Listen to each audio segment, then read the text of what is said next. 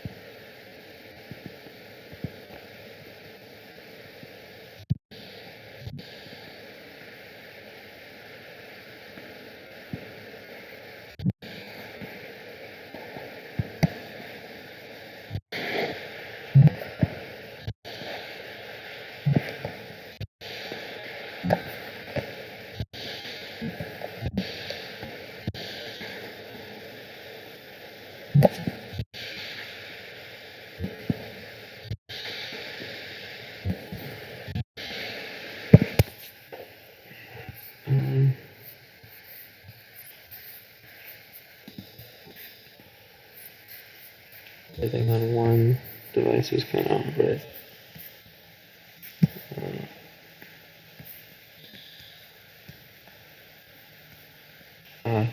Is on the Machiavellian introspection classic.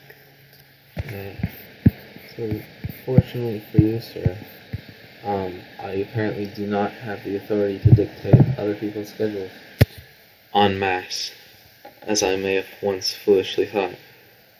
I don't know what I was thinking. Honestly, I was thinking there's enough people that it'll even out. I don't know. Thursday's not a great day for a lot of people, I guess. So, I shall indeed send you the Discord. Probably. What am I looking for? I was trying to think of something.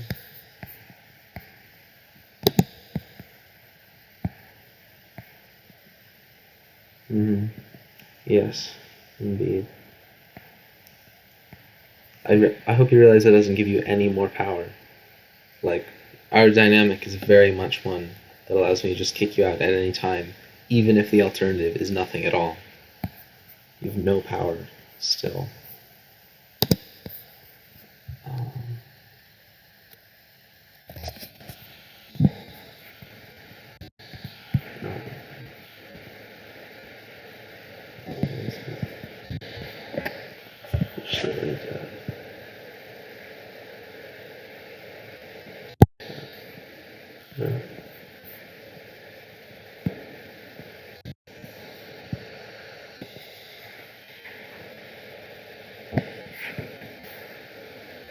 It's just the natural power that comes with these things. There's nothing different about it.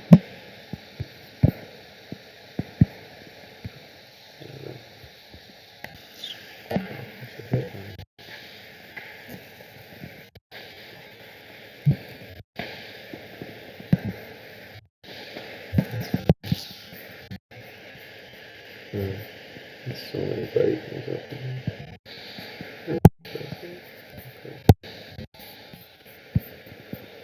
Okay.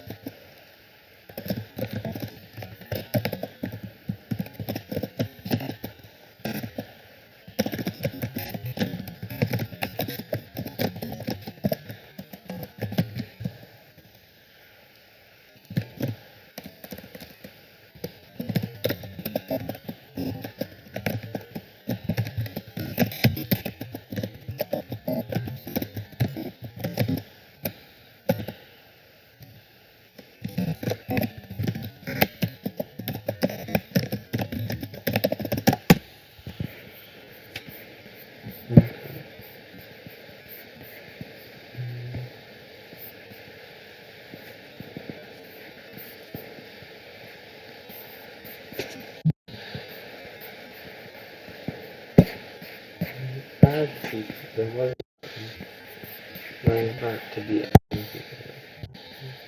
You just, yeah. It's just the specificity of your vocabulary is so pointless.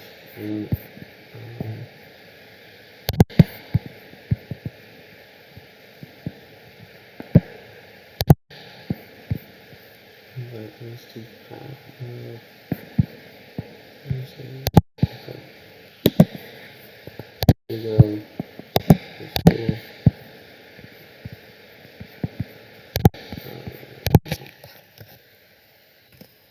you're causing problems on if you can't.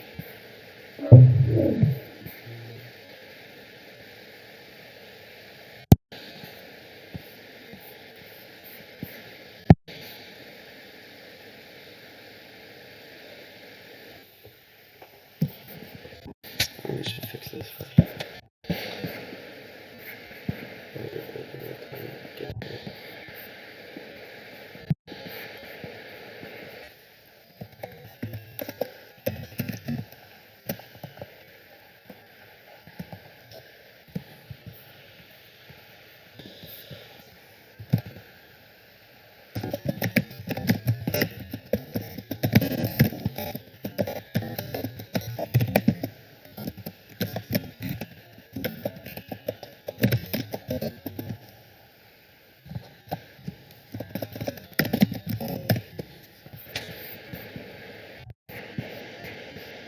MMI.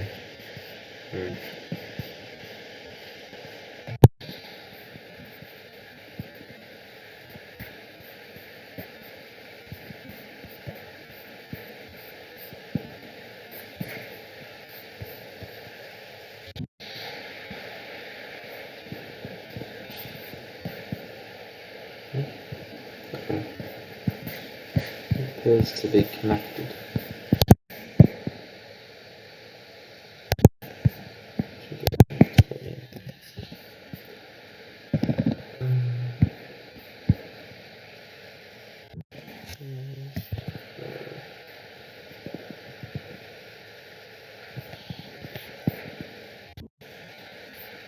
I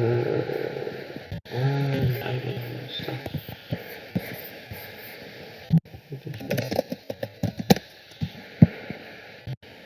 I should have been told you this answer.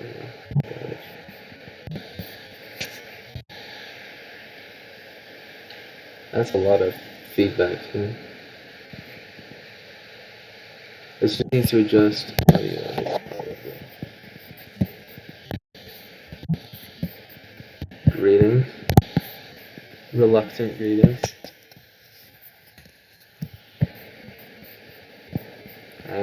So you're the one with a ton of things to pitch.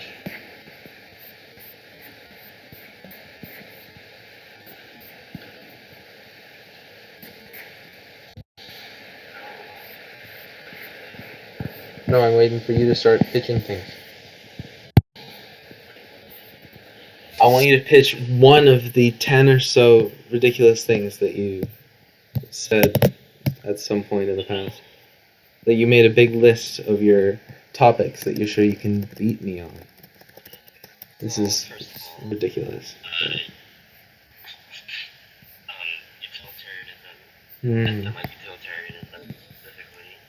So Consequentialism, or what defines my political views. It is what defines your. Is it okay? Yes, they are. And completely justify to me. And ontology is bad. Consciousness is also bad. Ontology is not on the same spectrum as. What? What? No, Kantian and Kant with Jung. Anyways. Oh, Dion. Okay, yes. Anyways. By this logic. And having amused rational relations viewpoints on how decision-making functions globally. Hold on, stop saying stupid things. I need to connect audio or something.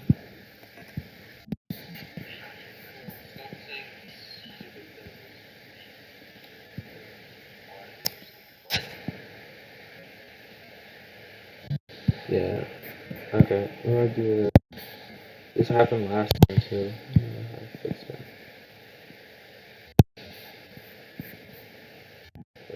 What do you want? What? Okay, now say things. Say You something. what? Okay, now it's working. Keep talking. Okay. Okay. Anyways, going to, and I also by realist observation on foreign policy that is also coupled with a bit of neoliberalism when it comes to alliance politics. You really haven't gotten to be any like a better speaker. Just like what? Do you use this stuff? I mean, okay. Okay, but it's judging by funny. this logically leads to a justification of a U.S.-led international institution, but what syndicalists would refer to as imperialism, because what would replace it, with the lack of American leadership, would be international anarchy led by or dictated by multipolarity, dictated by other adversarial powers such as China and Russia that would essentially be less welfaristic, less preferable to the global population. So yeah. And can you make a smaller point here?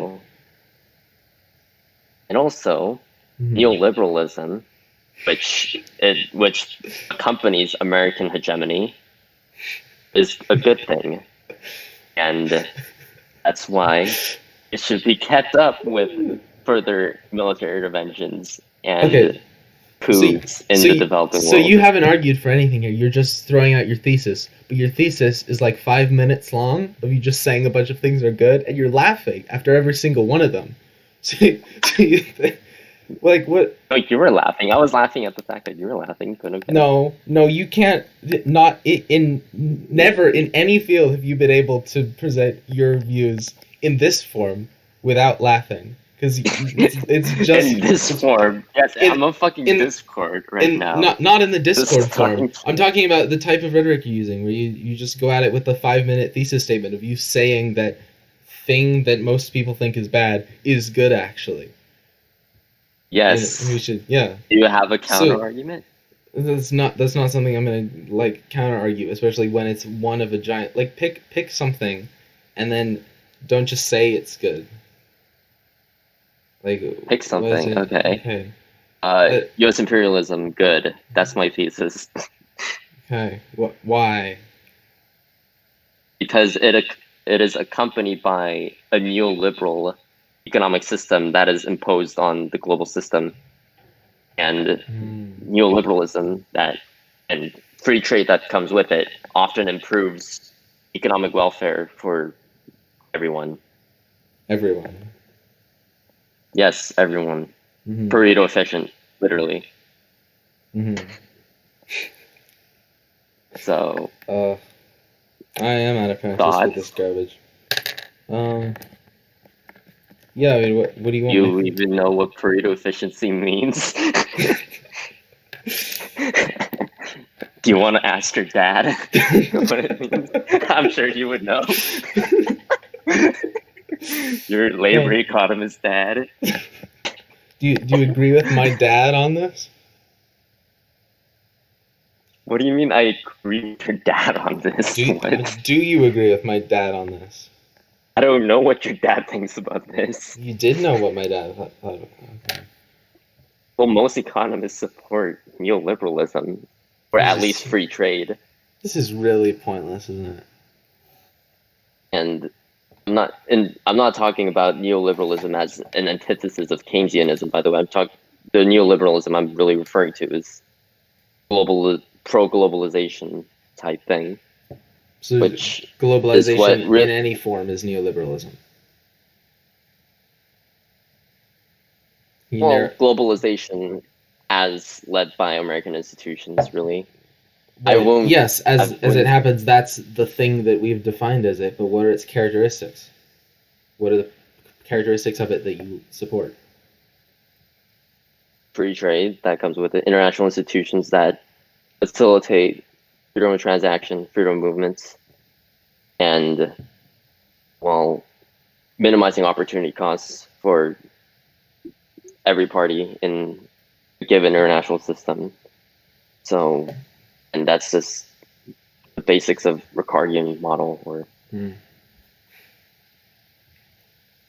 I mean, you should know this. What do you object to this specific system that I put forth? You really haven't said anything, have you? You just come out with. Well, I haven't said anything. I just.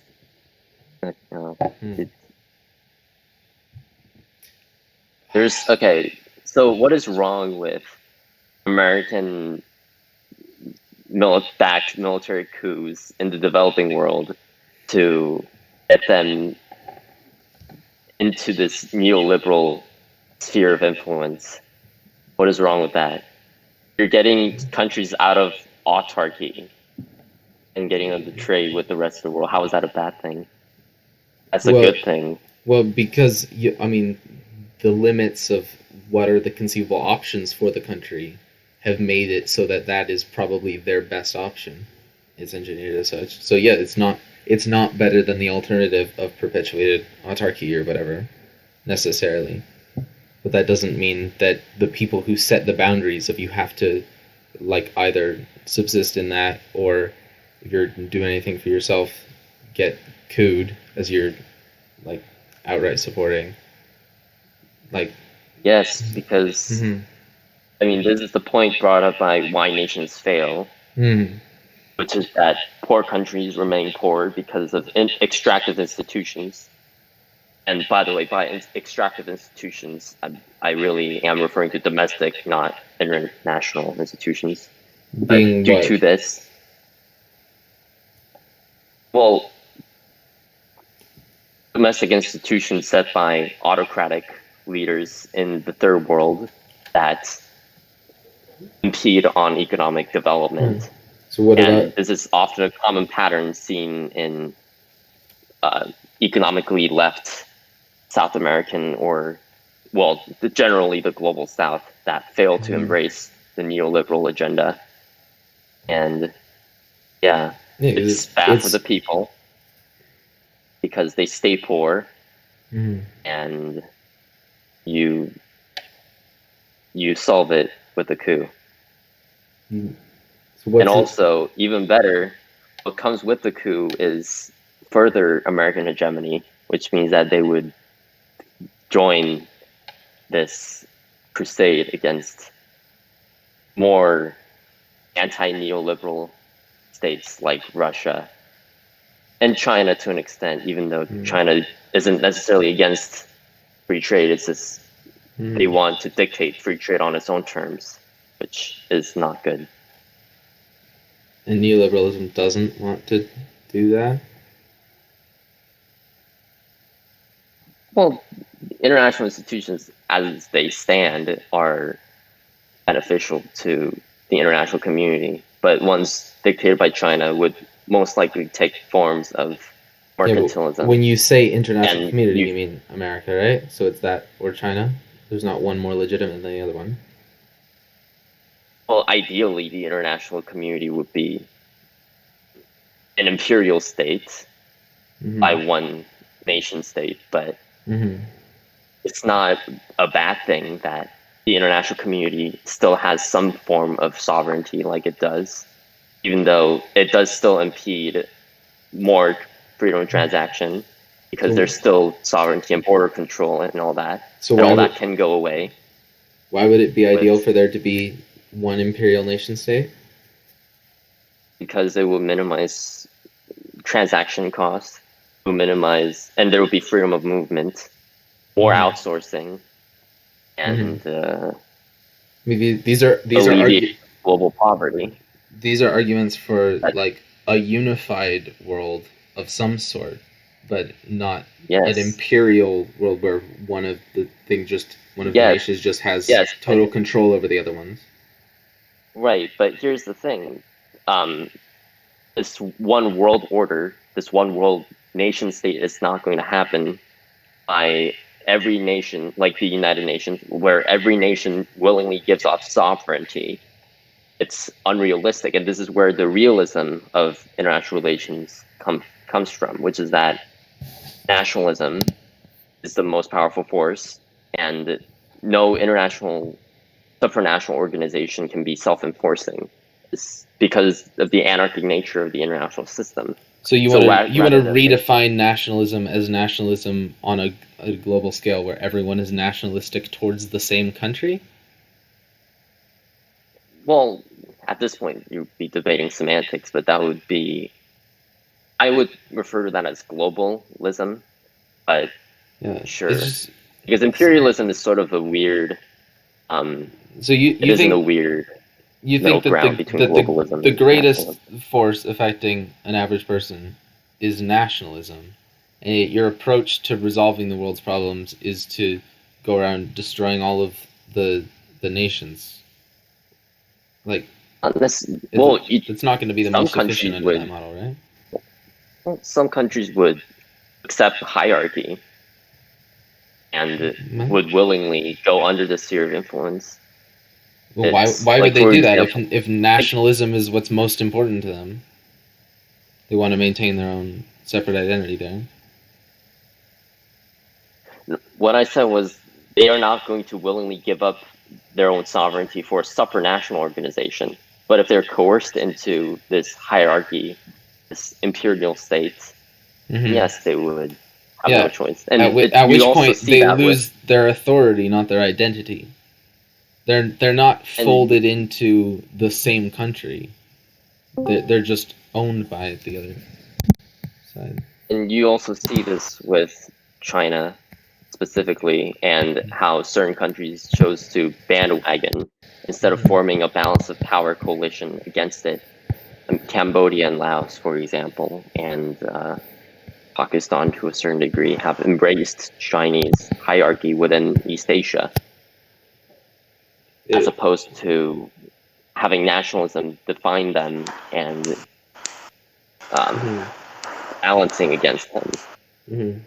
Sort of like that, but on a global scale that the United States can afford to, take the burden of.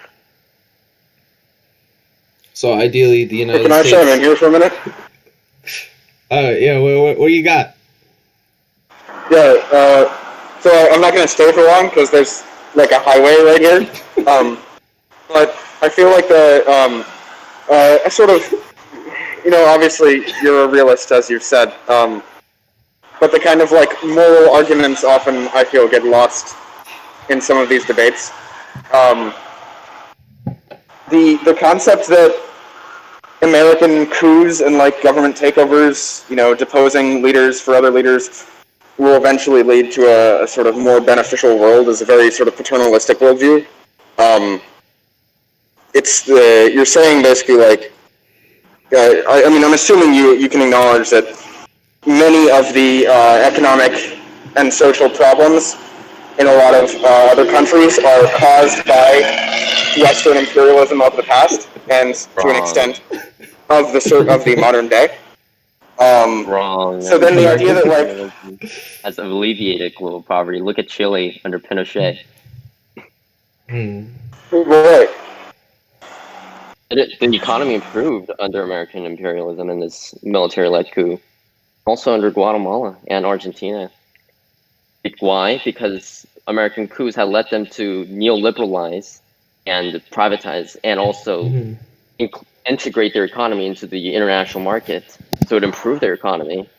You're referring to colonialism. Yes. I'm not talking about European colonialism. You want to say colonialism bad, imperialism good? So the point that I was trying to get at was that because of the history of colonialism, in a lot of these countries that you're advocating we intervene in, either America directly or a lot of America's allies and cultural influences, Great Britain, France, etc., are the ones who were extracting these resources in the first place unjustly, who are creating both cultural and hierarchical systems that keep the native inhabitants of those countries down. Wait, are you Logan? You're Logan. No? Wait, who are you? Just a visitor, my friend. Wait, do I know this guy? Did you go to Marist? What the hell are you? Wait, I'm actually curious now. I've never seen this amount of anti-imperialism from somebody from Marist. This amount of anti-imperialism, just saying that imperialism itself is probably not good. Probably doesn't achieve its outcomes a lot of the time. Like... Wait, are you Nicola? No.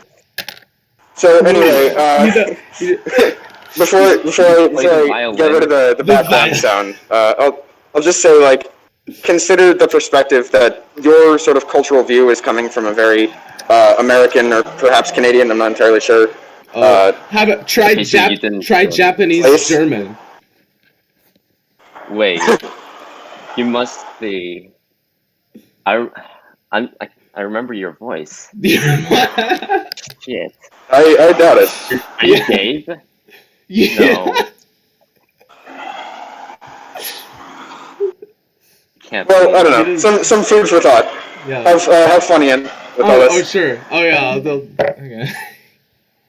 Anyways, to address some of his points, it doesn't matter where I'm from. The economic reality doesn't care about your nationality.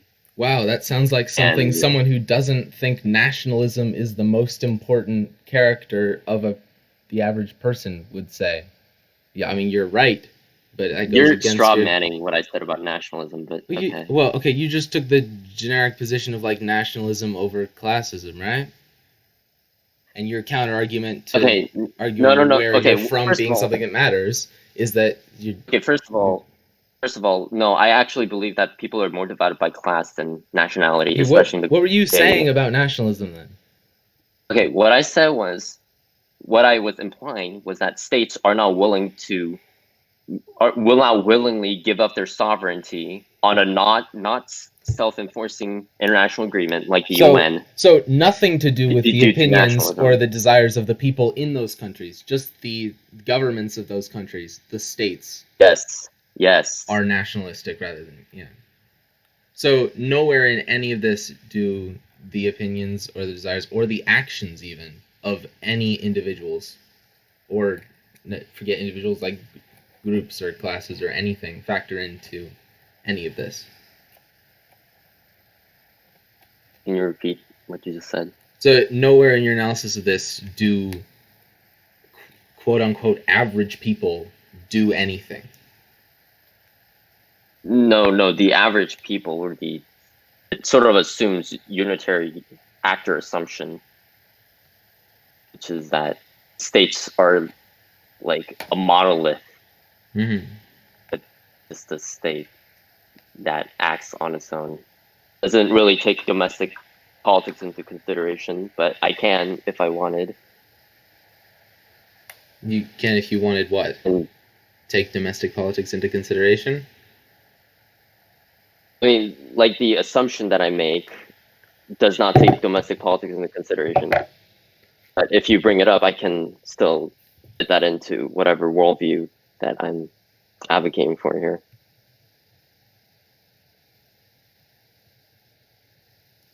Okay, so I feel like that doesn't conflict with what I was saying.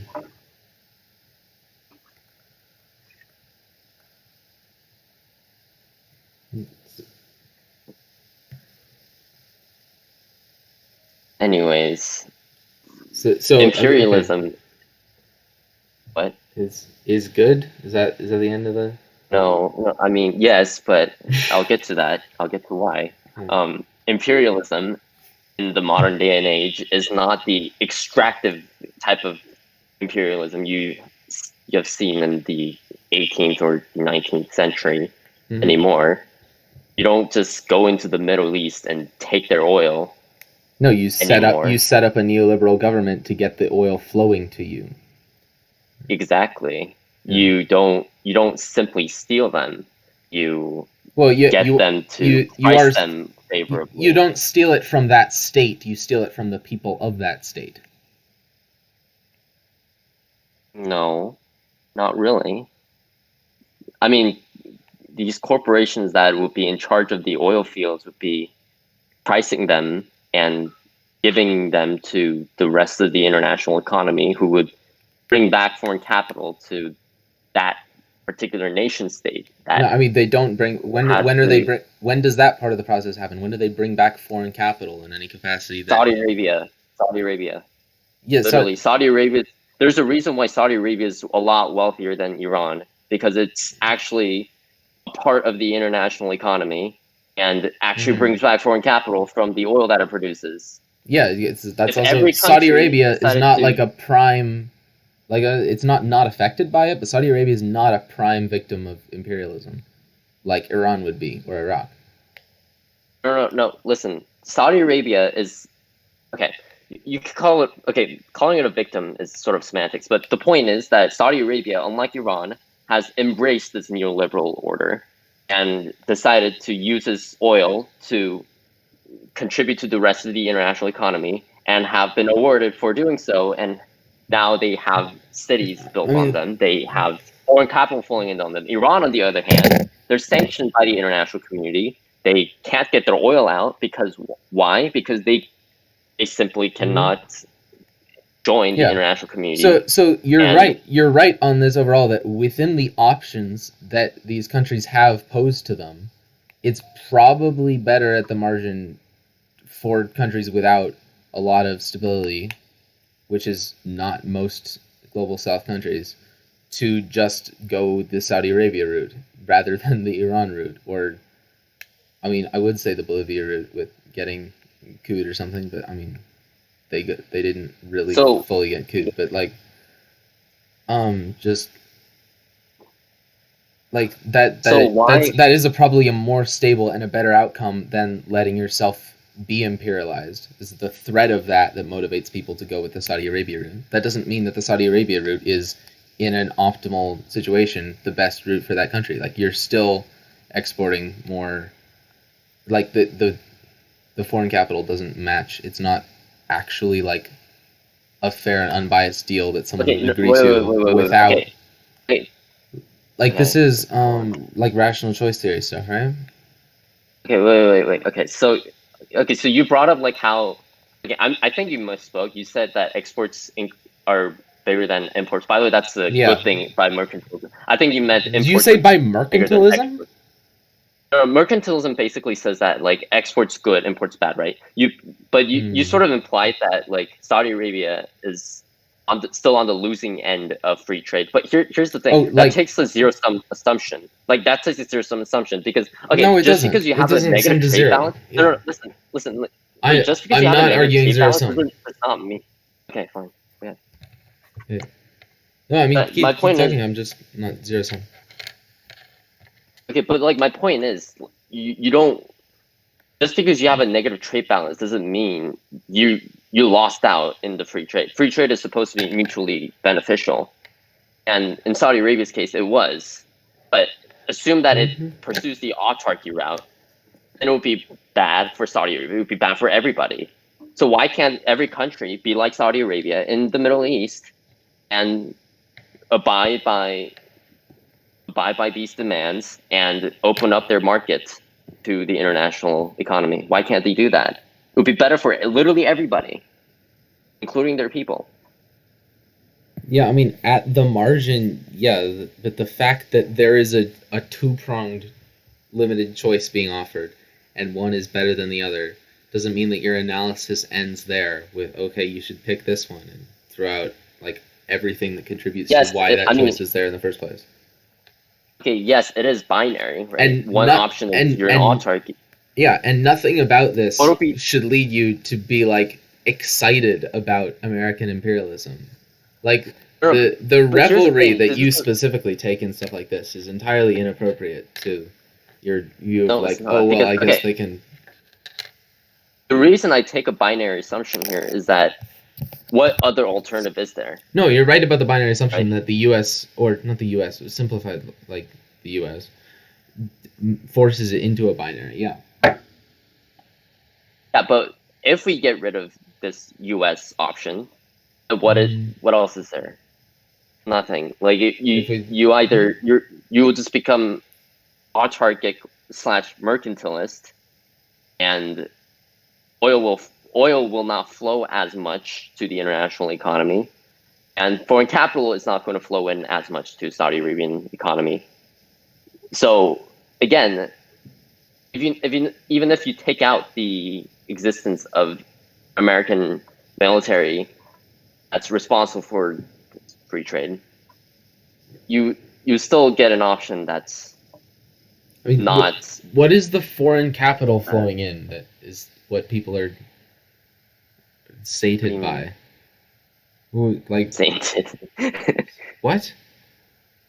Wait. Okay. First, a foreign capital is just one, right? Like, it also encourages investments. That's another word for it, where they get other goods from the rest of the economy. But it doesn't. Like, the point is that they still benefit from this exchange. Yeah, I mean, in the short term, it's better to do that than to, like, be overthrown or something. Yeah, I don't like this. The fact that the analysis stops there. I mean, you can't really analyze anything. Like, do you still do rational choice theory stuff? Wait. Yes, I am. But here's the thing. Like, yes, it is better for that country. I'm talking about in the global community. Okay. Global community, it is better for everyone for them to accept this and for there to be freedom of transaction, right? Why is that? Why is it? Okay, the threat of being cooed leads to a Pareto efficient outcome. And you're saying that, just because there's a threat, they don't have a freedom of choice and whatnot, and it's not good, supposedly. Okay, so what would be the outcome that's better than this current outcome that you're proposing? What? Like, what is your worldview that is preferable to this? Well, putting aside like one global nation state stuff, whatever, like just like I don't know. I mean, I'm not a bloody economist stuff, but like just being like yeah, okay, I don't know. I'm playing on your turf, whatever. Be more protectionist about stuff if you are a developing country. Like that's that's a more stable route to like actual growth and being instead of being just purely exploited. Okay, it actually is not. Like that's the point. Like if they're protection, okay, yeah, I'm glad you. Okay, I cornered you here. You brought up how developing countries should be protections, but here's the thing. If they're protectionists, it actually hurts both parties, right? Because again, free trade is not like in the general equilibrium. It's not a zero-sum game. Like you're not if they're protectionists, do you really expect Western powers to trade with them? Again, you're just driving them closer to autarky. We're talking about like optimal outcomes here, like what would be a better thing, i.e. not Western powers in the position of authority to just dictate whether they want to allow a different country to join them. Wait, who's Smeagol? Wait, why are there two U's? I'm not. Is that you? I'm not Smeagol. What? And who is he? Maybe you should just rattle off your list of who you think all of my associates are again. But that's okay. Anyway, I think Keegan is Keegan. Anyways, where was I? Oh yeah. So again, you're talking about what's optimal for everyone, and I'm not just referring to what's optimal for the Western powers. I'm talking about what's optimal for everyone. Like assume that this is Europe versus Saudi Arabia. Okay. The best outcome is the aggregate for both parties. And if you think that they're going to be protectionist and Western powers are simply going to trade with them on that one-sided... Yeah, that's what I said. The Western powers can just not trade with them if they don't have, like, close to monopolies exactly. and stuff. So it's unrealistic. So yeah, that's unrealistic. So here's the thing: you have to have a framework that's realistic. Yeah. So under realist framework. Yeah. So if I'm playing within your framework, okay. If I'm playing within your framework, then I'm going to say that eventually this method that you're saying of everybody just picking or not everybody, just the nation states individually picking their binary solutions offered them by the existing powers, who are obviously not going to let these other countries join them in being powers. Like there's an impassable wall there that, like, why would they ever let a different country? Okay, you just put that out of the blue. Like what? What? Like this is the best they can do. By the way, like free trade is their only route to becoming a great power. Yeah, no. Ever. Like, but anyways, just go on. Yeah, so that if I'm just playing within your realistic framework, then I'm going to say, yeah, all the stuff that I'm saying, or that I'm not honestly saying great, because I'm not doing great here, and I'll acknowledge that, but, like, all the things that I would say are, like, they're not realistic, but if I am playing within the realistic thing, then I'm going to say, these things are going to happen, as you're saying, but at some point, your model of, like, everybody gets the best outcome for them is not going to be sustainable, and there's going to be something else coming into the picture. I mean, the states aren't the only actors there. If individual people didn't exist, then okay, that's dumb. I'm not gonna go down. Okay, yeah, okay.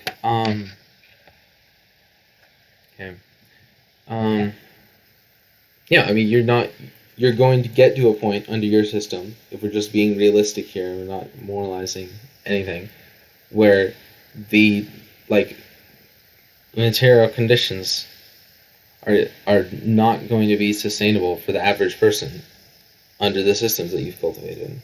How? Like, literally, Because the states are better off under the system. Like, you just make that argument without any better off than the worst alternative, like, means absolutely nothing when it comes to, like, individuals, like, conditions. Like, people aren't looking at this as individuals in bad conditions and being like, well, if my government had made the only other decision that was an option, then it would have been even worse. Like, that's not, they're not looking at, like, it's this option or the other option, and we picked the better option, so I'm just going to be satisfied with whatever my conditions are. Like, at some point, revolution of some kind comes into the picture there, right? Why would a revolution occur? Who the fuck is this? Like, why would a revolution happen? What? It's Gabe. Yeesh. It's fucking Gabe. Come on, dude. Oh my fucking god. Anyways, why would a revolution occur? Okay, here are two options, alright? Realistically, autarky, where everyone is worse off. All right, the government, the state. I'm saying the individual people are not reasoning it for themselves in terms of which of the state's two optional decisions are better for them. They're not living in a world where they're in bad conditions, but they think, oh well, if my government had done the only other option available to it, I'd be in worse conditions. Get your argument. Yeah. I actually get your argument. That is a complete non-factor with regards to how far away a population is from revolting. Also, like, you mentioned revolution, but here's my statement on that.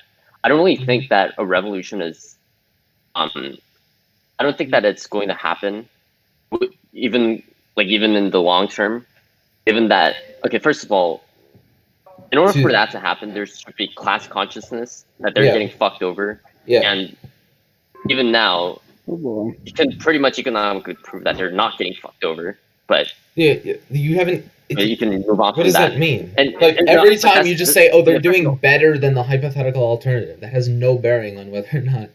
No. Okay, that's not my main point. That was a sub point. But here's why a revolution is unlikely. Here's why a revolution is unlikely. Corporate media has a monopoly on information. For example, in the United States, you're not going to see a revolution, all right? Corporate media is going to brainwash the population into only focusing on social issues like BLM and SJW and all that, while distracting them from focusing on important issues like foreign and economic policy. So they're apathetic generally to for ending the wars and preserving or ending capitalism. They're only focused on hating black people or either hating or supporting black rights or LGBT rights. That's all they care about in politics. And populism is only popular on Twitter. You don't have any voting power. That's the thing. So it is sustainable, at least in the United States, as long as the corporate media has, in general, why when we started have information? Why when we started talking about class consciousness stuff, did you, for the first time, stop talking about international stuff and just go to the United States as an example? Like, yeah, the next country to revolt will not be the imperial core. Like, I don't...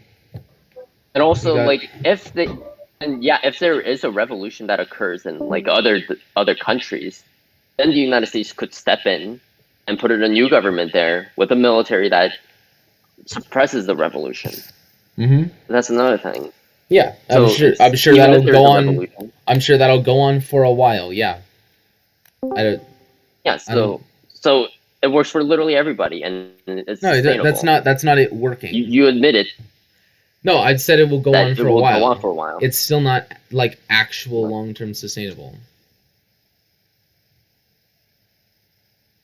And it's because the people will complain about it. Yeah, they'll complain. Yeah, that's a good word for it. Okay, then like at this point, we're not at like a moral disagreement. We're just at an empirical disagreement, really, because I can argue that no, they're going to be constantly suppressed by the neoliberal world, and you're just going to be like, no. You can say that we're not at a moral disagreement, but then as soon as this is over, you're gonna laugh at the fact that I agreed with your imperialism that you unabashedly love, not just that you. I'm not. Okay. What I mean by like the lack of moral disagreement is it's more of a technical thing. It's like. It's not, no, you didn't necessarily concede, but like we're at an impasse where like the disagreement is solely on empiricism, not necessarily like on theoretical grounds. I think that's the point. I feel like it's so theoretical. Gabe, did you want to say something? Oh, what were you guys talking about? We're talking about why imperialism is good. Imperialism is good? Yeah. Yes, U.S. imperialism specifically. Oh, okay. I have to remember my history. What? So we're making an argument for it? Okay. No, I am. He is, yeah. Well. Well. It can be good if the things that are bad about it don't exist. Okay. I saw it. I think you lost. Well, get out. Anyways,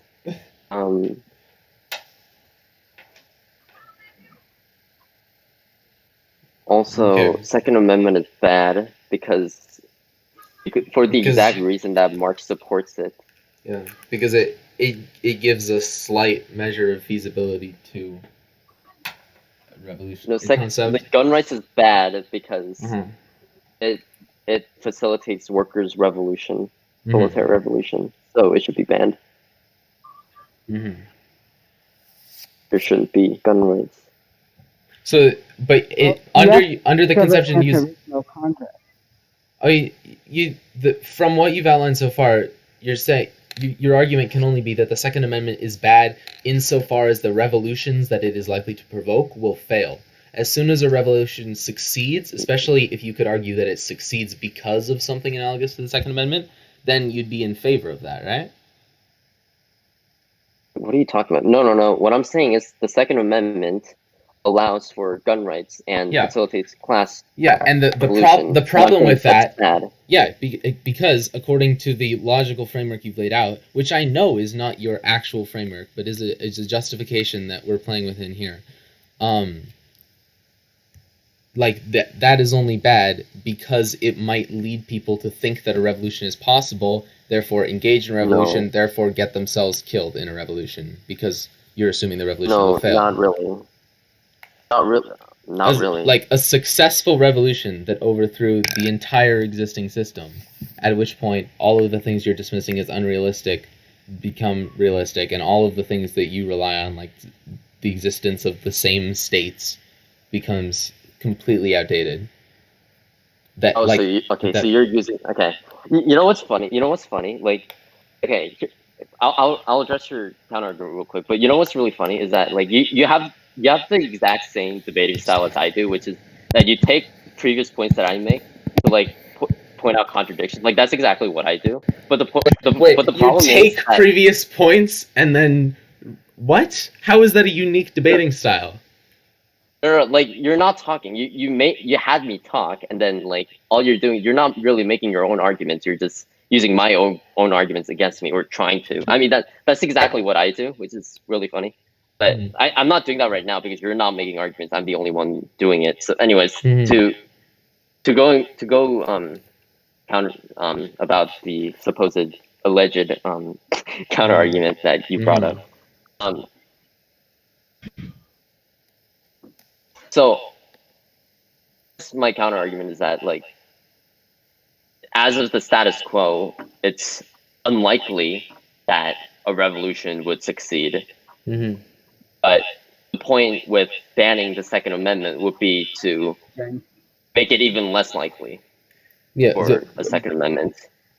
So, but you want a revolution to be less likely to occur, not a revolution to be less likely to succeed. Why are you against a successful revolution?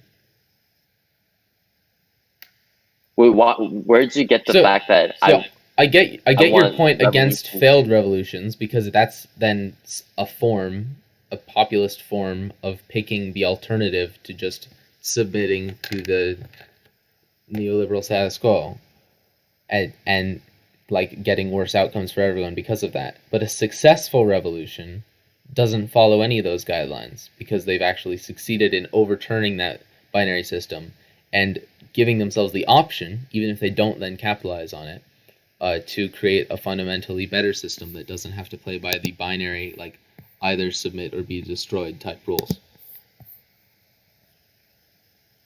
Okay, and I'm saying that to prevent any possibility of a successful revolution, the gun rights should be banned. Like, how's that a contradiction there? Yeah, you still haven't made an argument why a successful revolution is bad. Because it makes it worse outcome for everyone. Achieved through guns, though. It's because a successful revolution will achieve a Pareto inefficient outcome that's bad for everybody. Like I make that point. How is a successful? No, that's a failed revolution that you've shown that for. At what point does it? Okay, what's the Pareto inefficient outcome about a successful revolution? Okay, if there is a successful revolution, then that means it will pursue autarky under this assumption, and it will be bad for the state, the people there, and the rest of the international economy. Wait, why is that bad? Not all of the assumptions you made, but like, what? It's bad because of the things I just said, which is that autarky yields a worse outcome for the people and the state and free trade, neoliberal status quo. Are you talking about autarky on a state level? Like, yes, autarky on a state level, yes. Yeah. So this wasn't a we wouldn't call it a revolution, but you're talking about what economic impacts of, say, a state or two or three succeeding or something, or are you talking about a takeover of the entire United States or people leaving? No, I think taking over the entire United States is a different argument, but which you also haven't addressed. Like, you have no argument for why an actual revolution that succeeded in destroying the United States, not destroying, but overtaking. But, wait, when did I say it will succeed? No, we're arguing that under the condition that it does succeed, is it still a bad thing? Because if they have a revolution and it demonstrably fails and makes no progress in terms of long-term class consciousness or rights gained or anything, then yeah, that's going in the Pareto inefficient column, if you must. But wait, how does that? Okay, like. Yeah. Okay, whether there is a revolution or not, like regardless of whether it's a failure or not, it's good to prevent any attempt. Because if you prevent a revolution, then there is no possibility of success, because there is no revolution in the first place. Yeah, but there's also no possibility of ever improving humanity. Like that's because I've established this before. Under this real reality, under this real framework, the best outcome we have is the neoliberal status quo that we have, which is free trade. But you're saying the best outcome under our current conditions is neoliberalism, and that's why we shouldn't change the current conditions. Like, that's not an argument. How is that not an argument? Well, because you're saying, I mean, I laid it out as simply as possible right there. Like, what else do you want me to say? Like the assumption is that a revolution would lead them to autarky, not neoliberalism, right? Yeah, at least initially. I mean, I think any kind of like post-neoliberal view of, I mean, whatever you want to call it, socialism or otherwise, is not going to be autarkic, whatever the word is. Like they're like, as soon as the neoliberal status quo is not the status quo, like the countries for which it is not the status quo are probably gonna work together.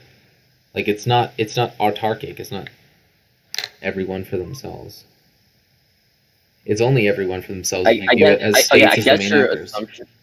Okay, first of all, like this is why I prefer in-text debates, so that I can like actually read your points when I'm properly addressing them.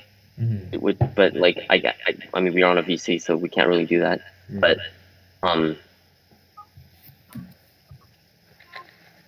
you know what's funny? Like, okay, on a separate note, I actually never mind. I will try to address your point. I mean,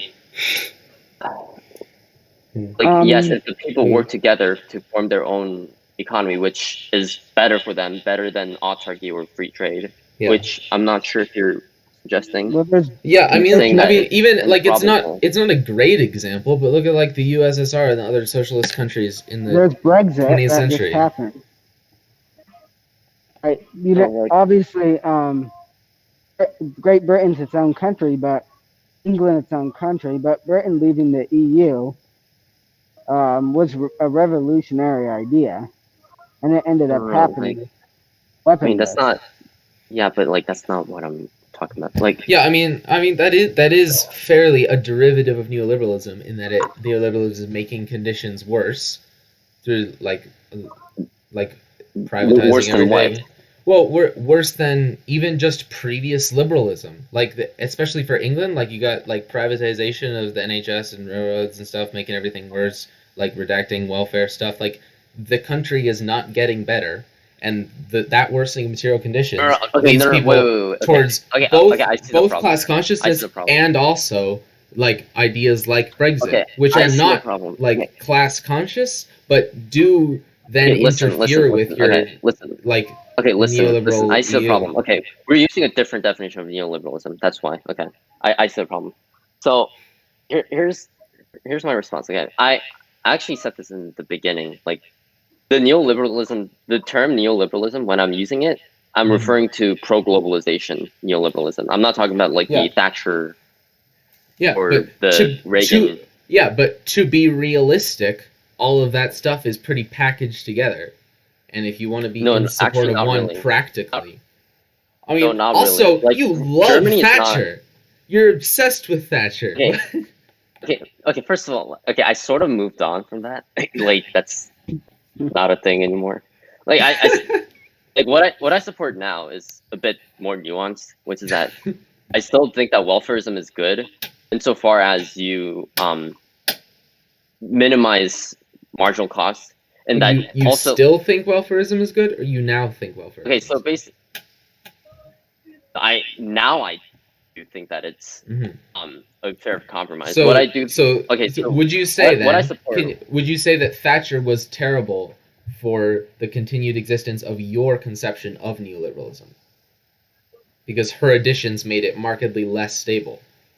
The clearest effect of that being Brexit, which by your like all I know, logic is I don't not know too much about efficient at all. Thatcher's economic policy besides like privatization. I don't know what her free trade policies were. So all But of that time in high school, you were just how much you love Thatcher. Like, okay, oh, you don't I really was know anything.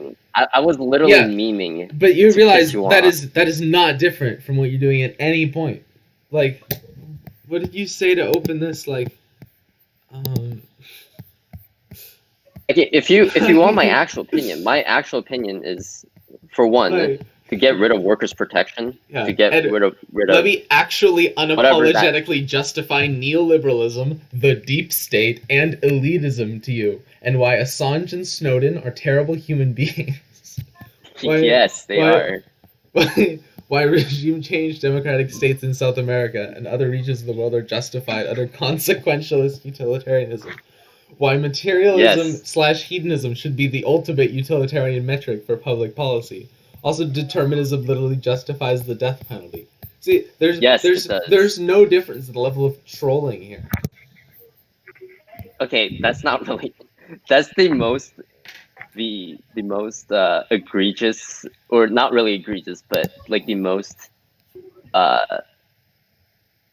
anger-inducing aspects of my viewpoints. But yes, those are things I stand by. Yeah, so that's what memeing is, right?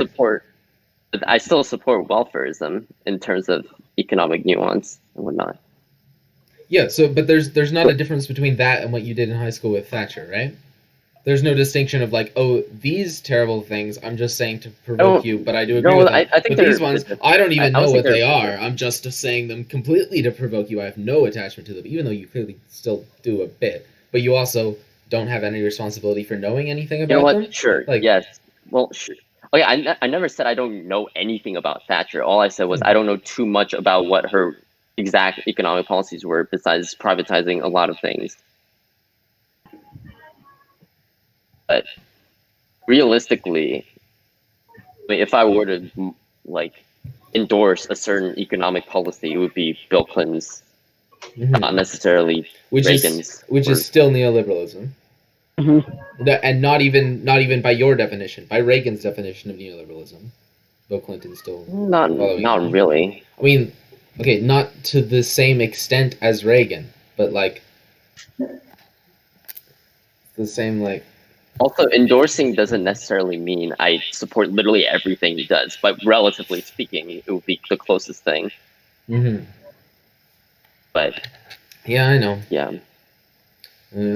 Like you just like you're very enthusiastic about things that when defending you're like, well, this is the best possible outcome.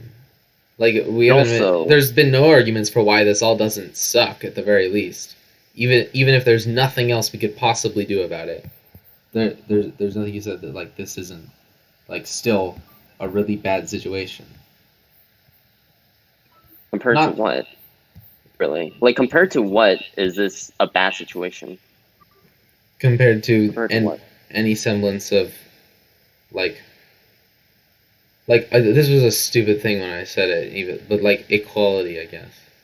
But like I'm not even talking in like argumentative terms right now, or like a formal argument at least. I'm just saying like the enthusiasm you have for this stuff is unwarranted, because this entire argument has been what is marginally less bad for people, and even if we agree on that, we still don't have the same approach to like there. I get what you're saying. I get what you're saying. You're basically saying that I shouldn't be enthusiastic just because I'm defending the system on relative grounds as opposed to absolute grounds, right?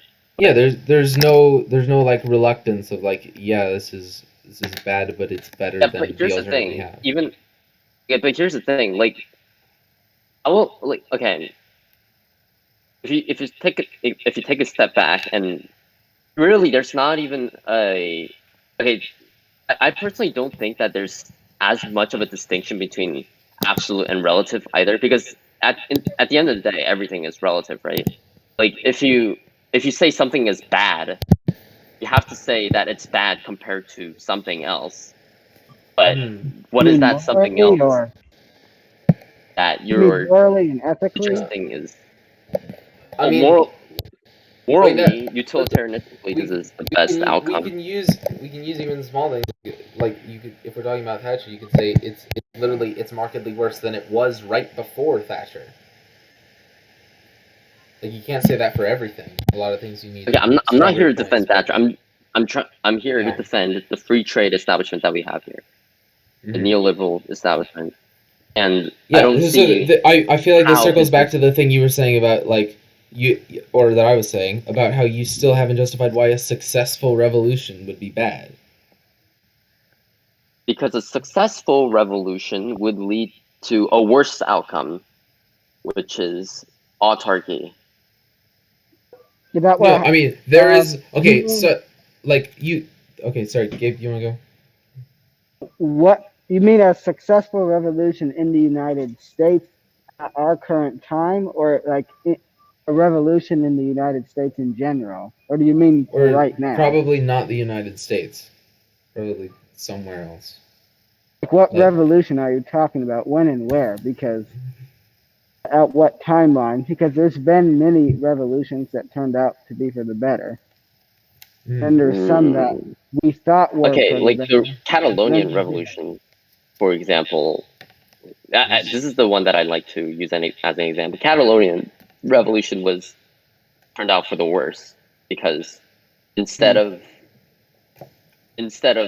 optimizing economic efficiency, it basically touted a syndicalist model for the economy where cooperatives basically run the economy as opposed to workplaces that are hierarchical in nature.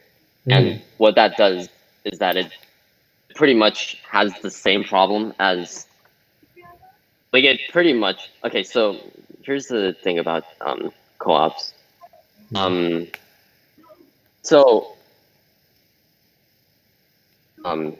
Okay, where do I start?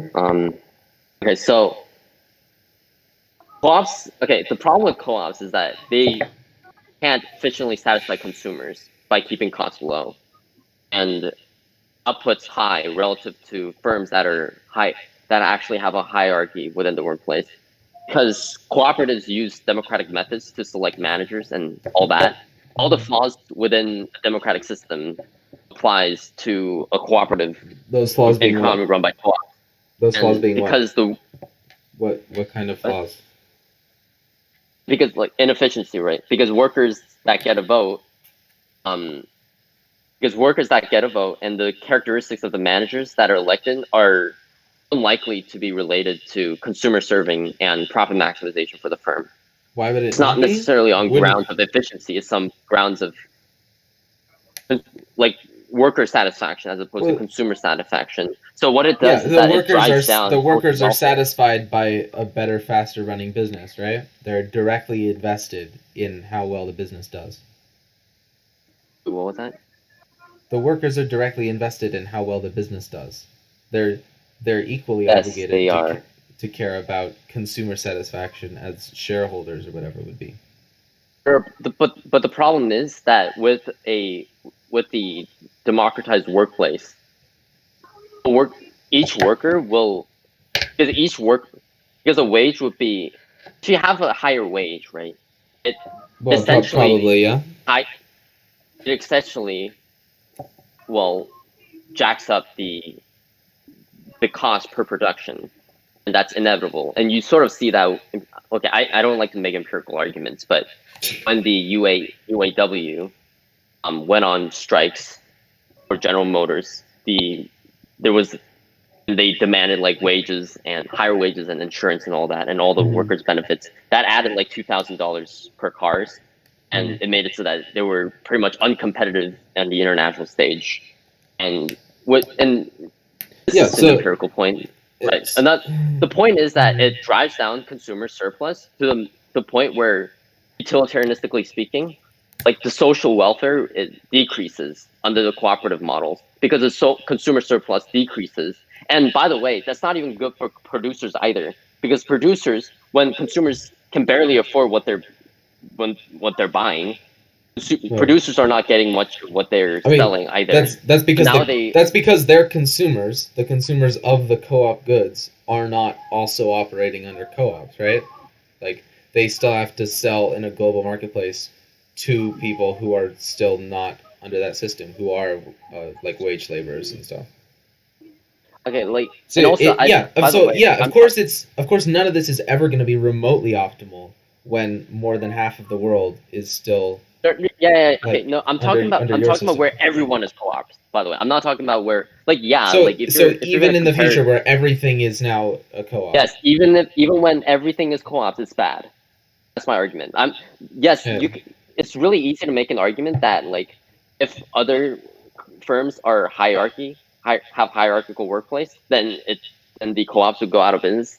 Like, okay, like, the fact that which is also not true, but, like, okay, I don't know why you could see it, but also, how is this your empirical argument? What was more empirical about this? Okay, like, in the Forest 500, do you see a single cooperative that actually has, like, if cooperatives are so efficient at satisfying consumers, why are there no cooperatives that are in the Forest 500? I don't know. Why are there no multinational a ton of reasons co-ops? for that? Why? Because they suck. Well, they can't satisfy consumers. And by the way, the problem is so this is a problem with your neoliberal. No, your neoliberal status quo that you love will actively suppress any changes to it, regardless of whether or not they would be long-term efficient. Why? Okay, here's the thing: the government doesn't suppress certain firms. It's not going to give them loans, and the government doesn't. Listen, the government itself doesn't really have to do much suppressing for the thing to be suppressed. If the whole banks society don't give out loans, why do you think banks don't give out loans to co-ops? Why? Is it because they genuinely have a hatred for syndicalism? No, it's not. Probably not. They believe not. Yeah. No, they're making some argument analogous to what the argument is you're making, which is you don't see any in the Forbes 500. Okay. So your argument is that it's the self-fulfilling prophecy, right? No, that's not the point. Right? No, I think that's not a self-fulfilling. I mean, you can make a case that it's self-fulfilling prophecy, but here the argument here is simple. Okay, co-ops in general, because they're, by the way, it's sort of zero sum when it comes to wage and consumer satisfaction. Like, the more you're getting paid for each labor, the higher the cost is going to be per production. And that's going to make it so that products are more expensive. That's not a zero sum. By the way, like, if you raise wages by a certain amount, the price of the goods is going to go up by less than that amount. It's not zero sum. No, if wages go, if wages go up, then the price per production will go up, which means that consumers are not going to buy it. The consumer satisfaction is going to go down. All right. If every firm it depends. It depends on what the good is, right? Like if it's an essential good, it's not. Okay. Take automation for example, right? Machines don't get paid, right?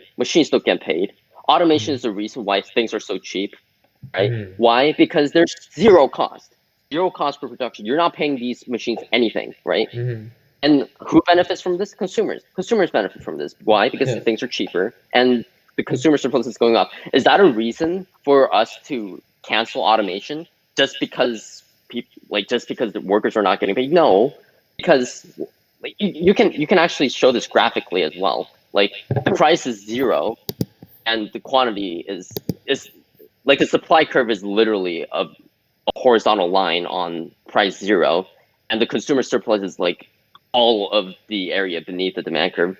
It encompasses everything, and that is essentially more utilitarianistically better for society than supply and demand, a traditional supply and demand curve where there's still some producer surplus, but an even lesser consumer surplus. So the point is that with cooperatives, it inherits the problems that comes with higher cost per production, and it comes with the dissatisfaction of consumers, that is the reason why you're saying for jobs with automation. Sure, yeah, you're right. So for jobs that for jobs that can be automated, they should be automated. Is that rather than being made into co-ops? Is that what you're saying? Because Okay, that would be that's true not if the we point. could account for people's survival off the back of that. Off the back of the... Okay, first of all, I wasn't making a point about like automation being good or not. Like the point that I was making with automation you're making was that it's that, yeah. But okay, I can't so make that that point, takes but that's a takes separate jobs point. that can be automated out of the picture, sure. But like, so for jobs that can't be automated, that you still need people for. Okay, that's a separate. You're talking about a separate point. The point Yeah. that I was making with automation was that automation, like the example with automation, shows that the lower the cost per production, the lower the marginal cost, the better, right? That's the whole point. Not the better, the better for the consumer, which is half of every person.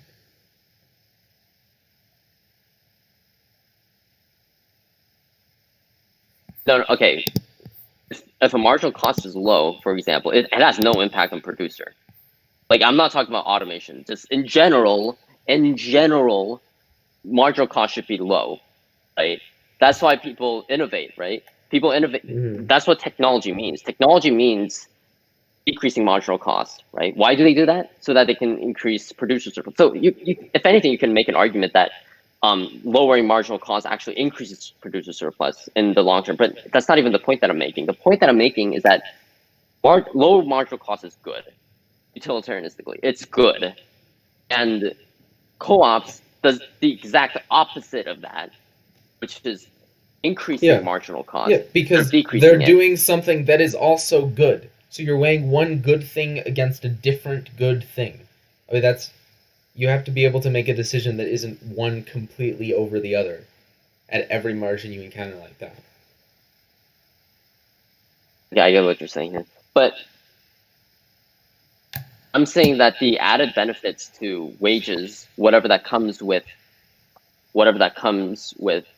the negatives that come with marginal cost, which is consumer surplus being negated, like the impact calculus wise, like if you take all the goods and all the bads and add them together, the point is that it's bad in the end because you are adding, because even if marginal cost goes up and the wage gets better, consumers are not going to buy them.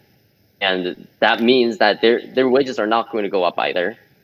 And at the end, everyone is worse off. While in the other case, when marginal cost is determined by just simple minimization, because firms try to minimize cost when it comes to producing things, then consumers are better off. Now they're able to buy them, and now they can actually afford to pay their wages. So it's better utilitarianistically. This is garbage utilitarianism, man. Like, you need to weight different things. Utilitarianism, man. You need to weight things against each other. Like you're like all of it is like this thing is good, so we should do this all the way. No, and then I literally compared it to you. Okay, the reason why it's sort of hard to grasp is that I could grasp you compared two things and said that one was better. Like that's not a utilitarian thing to do even. What I said. Oh my god. Okay, you missed the point, they're on different right? spectra. No, what I'm saying is that whatever good that comes out of wages, like the co-ops, it's negated. Why? Because even if your wages go up from this, consumers won't be able to afford it, so your wages go down anyway. What kind of this is garbage utilitarianism and garbage, like consumers cannot afford is not a thing. It's a scale. This is like 4 scalar values you're dealing with here, and you're like saying this. Choosing this binary leads to a 1 or 0 on this graph. Like you have to balance all this stuff. Yes, less. Yes, less afford it by a lot. Not necessarily, but okay. Still, it doesn't really change anything. So fewer people. I don't know what you want me to say here. Can afford it. What you do? Like, what do you want me to address here? I don't. Like you came in with like worker co-ops. Okay, how about this? Okay, how about this? Okay, let's go back. Okay, let's take a step back. Let's not talk about co-ops anymore. Let's say that you have a system now and a system that is completely automated. Which system do you think is better for the people? It depends if there are systems in place to, for lack of a better word, take care of people. Under the current U.S. system, under any neoliberal system based on this model that we could reasonably get to within this framework, is probably not going to be better on average. Okay, let's assume that there's no redistributing factor. Okay. Actually, so okay, then it's definitely bad for everything to be automated. Okay. That not even bad in the sense of everyone will die, but in the sense of that's like with no redistributing factor, like it's impossible that's not going to lead to like uprising of some kind, like within like a year, if you literally like everything is automated and there's no redistribution. No, I'm not saying everything is automated. Like only some things will be automated. Like they would still find something to. Yeah, okay. But your initial question was what if everything was automated? What was your original question? Actually, okay, fine. Okay, an economy that is not automated at all versus an economy where some aspects are automated, but there's no redistribution. Which one do you think is better for society on the utilitarian level? I think that's another stupid binary. Like it depends on the level of like automation. Like there is a certain level. If there's no redistribution, which is another stupid binary, we should be saying there's some of all of these, right? But like, even if there's no redistribution and there's some automation, like you're gonna want to pick the amount of automation that benefits the most people from lowering prices without taking too many jobs. Which is if you say it depends on some like. You're making a point as if like there's like a certain threshold within automation where like at some point it's going to be better, but at some point it's not going to be better. Like where's that threshold point exactly? Why would I know what the threshold point was? Because you said it depends on how much automation there is. Yeah. So you're entirely on a spectrum that doesn't include all automation and no automation.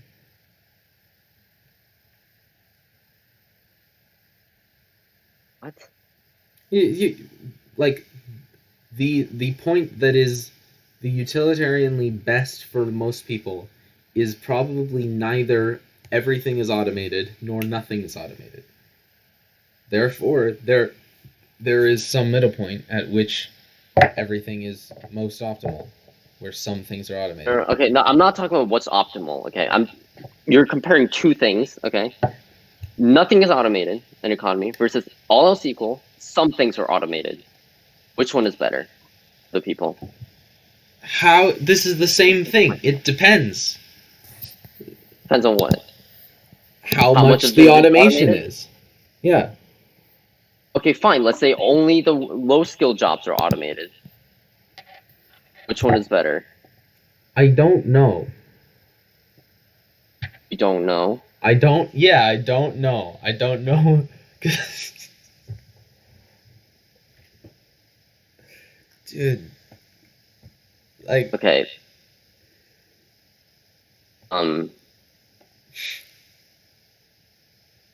You're supposed to say automated economy. What does that mean? I'm supposed to. Okay, the automated economy would be better. Okay, fine. You know what? Let's say there is redistribution. Let's say that there's negative income tax, somewhat, and there's some form of universal basic income. Then you would agree that the automated economy would be better, right? Well, okay, if you're saying like some form to be the largest amount that is sustainable for the economy, that it's not going to cause some kind of crash or whatever to give people this much in redistributive policies. If you're, I don't want to say maxing that. No, I'm not talking about revolution. I'm not talking about a revolution. I'm not talking about revolution. What? I'm not talking about revolution at all. There's. Okay, but yeah. What are you saying? So there's enough Economy- redistribution. See, the redistribution thing is something that isn't on a pure scale of like some is good, more is better, because you do need to hit a threshold where if things are going to be automated, you need there to be enough to like reasonably survive and like not just like bare minimum survive, but like enough to have autonomy in the world to go and pursue what you would want to do without a job. If everything's automated, that's the minimum. No, listen, no, you can't step outside the realm. Okay, here's the thing, right? And if you believe that, like, okay, this is sort of hard for me to articulate this. Like, you're comparing two things, right? Not necessarily how livable these conditions are. Like, if you're saying that like it's unlivable for people living in this automated society, even under universal basic income, then that's as if to assume that it's also livable in this other economy where nothing is automated. Because you wouldn't, if that is the case, then you're right. Yeah, that, you're right that it should be more livable than the alternative. Like it is still relative. Yeah. Okay, so do you agree that this automated society is better than the non-automated society? With redistribution? Yes, redistribution. Okay, so, but I don't know what all else equal means when we're dealing with like 4 different variables here. So you have one society with no redistribution, but also no automation, versus a society with a lot of automation and a lot of redistribution. Like, I want to say the latter, but like I don't know what those numbers are, and I wouldn't know what to do if you gave me numbers. I'm just like, if on the other hand, if we're saying that we've leveled it to the optimal redistribution and the optimal automation, and then you're gonna ask me which one is better, well, obviously the one that you've optimized is categorically has to be better. But if you're keep just changing say the premise of the question. But because I'm trying to give like different answers to the different questions that you're kind of asking around here. You don't want no distribution, automated, low skill jobs automated. Okay, that versus no automated. So like, you think every low skill job. See, I'm still gonna have to say I don't know, right? Because I don't know like the number of jobs that count as low skill jobs and how that like I don't know all of the interplay here. Like, why are we talking about this? Do you want me to like make a ruling on one of these being categorically better than the other one? Okay, fine. You know what? Fine. You're supposed to say the automated one is better. Okay, let's assume that you did say the automated one is better. Then that would be a contradiction because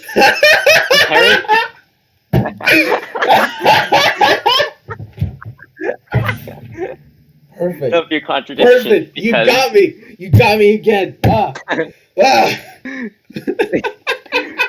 Because comparing non-automated economy with an automated economy and saying that the automated economy is better is like saying that a non-cooperative economy is better than a co-op economy. So I win.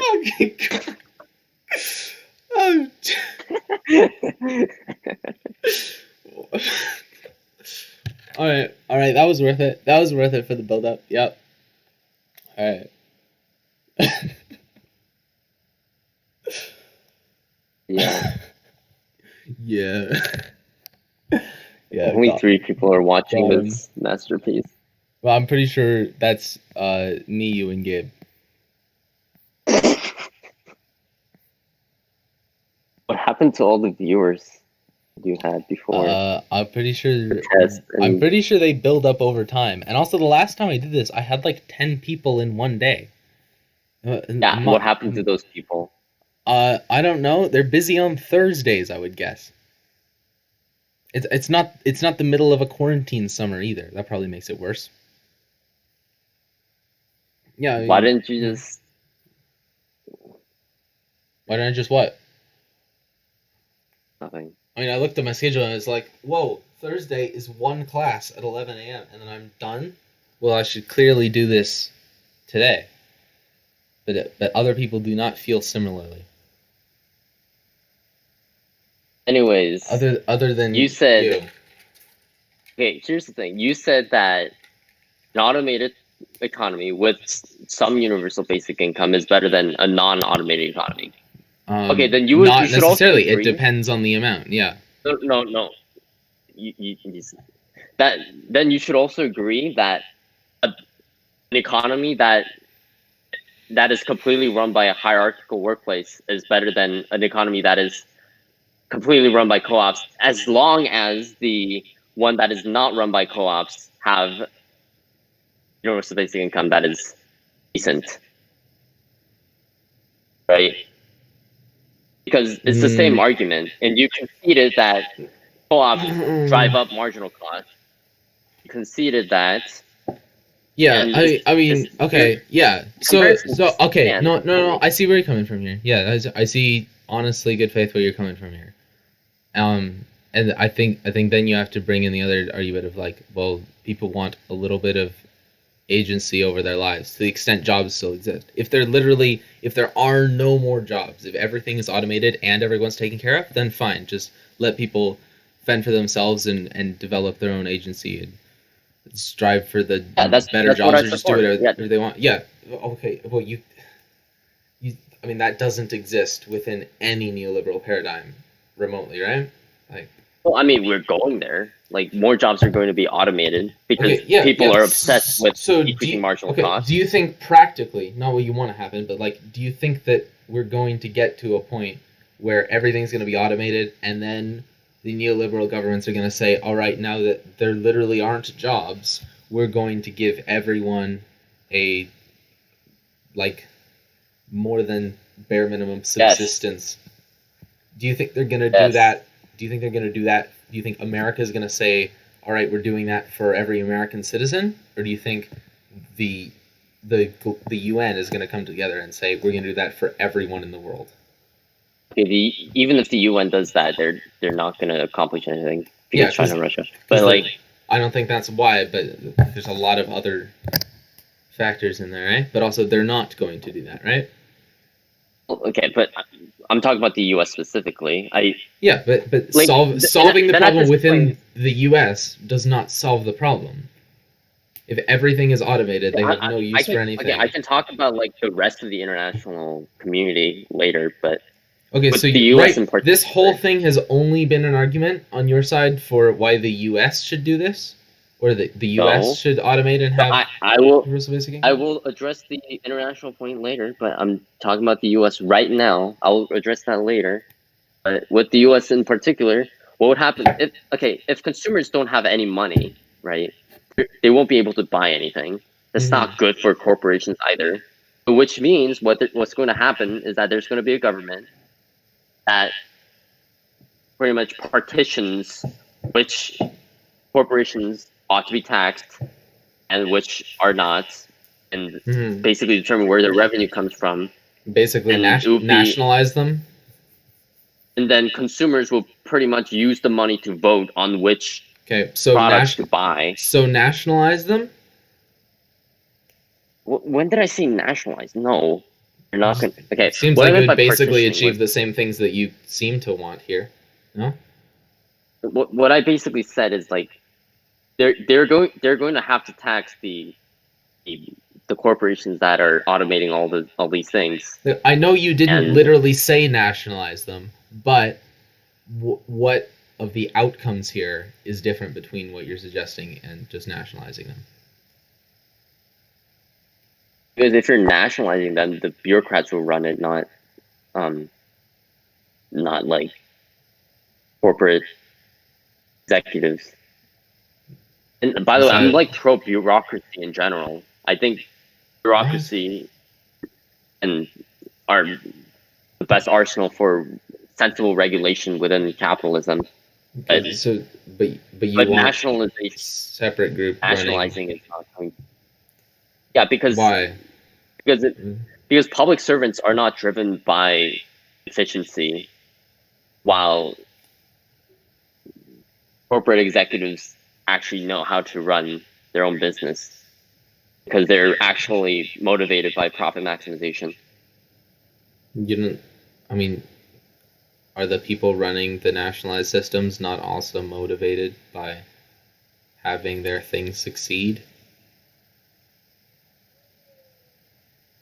Why does that go away when you call them bureaucrats instead of executives? Because executives know better. Just categorically. MBAs. Why does so the people with MBAs know better how to, like? Also, pretty sure there's probably a few MBAs in the bureaucrats, right?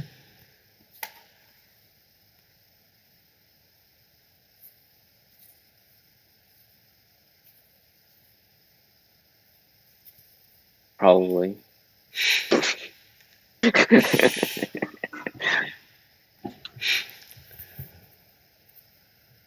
And also, it's similar with automation. Okay, so wait, so you conceded that it's not them having a more motive, it's that they're smarter? So just recruit those people into the government, hire them to do the same job, hire a bunch of MBAs in the government. Then if an MBA is what you think you need to be able to do that, then they go right ahead hiring them. Like, got me there.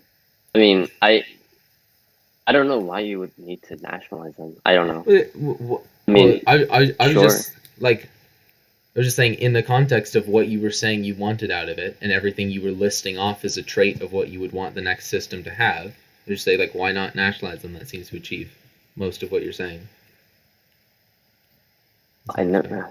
Honestly, I don't really have a take on nationalizing them.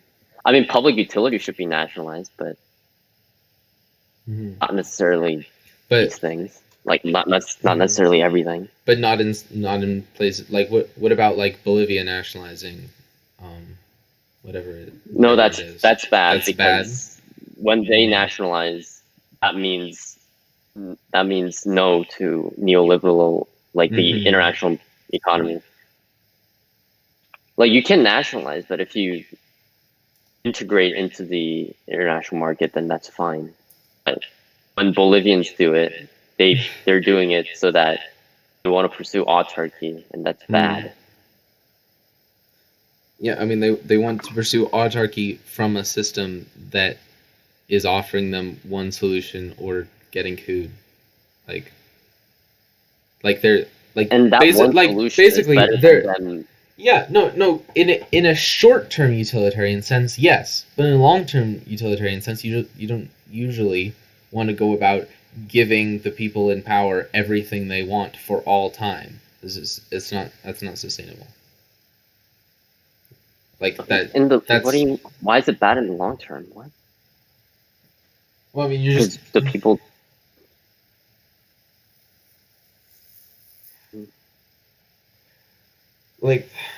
Like what is your end game here on this whole, like, we all just let there is no end game. People just make and consume. That's it. That's not true, because your end game for the U.S. is, after everything's automated, then we nationalize everything and start. I never said nationalize everything. Yeah, but you didn't exactly refute that. So we're going with that as a short word for what you were suggesting. So your end game for you're saying that your end game for the U.S. is after automation takes out all of the jobs, then we nationalize everything and give everyone in the U.S. universal basic income or some kind, or like Medicare for all, like whatever the things would be to keep the population like good, even when even when they can't be employed. So you have no such end game for what to do about other, like, what's your corresponding end game for, like, what do you want Bolivia to do when the U.S. moves into that phase of post-neoliberalism? They would also be consuming things.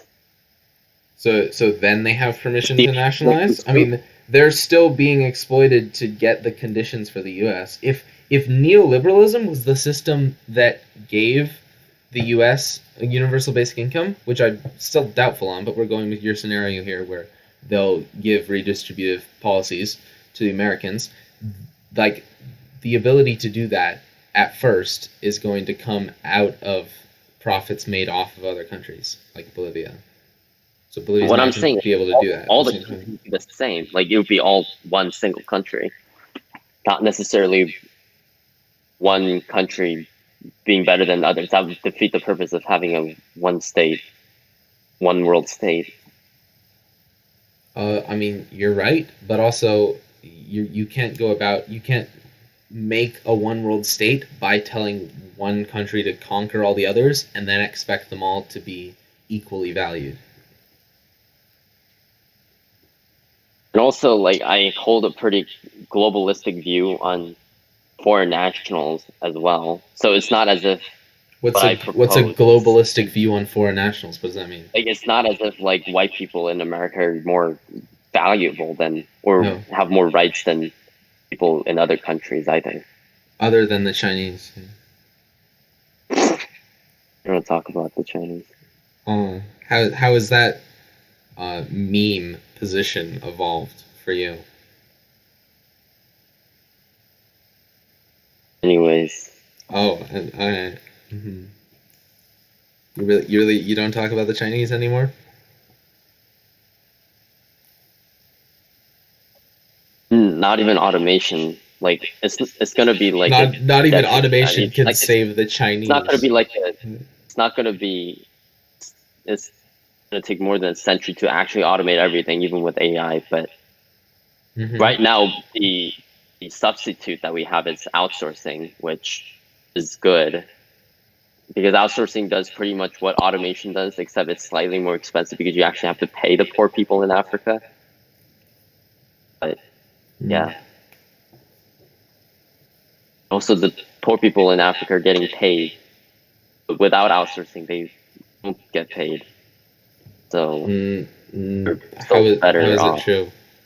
I mean, like, even like, okay, it's true that like any given country, if cut out of the rest of the world, would would do a lot worse and would lack a lot of very basic resources and would not thrive at the level of modern society. That's different from saying that they wouldn't be able to function. Like, even if you had a country that had like no oil or one of the metals needed for phones or like whatever have you, like, even if you fence them off as like no outside contact, like, they're still going to have an economy. They're still going to have a distribution of what they're able to make, and they're still going to manufacture what they're able to make, and they're going to develop their own. I mean, if you don't put some outside influence under the current system, they're going to develop their own capitalism and their own hierarchy there, and their own like. But they can do better. Yeah, but no, it's not better off. Like, it's. Yes, they are. They are better off than neoliberal. Yes, it is. Oh my. Okay, see, this is why I accuse you of saying that you believe free trade is zero sum. They would be better off if they're integrated with the international economy because what does better off mean? What does better off mean? What factors of human well-being play into that for you? So they would have better social, which means they would have higher consumer and producer surplus. But that's a technical way of saying it. But like, no, that's not a technical way of saying it. That's a once removed from actual human well-being way of saying it.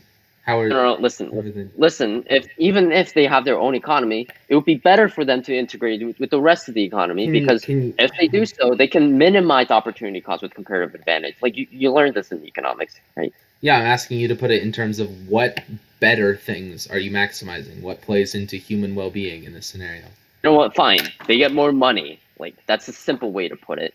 They get more money. People get more stuff. They can consume more things. How is that not better? Because the money is relative. I mean, you look at like how much people are paid in Africa, whatever, and like it's like pennies per hour or whatever it is, or less than that, whatever it may be. Yeah. But that only matters in the context of what it is relative to everywhere else. If you isolate their economy and have it that way long enough that it becomes sustainable, because it probably won't be at first. And you'd probably get, like, I'm not saying it's a good idea to, like, fence this in and say no more trading with the outside world, you exist in and of yourself now. Like, people are going to die from that. Yeah, that's not a good idea. But if you did that, it would eventually become sustainable. And the fact that people have less money inside it ceases to be, like, a thing that matters relative to that. Is so wrong. That is so wrong. So wrong. Okay, yeah, this is where we actually disagree empirically. And I would stand my ground on this. I really don't understand your definition of empirical and where that comes into the picture here. So, just go. I don't mean like just go. Never mind. Anyways, shut up. So your basic argument is that in the long term, economic development works better under autarky than if from the start they integrate themselves into the international economy. That is I'm not making a proactive argument here. I'm just saying that your assertion that they're better off, without going into what better off means, it is not universally true if you compare neoliberalism to autarky. Especially when you consider long term, because if you isolated them, then long term they're going to experience economic growth. As they do in a neoliberal. But the growth would be faster if they integrated them. If you integrate them earlier, the growth would be faster. The growth is also capped. No, it's not. Not only is it capped, but also you're explicitly saying that. I mean, this is. I don't think I brought this up before. What do you mean it's capped? I mean, they're not going to let them on the level of. Not even they don't have to put up any policies against it. It's just there's no way that they're ever going to be at the same level as, say, the EU is, or any of the. And you think they will be under autarky? Like no, I think the definition ceases to matter there. But I was going to say something else. Is I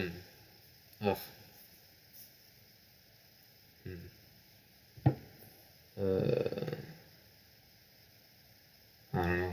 Keep talking. Like, you make these like arbitrary points with no substantive.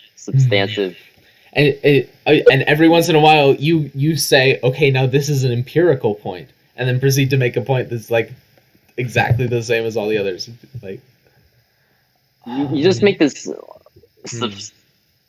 You just make this arbitrary. Okay, so I remember what it was. Okay, I remember. Okay, so yeah, because what you said in your end game for the U.S. model is that we are relying on poor people in Africa right now because we have to, but we do have to pay them a little, so that's bad. So eventually we'll automate and we don't need them anymore.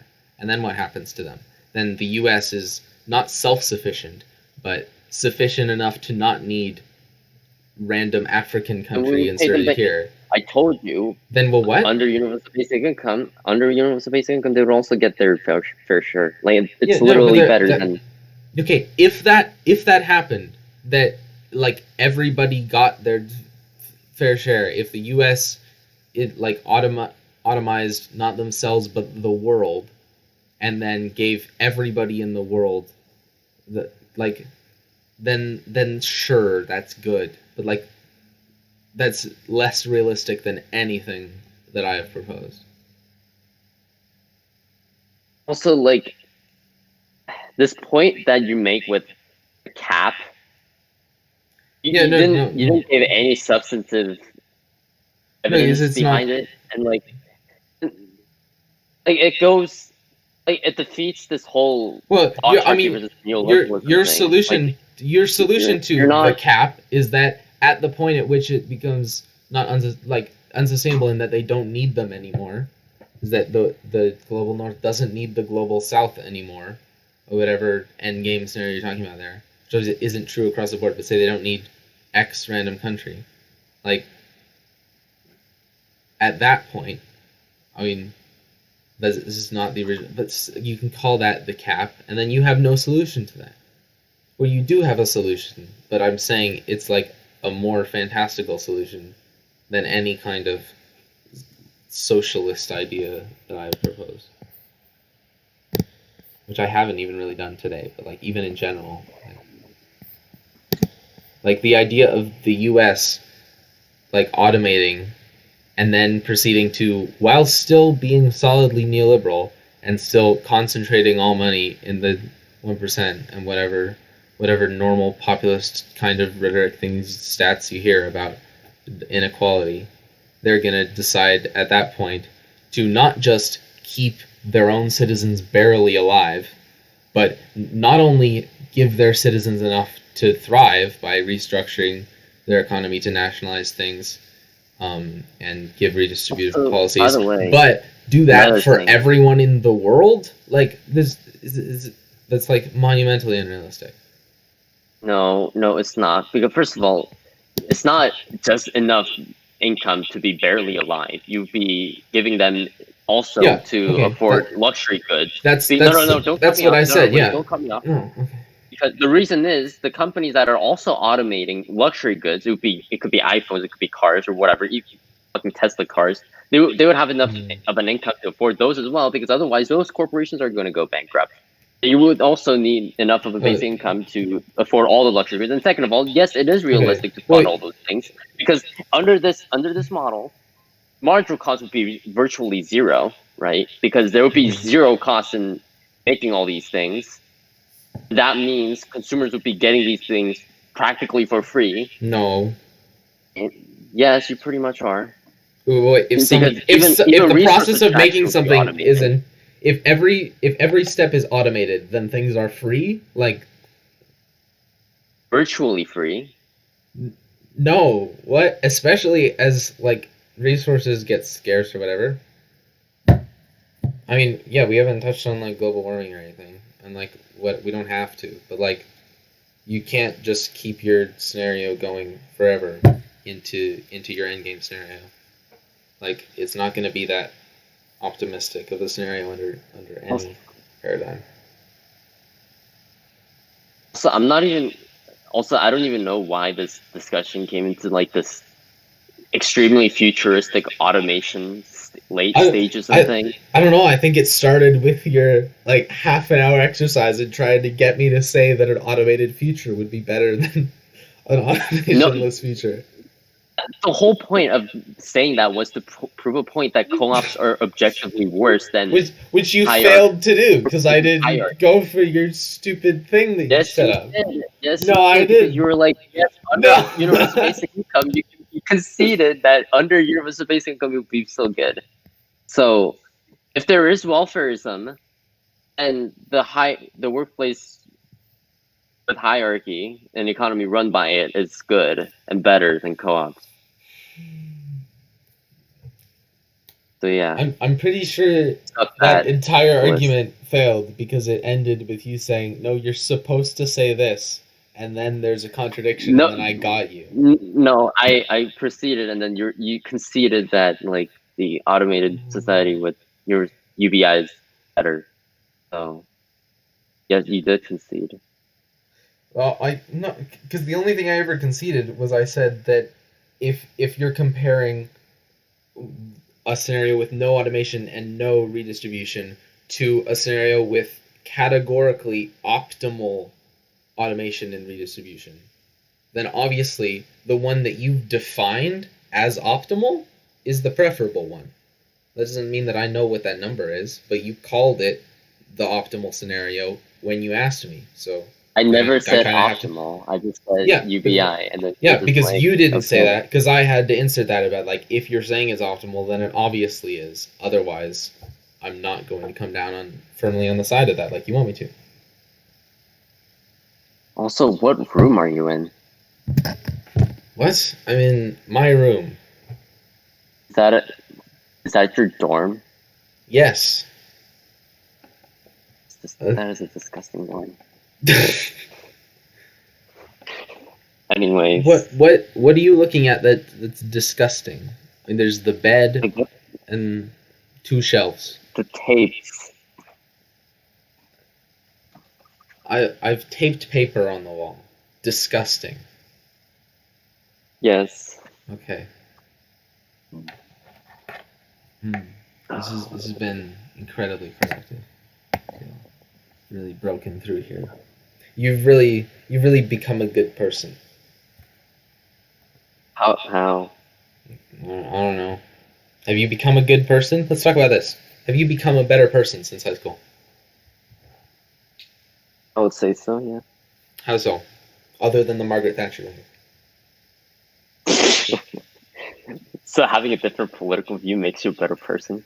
When you self-identify as saying that you were memeing the whole time as your you can't still retroactively call it your political position at the same time as you identify it as memeing.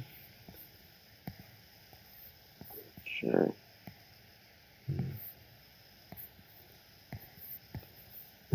Why would you take out with that person, man? What? I was a saint in high school. You were I'm a sainter now. But... Mm-hmm. No, I thought you were being so. What has changed? Oh, now you care about what I've been doing in college? I don't even know what the implication is there. After you've ignored me for 2 years. Well, I don't think you would have changed after 1 month, right? You've ignored my. I didn't. Your messages of "I'm going to text you every day until you respond to me." Day 1. I'm going to text you every day until you respond to me. Day 2. I'm gonna text you every day until you get COVID. Day 65.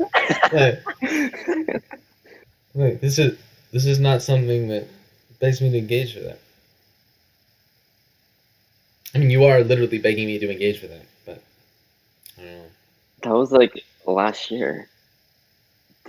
Yeah, and then less than a year ago, about a year since I stopped talking to you the first time, after, if I recall, you stole all my passwords and were like doing things on my account and like lying about it for months, and then also like I talked to Amelia the one time and it was you talking back to me, and then you deleted the conversation from both sides or something.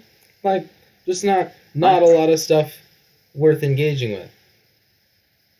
Wait, actually, what are you talking about? Like, are you accusing me of going to your account like a month ago? No, I don't think so. I mean, I think, unless you've changed a lot, I would say that if you had my password a month ago, you would have gone through my account. But I changed them when you had them all. Well, why are you bringing this up now? Like, what? We're just talking about like why didn't I talk to you for 2 years? Which is not true. I didn't talk to you for 1 year, and then I invited you on my podcast to rant about stuff from an airport while your girlfriend fed you $50 chocolates. Sorry, I mean, we're getting off track here for sure. I'm just like riffing or something, but like talk for yourself. Well, I mean, I haven't went on your account. That's not the point of this. No, I don't know you haven't been on my account, but I don't think you've been on my account. That is not any standard of morality. How have you changed in the past 2 years? You're acting like a fucking therapist from Good Will Hunting. Oh, yeah. Okay, Robin Williams. Like, I just need to wait until you tell me that everything's okay. Or actually, what is that? Oh yeah, it's not your fault. Yeah, just keep saying that and I'll start breaking down in tears. I mean, deterministically, it isn't your fault, but you're gonna continue to bear. You're gonna continue to bear a lot of the repercussions for your actions, assuming you haven't changed your actions. Maybe you moved to Michigan and became a saint. When did you talk to Amelia? Like that's so 2019. That is very 2019 in that it happened in 2019. Yes, but that is also not relevant. The only extent to which that would be relevant is if you're still doing something on that front, which I don't think you are even. Probably. Are you? Yeah. No. Yeah. So no. That's one rung up the morality ladder, or at least one rung not down. What else are you up to? I'm just doing my own shit, man. What does that mean? I'm just doing research in my school and writing policy proposals and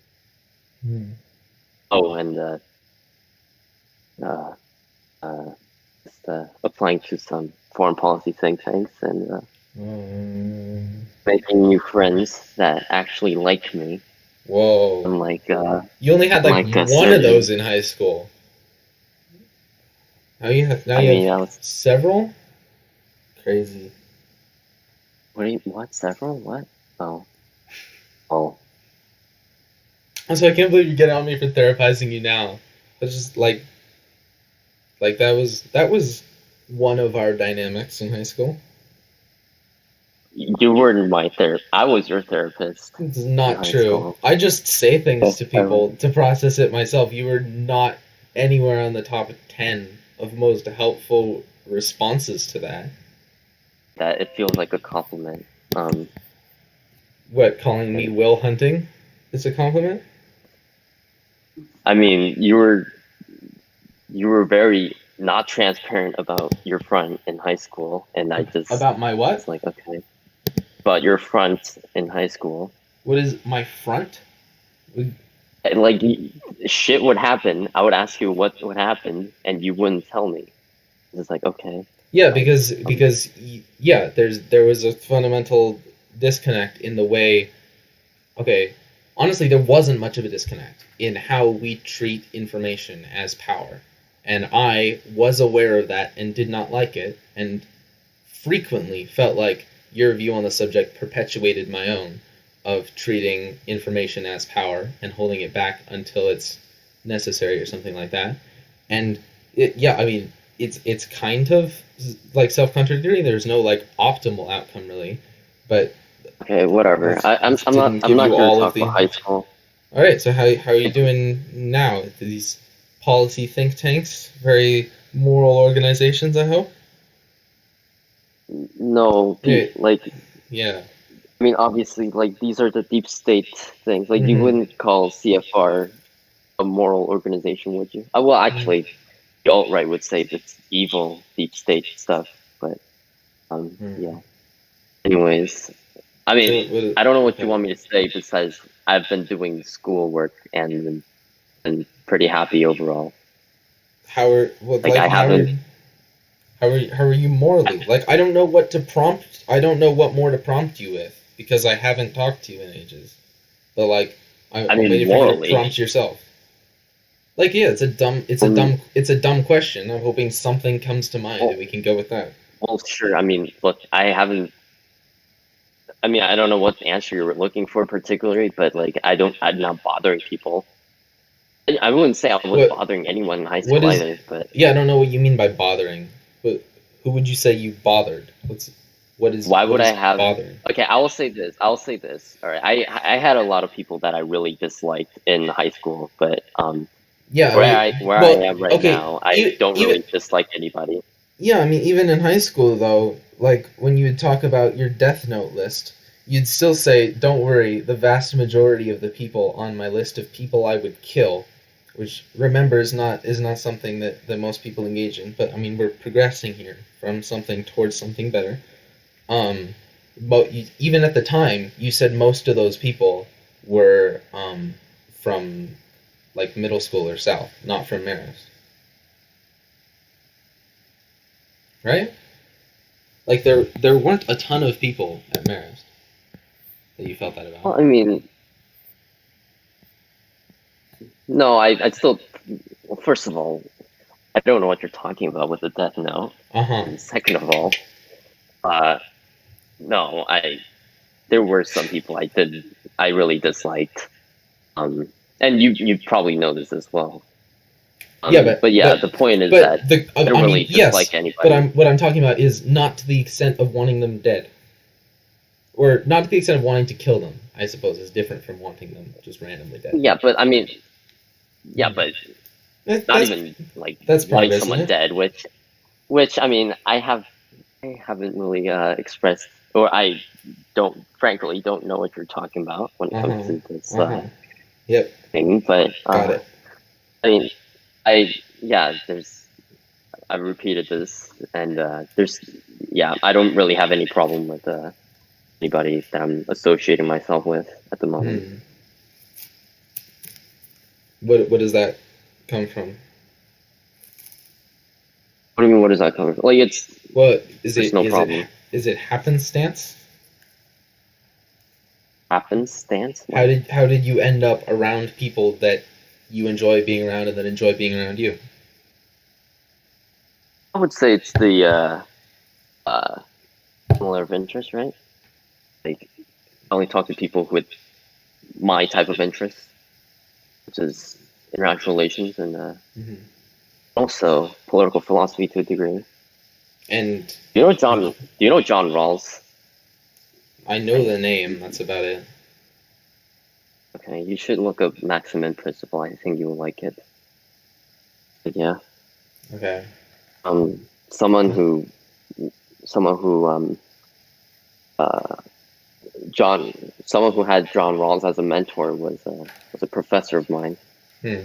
Was pretty cool. But anyways, yeah. Yeah. I mean, you have always been good talking to professors, right? That's a solid thing to build from. Where do the other people come from? Well, there are organizations within my school that I just go in, like International Affairs Journal or Foreign Policy Think Tank.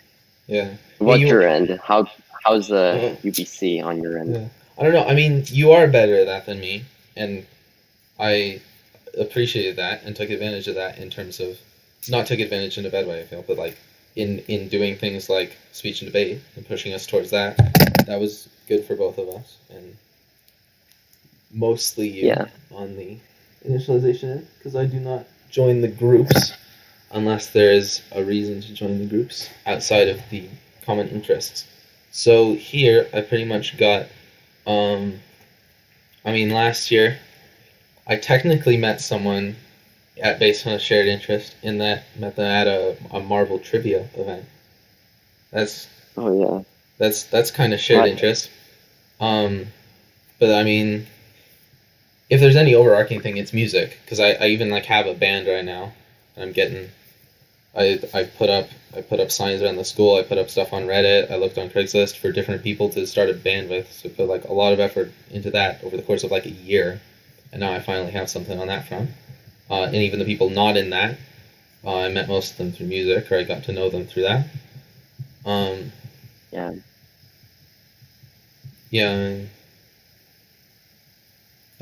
don't know a ton of people, obviously. I would bet you know more than me, because it's there that you can get like a group instantly by going into an existing group. I've actually been running Students for Biden at my place. I know you really have a contempt for that man. But I mean, no, I feel like, I don't know.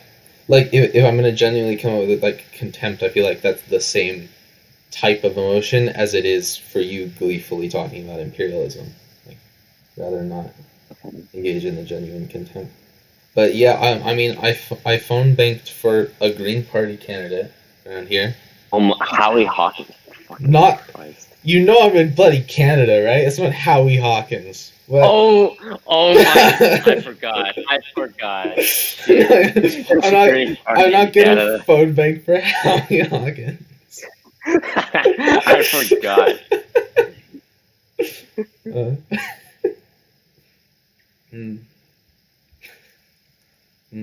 But yeah, I mean, last year I didn't know any leftists or anything, and this year I know several. So you know what's really fun here, because I actually get to see neocons. There weren't any neocons in. I wouldn't consider myself a neocon anymore. But it's more complicated than just promoting democracy abroad. But there's this one individual who was very interesting, and I'm still very close friends with this person. And it's really weird because this person's Syrian, and usually when you expect someone from Syria, you would expect them to be super anti-imperialist, but turns out he was very pro-interventionist and actually started an organization on promoting American humanitarian intervention mostly, but American interventionism in general. And I started. I mean, Syrian isn't really one identity, right? Like, what part of Syria? I forgot. Like, he said his family fled from Syria under Hafez al-Assad, but I forgot. Yeah, I forgot from where. But like, not Kurdish. No. He's Syrian Circassian. Yeah. Actually, it's really weird because he's also very pro-Turkey, and he doesn't really. I think that is, and I agree with him on this front, which is that his biggest complaint about Obama's foreign policy towards Syria was that he prioritized defeating ISIS as opposed to Assad, and also he doesn't really think that like. He thinks like prioritizing the Kurds as opposed to the FSA is a big mistake, which I also sort of agree with. Yeah. Anyways, like these are the type of people I associate with. So neocons and stuff. You just associate with neocons because they're like interesting. Or Biden supporters. Yeah, I but get I mean, along with liberals. Between Biden supporters and neocons, that's a lot of people, right? Like, who? Yeah, sure. And like I also tried joining the college Republicans, but they're all paleocons and hate Bush and love Tucker Carlson and Trump. And politically we don't get along, but some of them we still personally get along with. That's actually where I met my girlfriend. So, yeah. Even though she's not a Republican anymore, because I convinced her that the party is trash now. So, why are you showing this image of people? Like, is this supposed to be like symbolic? I don't know. Are you trying to get me to reveal that I'm a fucking orphan who doesn't have like 12 brothers? Is that what happens? They're all fake. What? Is that what happens in the movie? He claims to have 12 brothers and he is actually an orphan? Yes, he does. Well, not to Robin Williams, but to the I mean, other girl. Not that specific thing, but that's the kind of thing that you would do, right? Your parents are just overseas, you know? I'm overseas. Did you not know? I mean, which seas? Yeah, overseas from your 12 siblings. Oh shit! I almost revealed my time. That would have exposed me. Shit. You can't expose me. I mean, actually, I don't really care. Yeah. I don't really care much about like that either. Yeah. It's 10 a.m. where I am. You don't care consciously, but you can see even in that little exchange that like information is power thing is still there. And not that it's not there for me, but like this is stuff we gotta deal with, right? It's like not engaging in that to the extent we can. So, I mean, I'm pretty transparent about that. Like, yeah. About where you are? Yeah, I am. Yeah. I mean, I'm overseas. Yeah. But Yeah, but I mean that did take like 3 minutes to get there, on just where you are, right? No, because you were literally just talking over me, and I was just like, And that wasn't you had several lines about not revealing where you're from, or like, oh shoot, I almost revealed where I was from.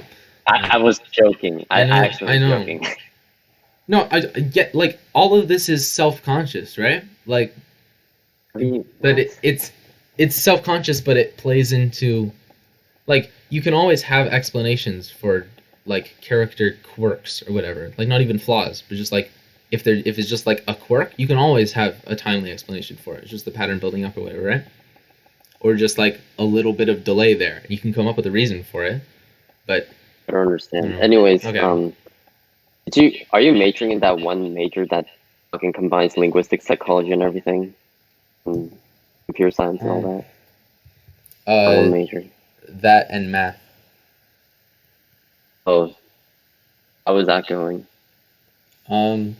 I mean, I didn't get into my classes this term, or not all of them. Like, I'm doing fine, but like I'm taking political science and geography this term. class called political science and geography, or No, two of my 5 classes are political science classes, because geography is just political science. political science is just intro to American politics, or what? No, it's international relations stuff. Oh shit, that's cool. Do you learn about realism and stuff? And Yeah, we talked about realism, as if I didn't know about realism already. Like, I mean, I've been reading a lot of books on realism lately, and do you know who Mearsheimer is, by the way? Probably not. Probably not. No. He's the pioneer of the recent, I guess, branch of structural realism known as offensive realism. I've read like 2 of his books.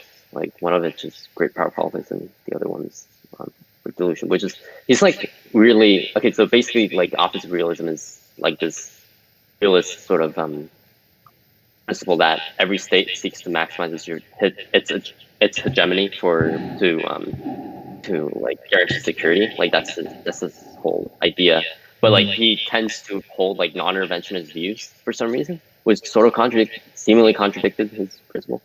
And like so, like he's really well known, right? He teaches in Chicago, and he went to a lot of IR talks at. What's really weird is that he also debated John Bolton at one point, which I thought was really funny. But I emailed the guy because and I didn't really expect the email back, but I basically was like, hey, you mind if we have a chat? I have some questions about your work and your theory. And he turns out he was actually completely fine with it. So yeah, weekly I attend his office hours, which is pretty cool.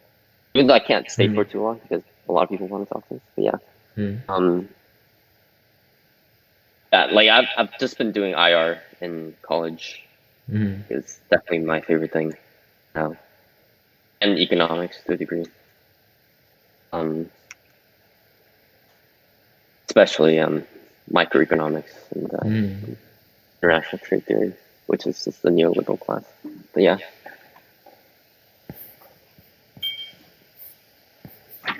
Yes. Anyways, do you still not want me to talk to your sister?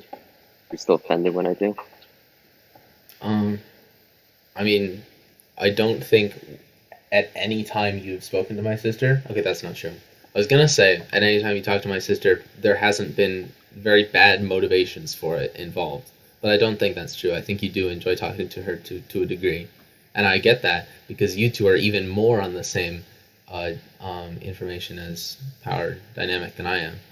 And why are you so obsessed with this information power dynamic? Yeah, well, I'm not as obsessed with that as I'm coming off, because I used it once and then I referred back to it and I referred back to it again. So every time it gets easier to refer back to, so then I'm more likely to bring it up again. It's not actually as big a thing as the fact that I've brought it up 3 times makes it seem.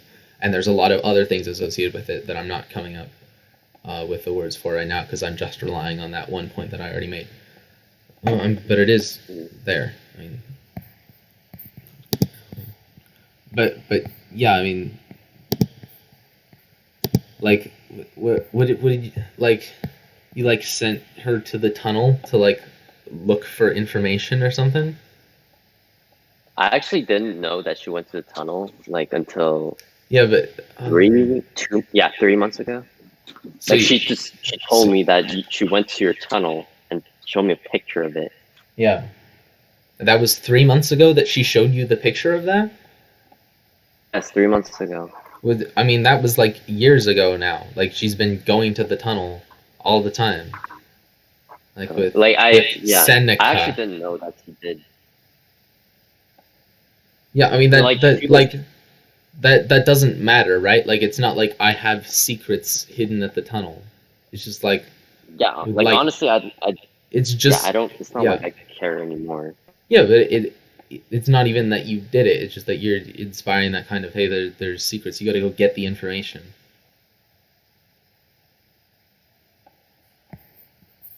But I never sent her to your tunnel. No, Well, I actually but didn't you even know know, that she like went. like Trump never sent people to storm the Capitol, though.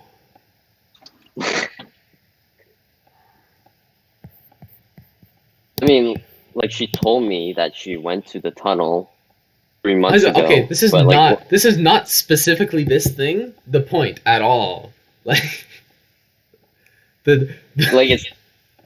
I didn't like encourage it or discourage it when she told me. I was just like, "Oh, cool." Didn't like she? I might be misremembering, but didn't she also like know that you had all my passwords and you were like sharing things with her? No, she went on your phone. That's the thing. Did she get? With that.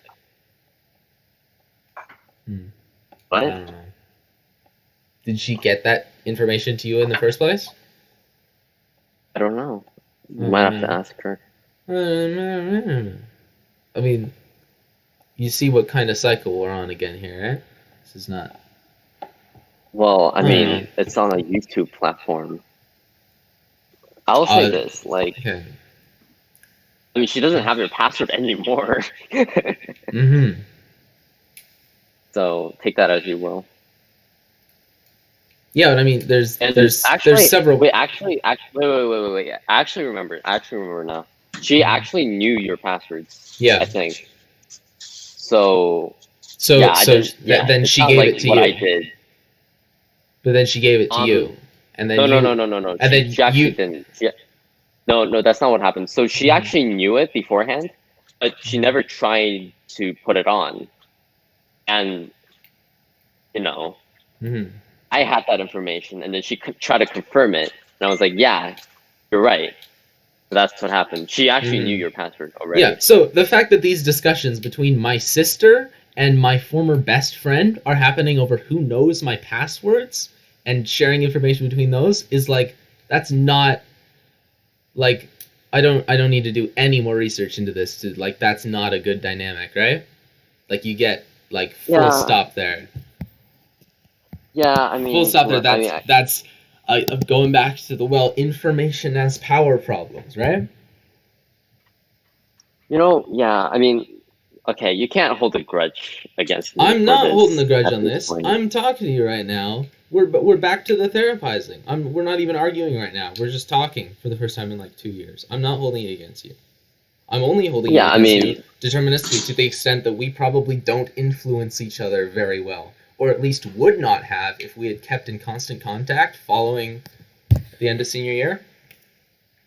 Like it's not look. I mean, it's different from like Ethan, where like I cut him off, kind of mutual. I don't know, just a mess of stuff in like April, where they then had like 2 months with the speech and debate group. Like that actually changed outcomes. Like me cutting stuff out with you, like didn't really change anything or like make me hang out with other people. Really, it's not a good influence dynamic, and also. I mean, you stole all my passwords at the time, and I was like, I feel like I was in Toronto at that time when it was just like came back and was like, I was in Toronto at the time, and then I just came back and was like, why am I still associating with this guy? Like, even aside from the fact that they're like not on the same side in any respect, like, even if we were, it's just like not a good dynamic that makes me better at least. Aside from specific circumstances like getting us into speech and debate and stuff. And like overall I don't regret, like I've talked to like Keegan in that group about acknowledging like, yeah, probably if I didn't hang out with Will from like a month into school onward, sitting in the corner like laughing and pointing at people, I probably would have met more people in high school. But, I mean, I don't necessarily regret that, because I don't think I would have meaningfully met that many people through that, in reality. So, and I'm happy with where I am with regard to people right now. So, yeah, I mean, I don't regret it. That doesn't mean I would have wanted to perpetuate it through just like if we had just kept texting throughout all of the first year of school or whatever, or anything like that. So are you back to square one? No, and not back to talking. I don't know. What do you want to talk about? I feel like we're talking right now, right? I don't think there's any more information. Not information. I mean, yes, information, I guess, that you'd be telling me in any other circumstance. Like, it's not. This is just us talking, right? It's just. Like, you're not broadcasting it to the internet. I'm willing to reveal more things. I don't really believe that there's anything there, and like nobody's watching for one. But like, I understand like you wouldn't want that anyway. But I also don't think you'd tell me anything anyway. Other than like your reservations about like I assume there would be more anti-Chinese jokes so far if we were offline. But other than that, like whatever. No. There are definitely things I would like to talk about that's just not broadcasted. Like what? Like plot stuff or like well, I'll be more willing to philosophical stuff. List names. List names? Why do I want a list of names? Well, not list names, but refer to people by names. Okay, I mean I don't know any of the people anyway, so I don't gain anything from that. Yeah.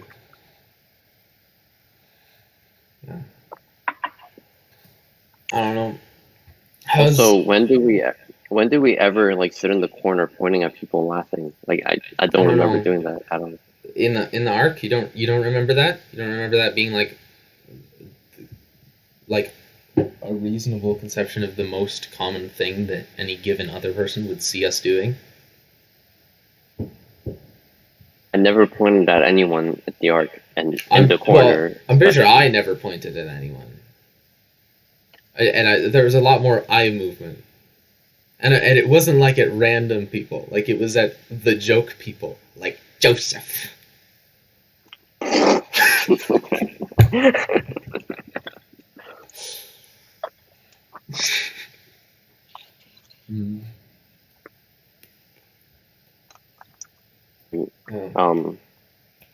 So has your morality significantly evolved now?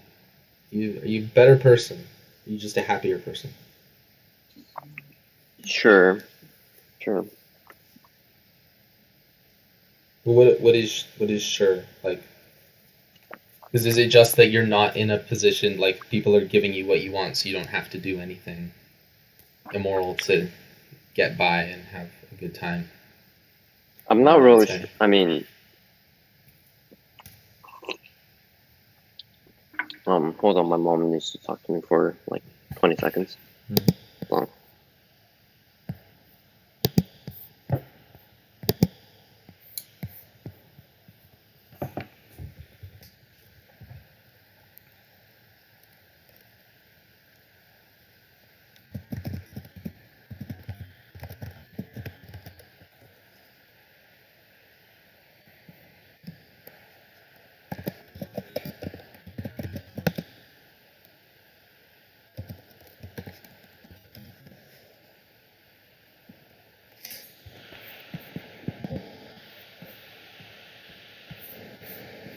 So how are you dealing with COVID now?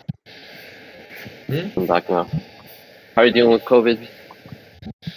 How come you're not at home? Like, isn't there like expenditure for going and like staying in the dorm? Yes, there is.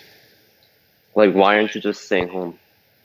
I mean, simplest answer would be just ask my mother, I guess. But, yeah.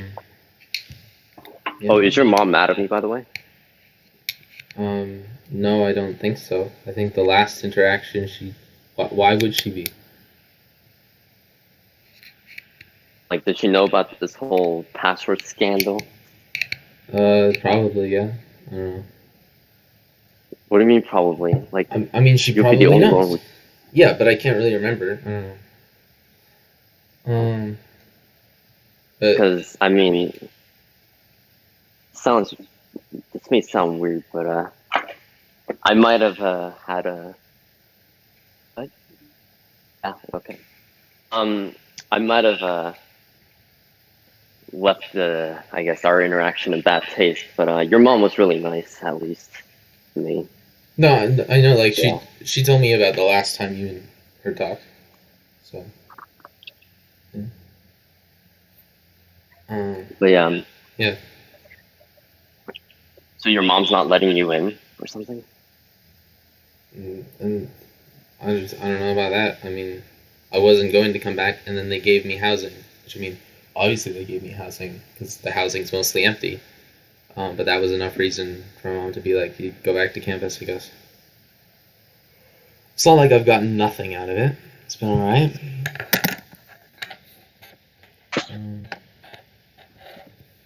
Yeah.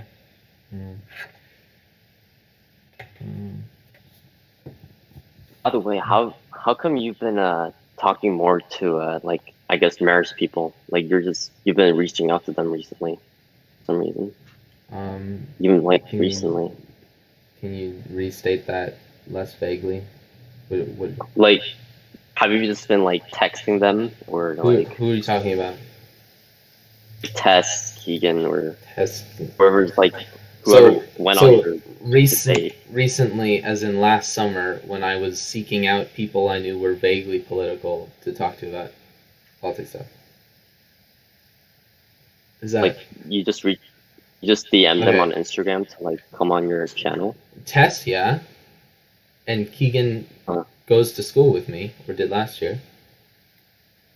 Oh, did he transfer out? No, he's just taking a gap year thing. Just COVID. He's working. Oh.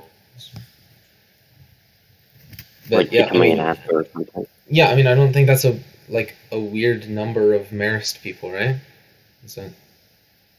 I also heard you were with Maddie. I think Chase told me that, and Isla. And yeah. What's with you and Maddie? What's with you and Chase? He and I've been talking very sporadically about politics, like every other month. Very rarely. But yeah, I heard you spend a night at her place too. What was that about? As in like a specific event? Oh, actually, yeah. What is Chase's take on this? Because I think I know what Isla would have told you, but like, and I think I got the bases covered here. I think I know all of the information being exchanged here. I win the information power game. But proceed. What were you talking? What information do you get from Chase about Maddie? What? Okay, you were implying that this whole information power dynamic is toxic, and now you're abusing it now. Like I'm not. Okay, for one thing, that was a joke. Okay. For another, I have also said that you bring this out in me. Like, this is also a trait of me. It's one I'm more conscious of than I think you are in yourself. Okay. And yeah, how about this? Like, no more talk of international information power dynamic. Like, I'm just being fully transparent here. Okay, so then just keep being transparent. I was just remarking on the fact that like I'm usually not that in control of the situation to like know all sides of it. Like I was literally going to talk to you about what he said. So talk to me about what he said then. Okay, like don't call me up. Okay, what he said was like you made a joke that you pretended to be dating Maddie to prank Chase. That's what he said. Yes. At what point did Chase know that? I don't know. Like that's just what he told me. Never told me like. No, at this point, I knew that you were trolling him. Yeah. Like, at what point did he talk to you about that and told you that? Oh, that. I think like 4 months ago, 5. So like after school had started. I think so. Yeah, like November. I think. Mm-hmm. By the way, do you play Among Us? I did, yeah. I had a group for a while, but didn't stick it out. Pretty good at that game. I mean, it's just Secret Hitler, right? Yeah, except I actually know the rules of this game, unlike Secret Hitler, where I actually didn't know.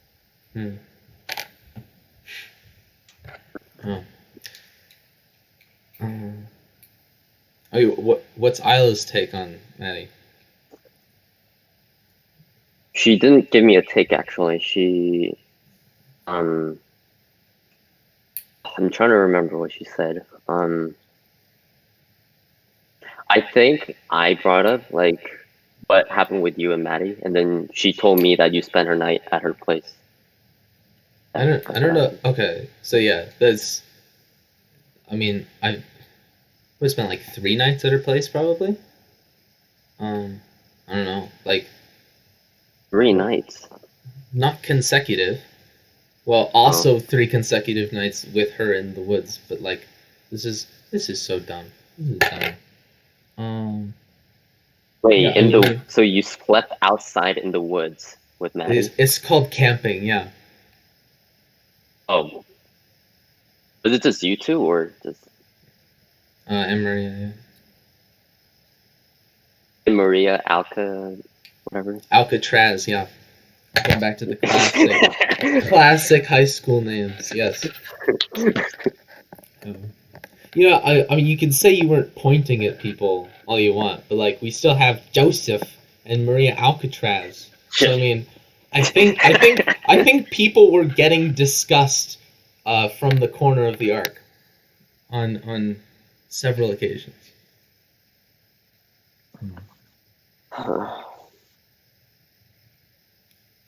Discuss.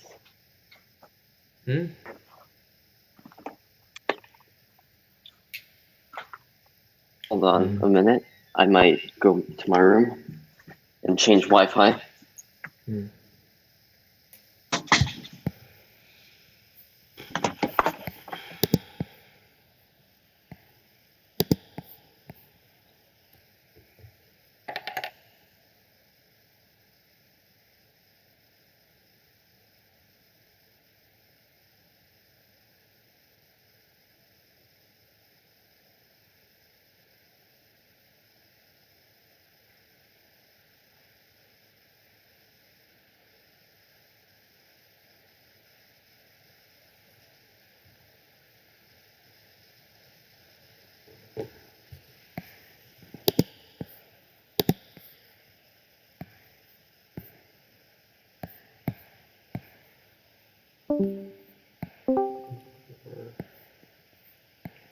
All right, can you hear me? Yep. All right, so how did that come about? Like, with this whole Maddie White? This whole Maddie White. I mean, I get why you're calling it the whole Maddie White thing because of Isla and also Chase. Like, those as your sources of information, yeah, it's gonna come off as the Maddie White thing. But I mean, it's like she's in the same group as Keegan and Maria. Yeah. Mm-hmm. Do you find that you get along more with the Marist people than the new people you met in college? Not as a rule. I mean, so like empirically, like as it stands right now. Why do I empirically get along better with one specific group of people than the average person I meet in college? Like, I don't know what to do with that question. But I mean, okay. Because for me, I don't really talk to anybody from Marist. Yeah. And I have like a completely new set of people that I talk to. Except for Chase and Isla. No, like, not even Chase and Isla, right? Like, with Chase in particular, I spoke to him over Gamestop thing because he acts like he's some expert on finance. And I personally am not an expert on finance either, but he and I talked about that. And like, one time after the election night, he was trying to talk to me about what I thought about Biden winning. And then the other time I talked to him was like after Soleimani killing things, when he commented on my Facebook post justifying it. So yeah, like in total we talked 3 times, I think, in like the past few months. And with Isla, I spoke to her once in November because I called her out of a joke when I was drunk. And she was in a call with Seneca when that happened, and I mocked her for still dating him. And that's blunt. And another time, actually I don't remember. Yeah. Anyways, yeah, I don't really talk to them. But I mean, I talk to my girlfriend every day. 2 people from Biden almost every day. Like, yeah, so it's pretty, at this point, like, college is, I guess, like a reset of my friend group, I guess you could call it. Yeah. So, I mean, I guess you're like the last remnant of Marist. But you've talked to me less than you've talked to the other 2. We talked once. It was about debating stuff. But like, if you continue to talk to me after this stream, then yeah, you would be the last remaining remnant of whatever I have left of Marist, whatever memory I have. Memory. Do you regret that in any form? I mean, no. Who of Marist people would you talk to? And also, I mean, they went to Marist, but like I didn't talk to Keegan or Maddie or Maria until the last like month and a half at Marist. Yeah, I mean, the way I'm interacting with these Marist people post Marist is basically just meeting new people, but having a bunch of like anecdotes from the past up for grabs. Just like easy. Here's what I say about what my high school life and my sort of thinking was back then. I think, like, in hindsight, like the way I acted was sort of inevitable given my current circumstances. Like, I definitely would have acted differently now, but like, given that, like, all else equal, like, yeah, even with all else equal, I probably would have acted differently if I could restart. What would you have done differently?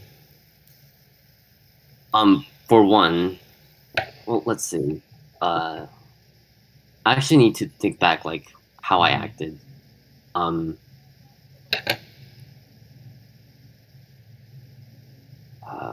trying to think.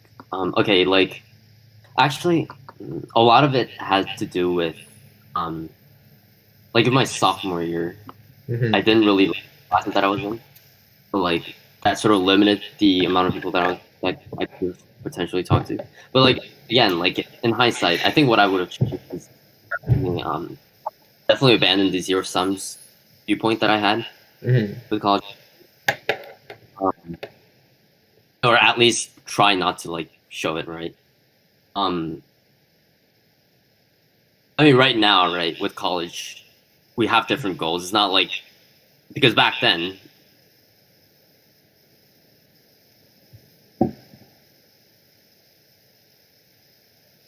I'm just gonna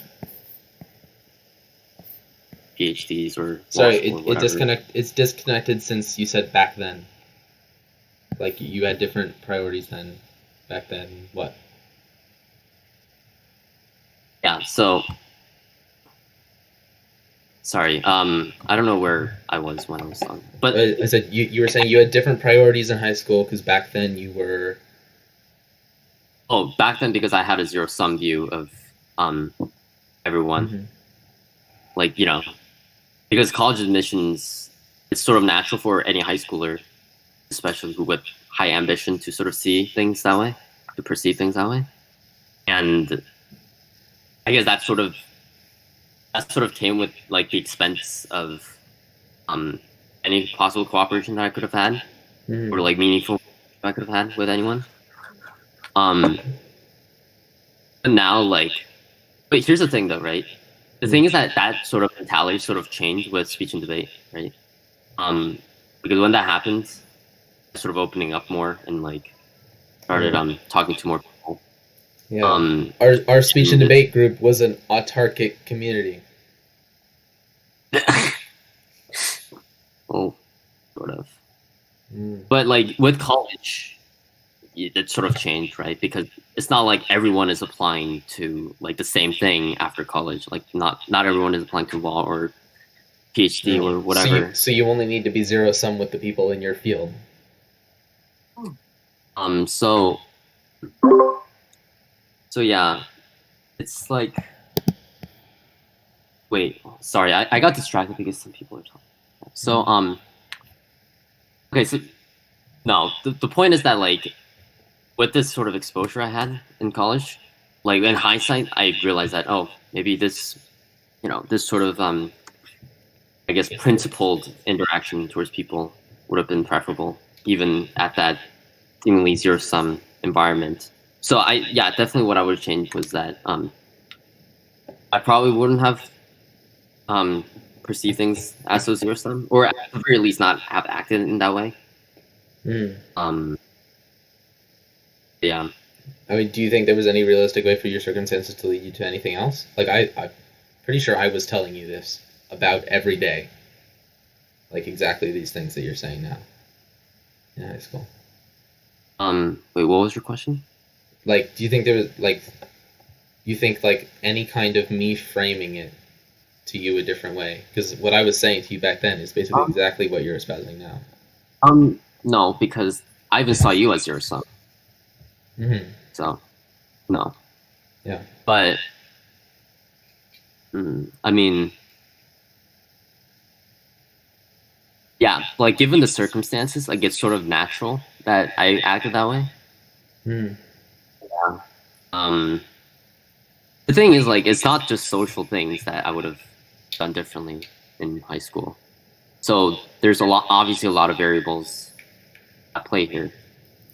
Like, for example, if I wanted to do, like, if I would have started all over, right?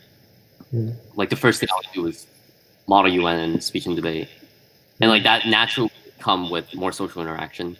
And, like, I would just be naturally more inclined to view things cooperatively as opposed to zero sum. So there's that as well. Yeah. But yeah, it's definitely not like that now, which is why like it's not as toxic for me. And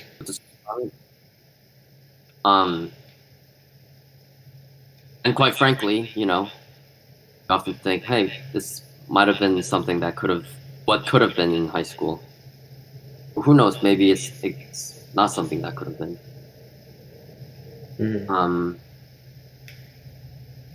But yeah.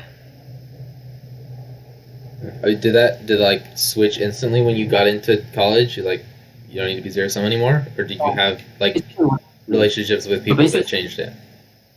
Okay, so what happened was that like, so before I went to the orientation and all that, like, I had a mindset like, okay, because like the speech and debate thing was still a legacy, right? It's like, okay, maybe I shouldn't actually zero sum, and social interaction good. And I sort of had that mind, and even pragmatically speaking, it's not like everyone in that school was going to like have the same career aspect or aspirations as I did, right? Like since orientation or like move-in day, I'll be overwhelmed with like the people that I was talking to the point where like literally the people that I talked to on the first day, the first move-in day, would outweigh the number of friends that I had in middle school and high school combined. So it would be like even the people that I traded phone numbers or social media with, it would be massive number of people. The point where it's insane.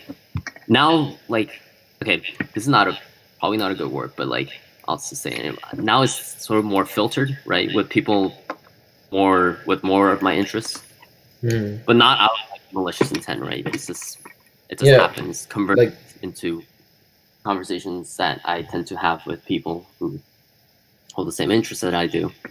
Yeah. So, what it is now. Like the problems that I face now are completely different from the problems that I faced back then. It has a completely new dimension to it. I can't get too much of a detail on the broadcast here, but back then, like the only thing that mattered was like college admissions. Like that's the end goal and all be all. But now it's different. It's not like it's not like also like a lot of the things that I do here, like with International Affairs Journal or Foreign Policy Think Tank, like a lot of these aren't things that I do solely for like resume boosting purposes, because they often overlap with my my interests and aspirations. So it's not like a cutthroat resume booster mindset that I have like in high school, but because of that, it's definitely more vibrant the way, and like a lot of things I do are for intrinsic purposes, right? Like for Students for Biden thing, that thing was thrust upon me pretty much. There were like a couple of people who wanted to start that club, and I happened to be friends with all of them. And the thing is, like back then, like Students for Bernie was much more popular, and it was literally like 12 people running it. But like after there was like this watch party where we would all get together and just like I don't know if I should be saying this to you because on this day you're probably crying your ass off. But like there was like when the series of Biden winning all the states and all that, it was glorious. The neoliberal have won. Beat the like as Biden have said, he beat the socialists. Yeah, actually, the day before that, like when Amy Klobuchar and Pete Buttigieg and all those people dropped out, I was actually in Spain with my girlfriend when that happened, and like it's another one of the things where you sort of bond people over the things that you do, right? It's like speech and debate, but it's like speech and debate in high school was the only club that actually did that. Like you start bonding with people over the activities that you do. But in other clubs, like Interact or Model UN, you know what that was like. Well, Model UN, everybody runs off to their own room, and Interact Club was a meme. Corporate? I don't know. Right. But yeah, like Interact Club. Like, remember when I tried to rerun for secretary and with Jaden Spencer, wasn't it? It was really fun. And like I forgot what speech I gave. It was like it's like vote for me because unhinged speech. It was unhinged. Definitely. I forgot what the speech was like, but it was really funny from what I remember. All the things you won't do, implying that Jaden will do them. No, I mean, I still have a recording, I think. It's a really bad audio recording, but I have an audio recording of your speech at the 2018 Model UN for whatever you were running for there. Oh, for Interact? No, at Model UN, when you got up on stage in front of hundreds of people. Oh, that thing. You recorded that? I recorded that, yeah. That's funny. It's peak unhinged. That was hinged. No, that was hinged because I was actually trying to get it, right? Yeah, but you had no idea how to drive for that. Like, the whole day beforehand, you were like, "Oh, I have a ringer. I haven't even told Mr. Nuxel this yet because he's gonna be blown out of the water." And then you got over there like, "I went and helped North Korean escaped children, and I learned so much about Okay, I'm back. Yeah, it was really funny. Yeah. Like Mr. Ross is gonna write you an amazing recommendation letter because of that. It's so funny, right? Like in hindsight, I really have a feeling that he actually wrote me a bad recommendation because like it's not like I did anything remarkable for the man. You have to do something remarkable for the man for him to write you a recommendation letter. like for the class, Like, I mean. But like, no, okay, you in don't. hindsight, No, I'm sure Mr. Nuxel wrote you a good recommendation letter. Like, okay, like you have like in hindsight, right? I still I- cringe at the fucking at the presentation I made at AP Euro. That was yeah. pretty cringe. Wait, but didn't you make Nuxel send you his recommendation letter? I thought you saw all yours No, I didn't. What? When did I say that? in high school. What? No, I didn't see it. I saw. Okay, I did see Zeller's recommendation, yeah. but it was weird. But like because she was writing the recommendation, like in the counselor's office, and I happened to be at the counselor's office, so I could sort of see it, but I didn't want to like probe it in. It was really weird. And what's even funny is that Mr. Worth came out of his office and was like, "Hey, look, Will, that's your recommendation." It was really funny. Yeah. That's not how you framed it at the time. What was that? That's not how you framed it at the time. Like, I got access to my recommendation letter. I just wandered into the room. I was on the computer and I tried to get a look at it. I actually don't remember if I said that. Would be pretty. Yeah, I actually don't remember saying that, but I might have. Why would I say that? Though? I think it was to troll or something. I don't know. No, well, must have been. Yeah, can't be part of any bigger pattern. Yeah. But the problems I face now are completely different from back then, right? Okay, one specific thing that I can't remember why I don't remember this. Because, okay, on graduation day, when Katie Dunn got up and gave her speech, and it was like, everybody look under your chairs, you have like a personalized message to you. Do you remember that? Yeah, I do. I can't remember what your message was, and I have no, like, that should be like in the front of like, what was on yours? I actually remember. I genuinely don't remember. Hold on. Oh, God. Okay, do you remember what was on yours? Like, yeah, mine was like ultra generic, like 3 lines of "you are a cool dude," like literally the phrase "cool dude." But I like yours must have been funnier, but I can't remember what it was. I don't know. Wait. I'm starting to remember now. So it was Katie Dunn who wrote it, right? Yeah. I'm starting to remember a little bit more. So I think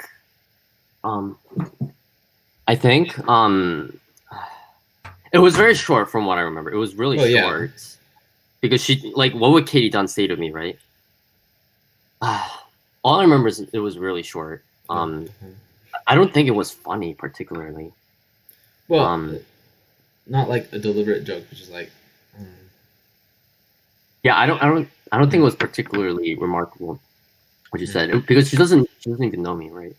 That's what made it funny, yeah. It was the intrinsic nature of it. Was it? I'm joking. Yeah, I don't remember. Yeah. Did you take a picture by any chance? Did I what? Did I? A picture. I don't think so. I don't even know where mine is. But... Yeah, I mean, I have like all the stuff here. All the stuff that I had in my room in Eugene, Oregon, like half of it is gone because I couldn't like. It's a long story because like I had to move half of it to the dorm, but like the other half I couldn't carry it. So like yeah, a lot of the stuff that I have from Marist is gone. You couldn't carry it? Like on a plane? No. Or like physically could what? Yeah, but so a lot of the things like yeah, like even the yearbooks, I think I left them behind. Wait, left them behind or they're like gone? Being left behind means gone because why would anyone keep them? Well, you could send Isla to retrieve them. I could have. I don't remember. Yeah.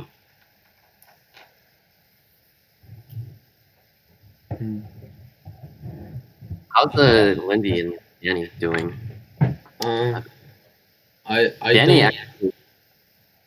Danny actually asked me to connect on LinkedIn not too long ago.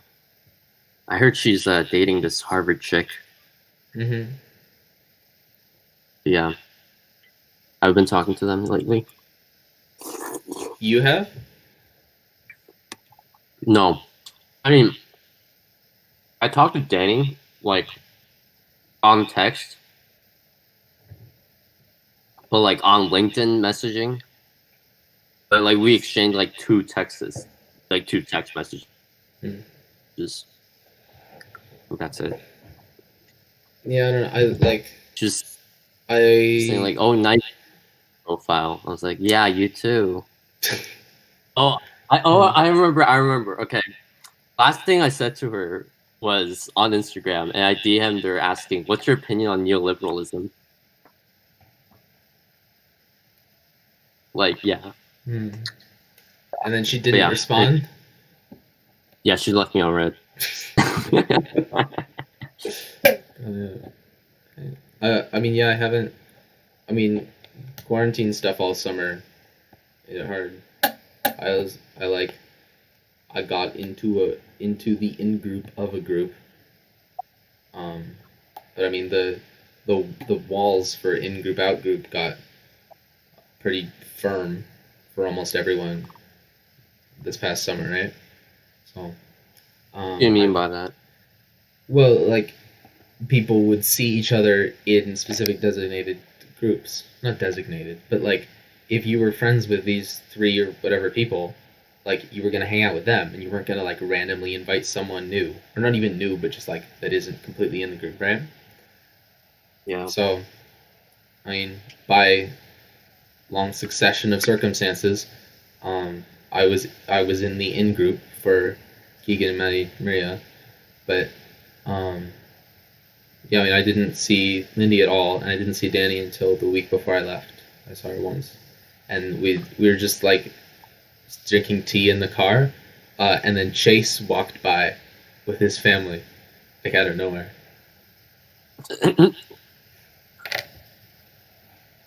Like, where were you drinking tea? Like, at Marist, or?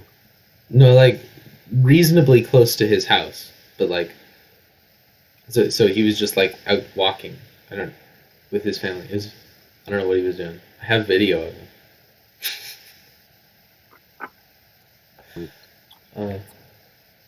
Yeah, at that time, because I asked Danny what the status of Chase's knowledge about me and Maddie was, and at that time she said that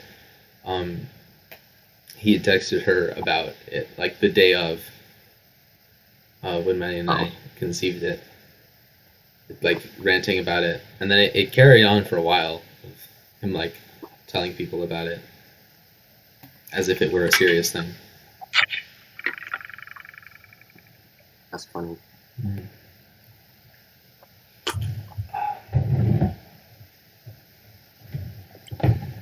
How is your girlfriend? It's like, yeah. I mean, sounds about right. I don't know how to put it. Like, yeah, obviously we're doing well, right? She and I went to like different places together, like Spain, and like actually the time when we debated, you were in the airport. Yeah, the airport. So I was in Chicago because she lives there, and we were actually going to Seoul, and she was actually going with me. So we spent like a month or two. I think it was a month. Yeah, I think it was about a month. At my place. So I actually never did that with anyone before. That's not surprising. Yeah. No one from Eugene actually went with me to my actual house. And did you want me to go with you to your actual house? Is this passive aggressive? Because I can't imagine it's passive aggressive at anyone other than me, right? Did you want me to go with you to your house in South Korea? What? Where do you get that? Just like, well, nobody ever went there with me before. Like, never mind. Yeah, like, okay, I didn't mean it to be passive aggressive. I was just. Well, I know, not seriously, but like, there. Whatever. But yeah, like she was the only one who actually went in, which sort of made it special for me.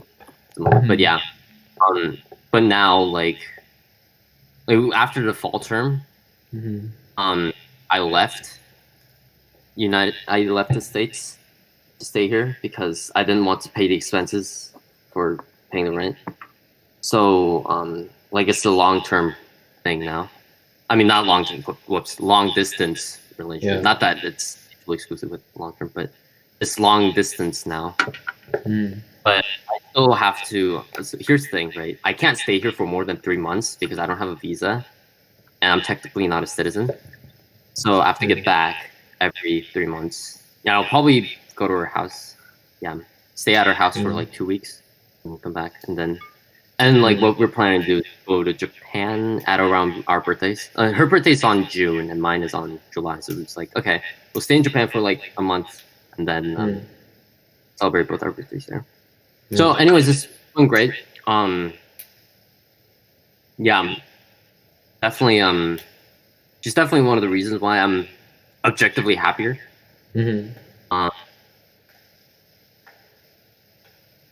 Yeah. Yeah, the way it started was pretty it's a long story, but yeah, we first met at a college Republicans meeting, but like the first thing she told me was that like she doesn't like Hillary Clinton because Hillary Clinton wants no-fly zone in Syria, and that means she wants war with Russia. And the first thing I said to her was, "You say that as if that's a bad thing." So yeah. Did you meet her? Because there's that video that you posted on Instagram or whatever, like really close to the beginning of last year. Watching Hillary Clinton. Is that where you met her? Yeah. So okay, so that's the photo that I took with Dan Crenshaw, right? Dan Crenshaw. That's what you're referring to, right? Well, I thought you wasn't Hillary Clinton there. Like you watched a Hillary Clinton speech. Yeah, actually was. Okay, no. Okay, so this was before Hillary Clinton actually showed up to my school to talk. Like the Dan Crenshaw thing. So this is what happened. Now that is solid plotting. If the first thing you talked about with her was Hillary Clinton, and then Hillary Clinton came to speak at your school, what a perfect first date idea. Yeah. So by the time like Hillary Clinton came to speak at my school, like I already convinced her that imperialism is a good thing. She still believes that now, but like even though not as strongly as I do. But so basically, what happened was we met at like this college Republican meeting, and we were both trying out for the UN model UN thing. It's apparently like selective, right? But like she didn't get it. I didn't get it either, because like you had to like do the sim, and the topic was really boring. I don't want to make excuses, but I didn't perform well. She didn't either, so we both didn't get it. But in lieu of that, we went to this field trip that college Republicans provided, where we would go to this place, and the Republicans would come, like this big names, like Dan Crenshaw and other people would come over and like talk. So we went there and we started talking there, and like we got close. That's where, and like days leading up to it was when I was like, yeah, Hillary Clinton's actually based. And I was talking, I was just ranting about why Trump is a terrible person, and and then she would call me a lib, and I was like, no, not for that reason. No, he's bad because of the reasons that, not for the, and you know what I'm talking about. So yeah, we got close there, and then and yeah, like since then we would get along. And at one point we in the winter term moved in for one semester, and then yeah, that's about it. Like throughout the whole thing, we would talk politics. She's also a politics major, but so like a former libertarian, it's really weird. It was as if I was having a conversation with myself, right? Because that's hot. Because she called herself libertarian, and like free speech is important and all that and whatever. Because like that is me in sophomore or junior year, when I was like, yeah, I'm a libertarian, but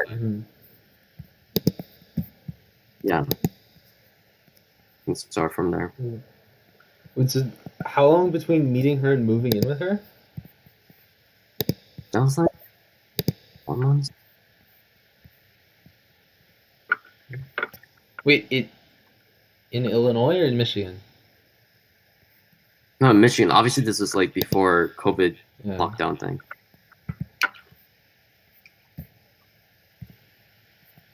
Like I did stay at her house in Illinois for a few weeks before.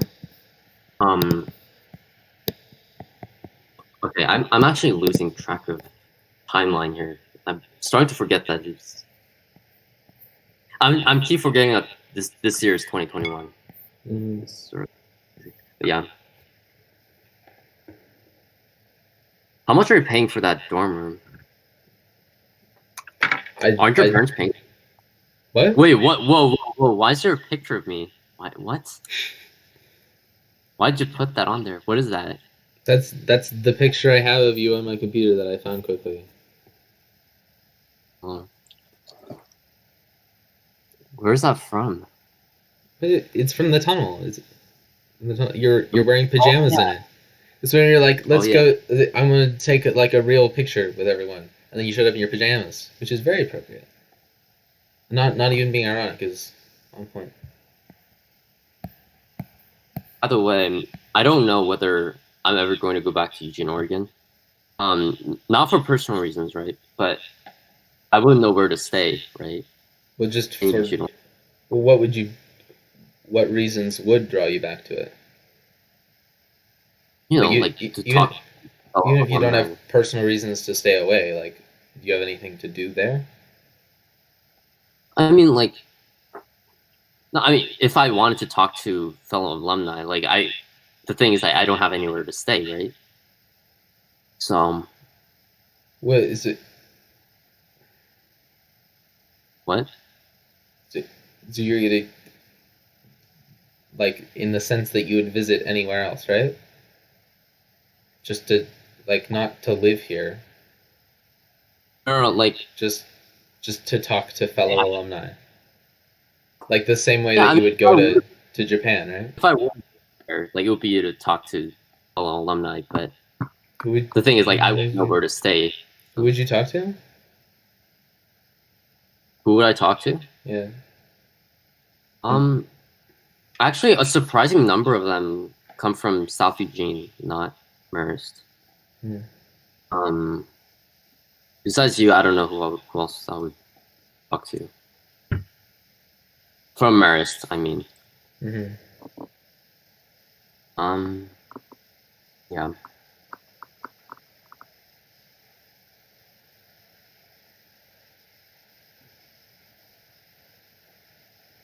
By the way, what was that whole thing about the tunnel? What? Did it have like a special meaning? I gave it a special meaning. Didn't have a pre-existing special meaning. I mean, all of the things that I may have done to make you wonder why is this place special, what is its meaning, were the things giving it meaning. Yeah, fair enough. Well, what were the pictures about? Like, and like this, like you made this like ruler thing, to like you thing? Sort of like you. It was weird. Like you were like you're like measuring where I stand with between the tunnel and stuff. Yeah, what was that about? I was trying to portion out because like there were like 20 people at that time, or 19. I didn't get to everyone, so maybe like 16. I don't know, some high teens. And they like everybody stood in a different spot there. Oh, so you were like making a collage out of all the photos? Well, that was the initial idea. That didn't happen. I just have the photos.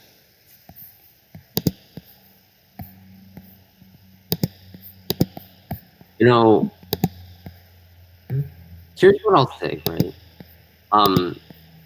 What I thought about you and the tunnel and like what the photos things. I guess like from my perspective, right? Because like a lot of things were kept from me. I didn't think this proactively, but they were like a part of me was suspecting something malevolent for some reason. Only because like well, a not lot with of things were not with the tunnel specifically, just generally. If you didn't know something, you suspected it to be malevolent. Well, sure, yeah.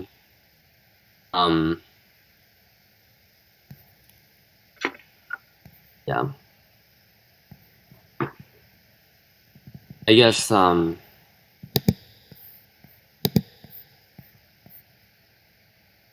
it's I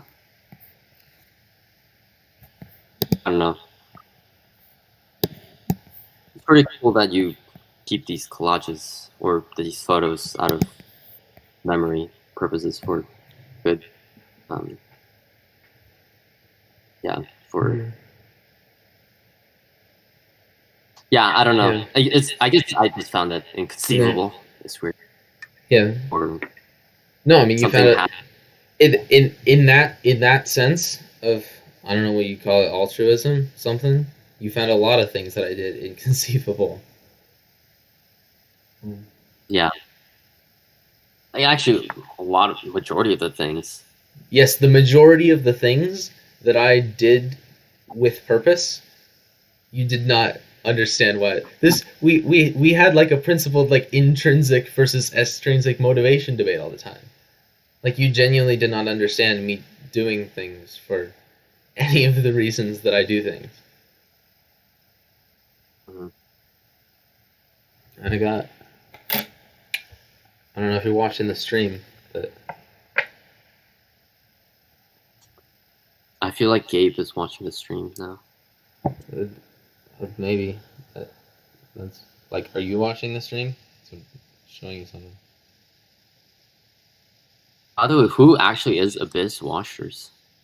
Are you watching the stream or not?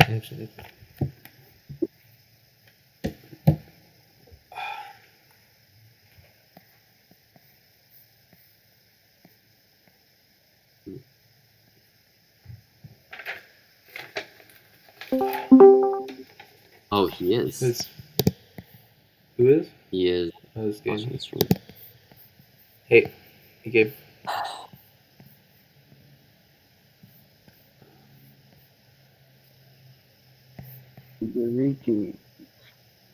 Sorry?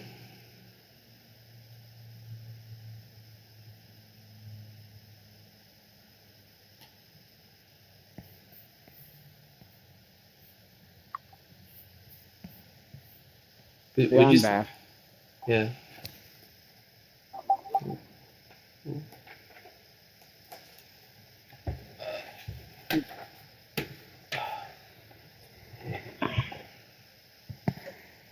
Getting prepped for a snowstorm, hopefully. Is it hopefully? Yeah.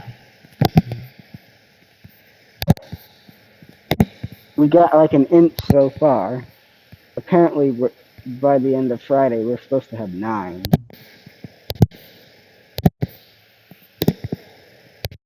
Nice. I got like little dusting.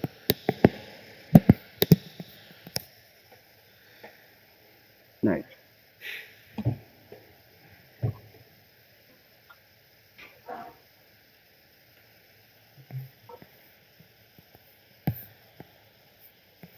Nice. Anything interesting to talk about? Or you guys been chit-chatting for an hour? You can call it chit chat. Right. We just have people watch us, try to make conversation. I don't know why the little plow went by so soon.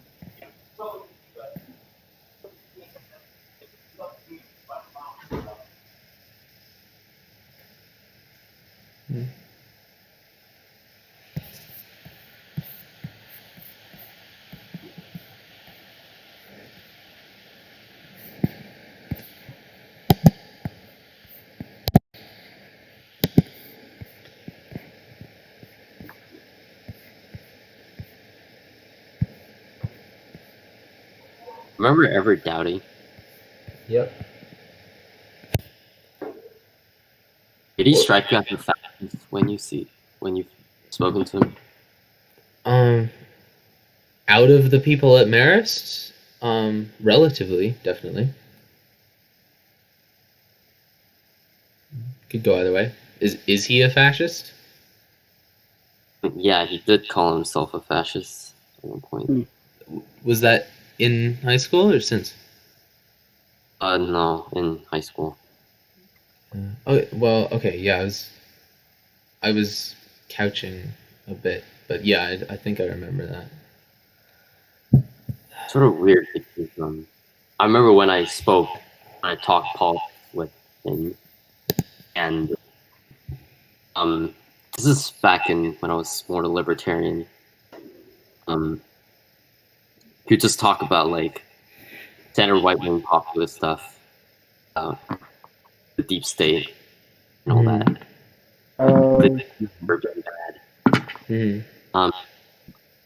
Quite frankly, back then I had no idea what he was talking about.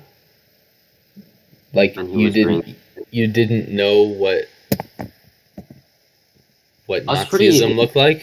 Is that what you mean? Wait, was this sophomore year? Yeah, more like sophomore year. I guess I had less political sense back then. But like what populists actually believe in. Now like I only have more populist being what? I mean what?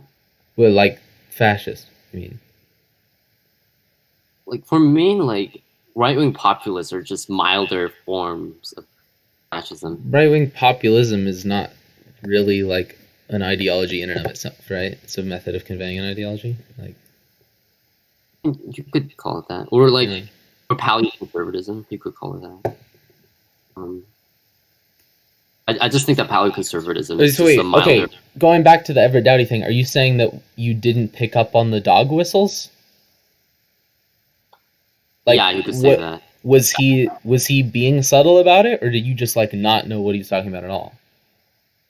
I genuinely wasn't aware of what he was talking about, but like in hindsight, I sort of realized the dog whistles. That's what I'm saying. Like, especially like he would talk to me about how the Rothschilds are evil. Pretty sure he mentioned George Soros at one point. And like, yeah, New World Order. Yeah, I know people who mention that all the time. Yeah, like back then, I had no idea what it was referring to, really. Is that what? So was that like him radicalizing you to like the alt-right? Regardless of his success, is that what like he was consciously going for? Like trying to radicalize me? Yeah. Like is that he was talking to you, he was like deliberately talking in terms that you didn't understand, trying to throw out deep state and stuff and like eventually radicalize you? I don't know whether he was trying to convince me into anything, but when we were talking anything remotely similar to politics, those are the things you bring up. Mm-hmm. Right. Yeah, I remember some of the conversations we had because it was like you and me and him and one other guy where we were standing outside the cafeteria in like a really tight circle for some reason. You remember that? No. Maybe you should tell me who the fourth person is. I might remember. Well, I don't know. I would make a guess just because I can't think of who else it would be that it was Chase, but maybe I don't know.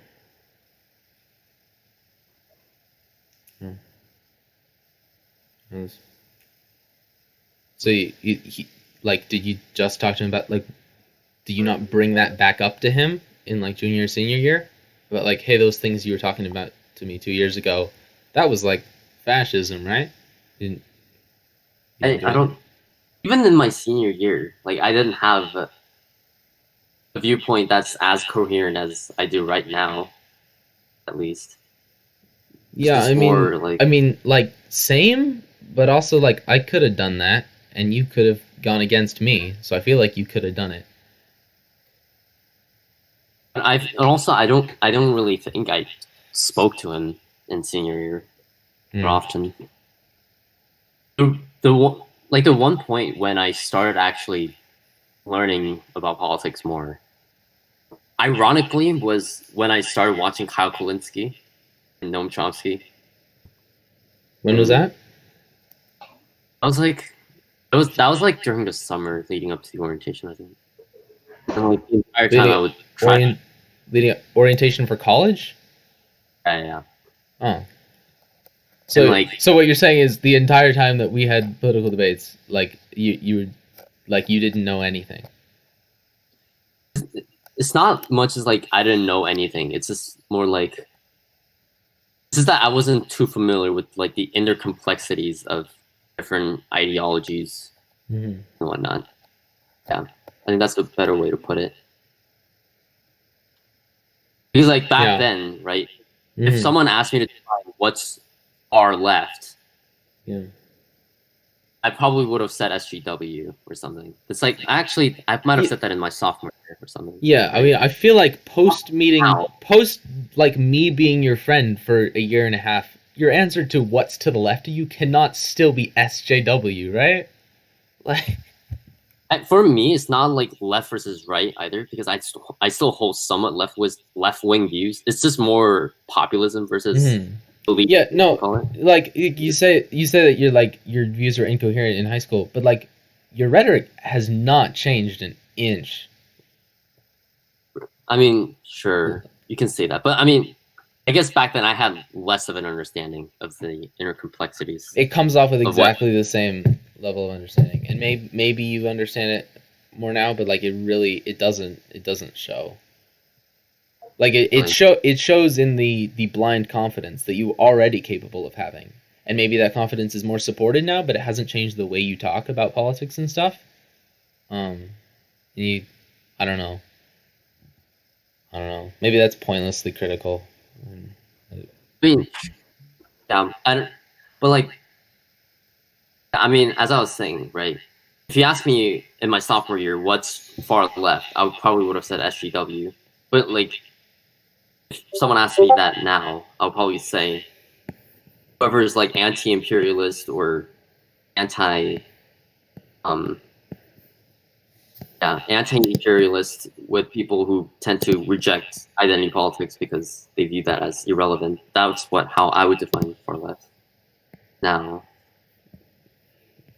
And where are the SJWs or SCWs, as you have used multiple times? No, CJW. CJWs, cultural justice warriors, right? No. I came up with the term CJW, but when I call myself anti-CJW, I mean is it cultural? No, class justice warrior. I'm pretty socially liberal, so it's not like, it's not like being SJW is bad. But being a class justice warrior is bad? Yeah. I don't think that now. You don't think that now? Isn't that in your bio right now? I do think that now. But I'm just a little more moderate about things than back then.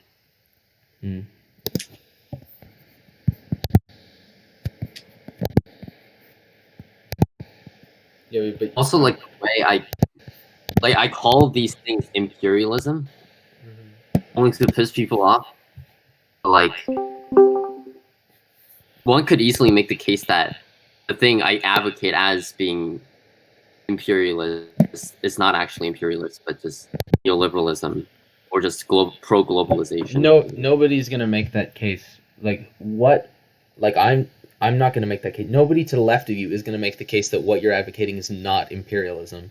No, I don't think anyone on the right is gonna make the case that like that's not real imperialism.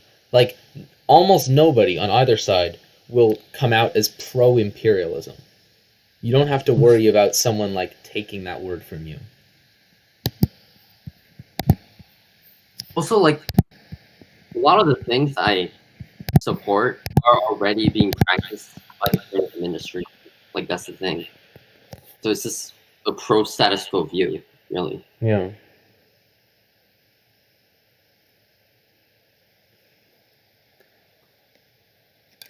Yeah, it's, I don't know. It's a weird position to be in, supporting everything that's happening.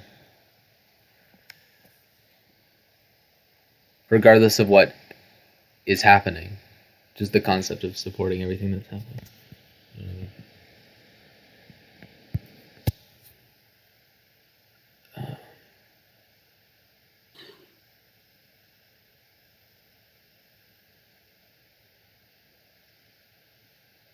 When was the last time you talked to your parents? Talked to my mom yesterday. Texted my dad 2 or 3 days ago. 2 days ago. Are you on good terms? Or I think fine. Really? Yeah. I don't know. Why do you ask?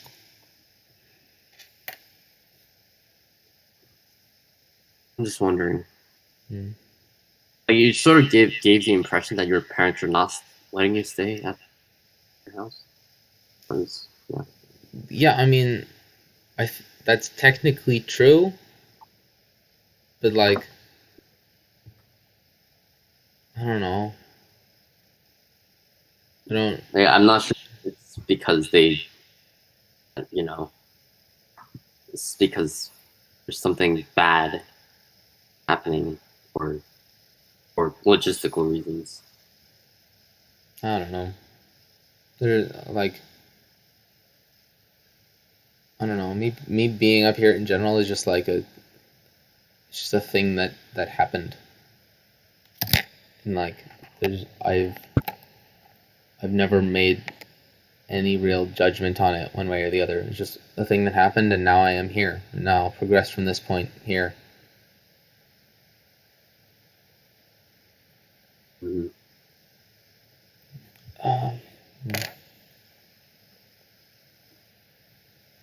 Yeah, are you in good terms with your parents? Yeah, of course. I mean, every once in a while they mad at me, but that's cool. I mean, like, where are you politically relative to your dad now?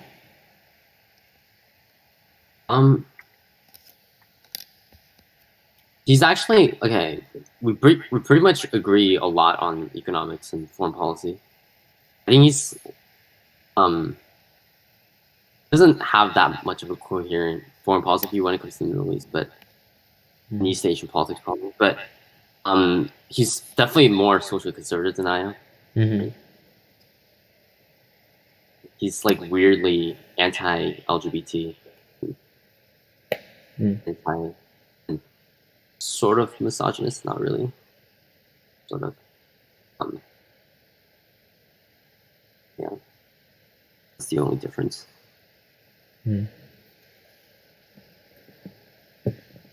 Is that more or less difference than there was in high school? Not sure.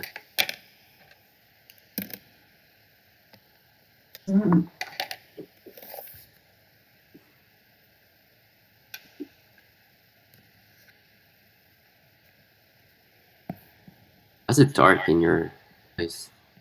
Because it's 6:30. It's blackout. There's a light on. But I have the light pushed up against the wall, so it's not too bright.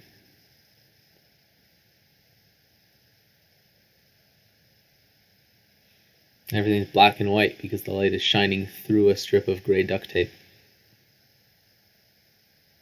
Yeah.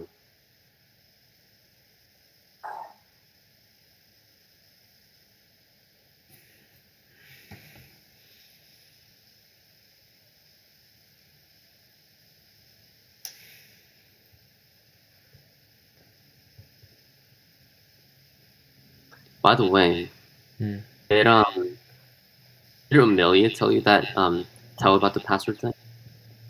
Did Amelia tell? No, I don't think Amelia had anything to do with that. Oh. How did you end up knowing about it? I don't remember, but like once I had any kind of suspicion, it's a fairly easy thing to confirm. Yeah. I see.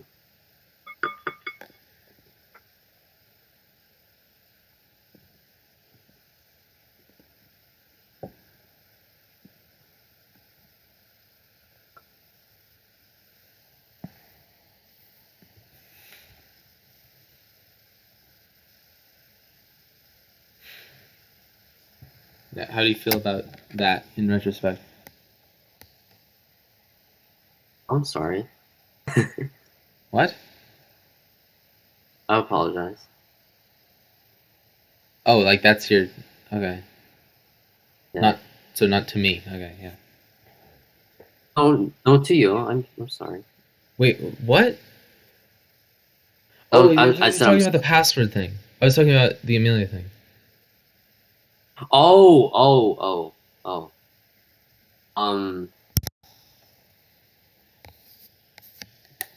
I don't know if I feel comfortable saying that on here. But I can talk to you about it on private.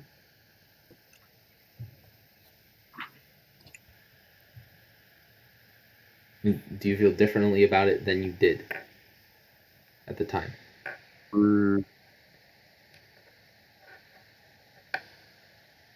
It's a hard question because I actually don't know how I felt about it at the end. Well, I can tell you how you thought about it, but we don't have to talk about it right now. Yeah, I mean, there's obviously a lot of things I would have done differently if that's what you're looking for. Yeah.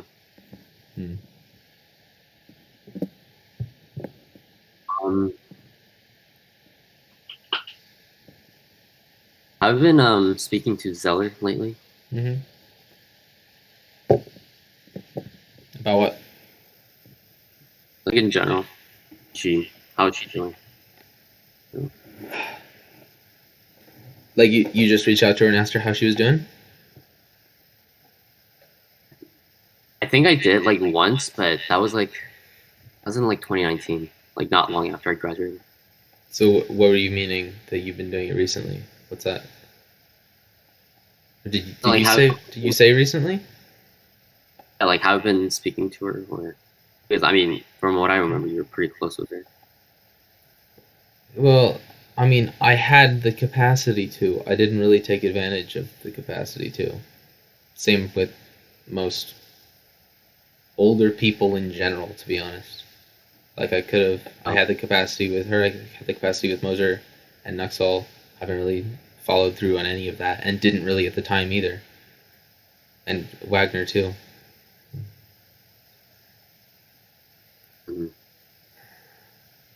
But so, what were you talking to her about? I actually don't remember what I talked to her about. It was like I remember mentioning The Prince to her, and she told me that The Prince was a satire. Like Machiavelli's The Prince is a satire? Yes, she told me that that's a satire.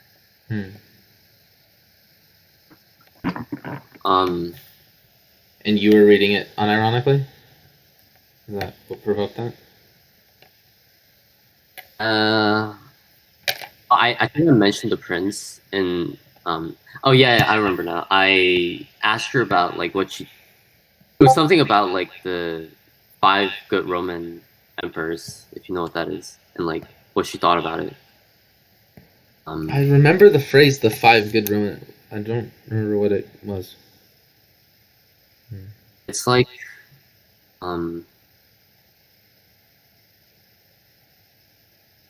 Hey, Gabe, did she say that while I was there? No, I'm not. I was asking Gabe because Gabe had Zeller too.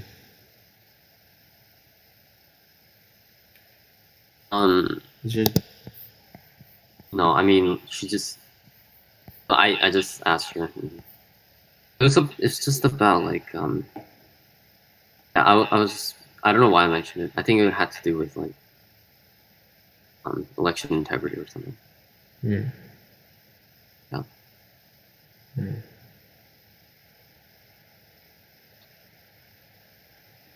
Yeah, I should reach out to older people more. Yeah. I mean, in hindsight, there's a lot of things I would like to talk to Mr. Nuxel about. Like political things? Yeah. Because, like, a lot of the things, like, that he assigned when I was taking a push with him, in hindsight, it's...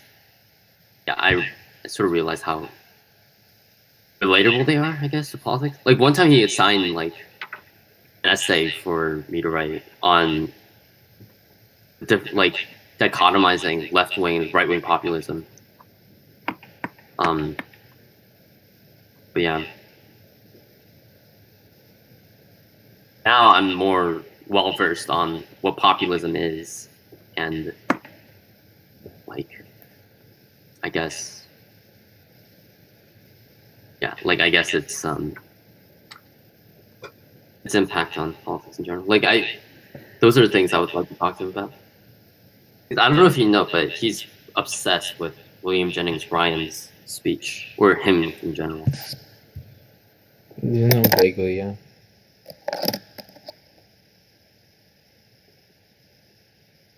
Also, if I did the North Korean, or the presentation on the Korean Peninsula again, it would be completely different now.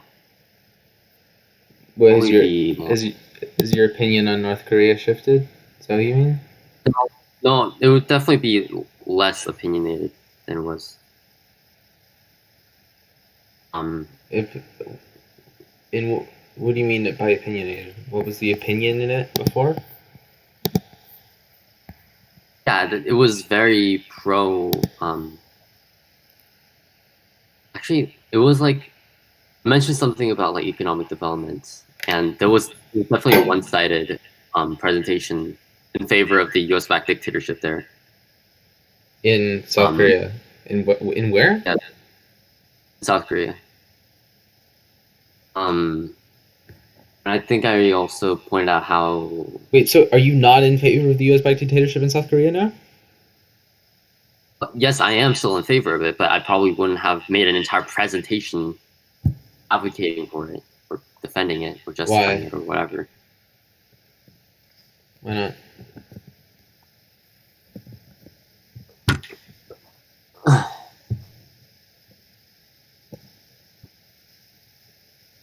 Are you still playing chess?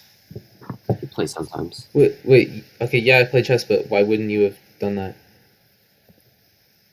What do you mean, why wouldn't I have done Why wouldn't you have presented in support of an idea you still agree with? Oh. Well, because... No, I just think that, like, it's better to be factual than opinionated, right? It's just like more of what you do, in my views. Wait, so sort of thing. Are you saying, like, as a universal, you don't give speeches based on your opinions anymore? What? No, like yes, it seems way too general. No, like, right, but if that's only if I'm asked for an opinion, right? I think in hindsight, it was more of a mature thing for me to do if he was offering me a platform to talk about this key issue, for me to be unbiased as possible. And in hindsight, I probably would have done that if I could do it again. Mm-hmm. I mean, like, what is the other side you feel you weren't being fair to? North Korea? Sorry, you cut out there. What is the other side of the argument you feel like you weren't being fair to?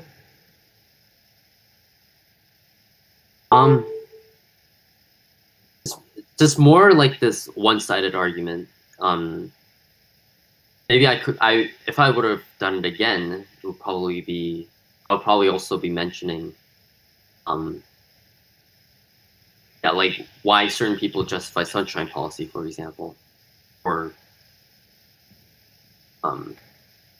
why certain people did not like the regime that I was defending during the presentation.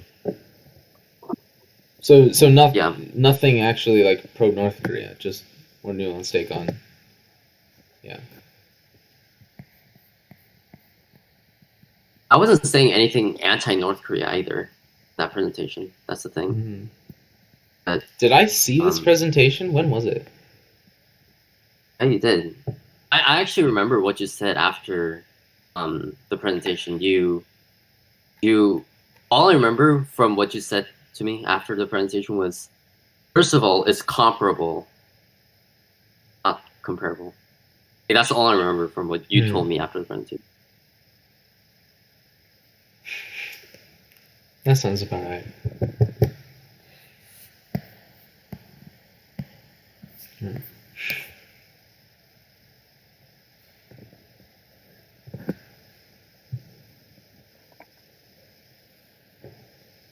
How come you, by the way, can I follow you on Instagram again? How long? What? How come what? Can I follow you on Instagram again? Can you? Yes, because you prevented me from following you after that. Mm-hmm. Like you keep me on a list or something. On that list. Your followers list. Yeah, put you on this short list. People I shan't be speaking to.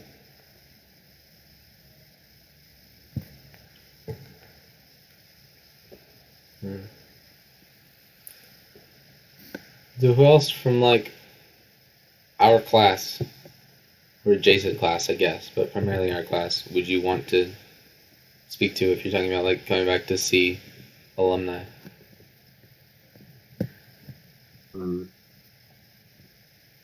Well, definitely Danny and Lindy are some of the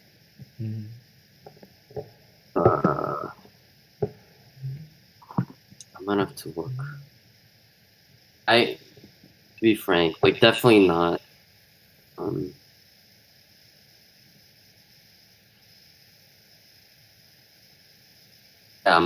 Probably Danny. Definitely not what? Actually, I don't want to be rude. Like, definitely not certain people, but not because I dislike them or anything, but because it would be awkward for me to reach out to them. I'm not going to name any names here. You can say associated words and or images that I would recognize.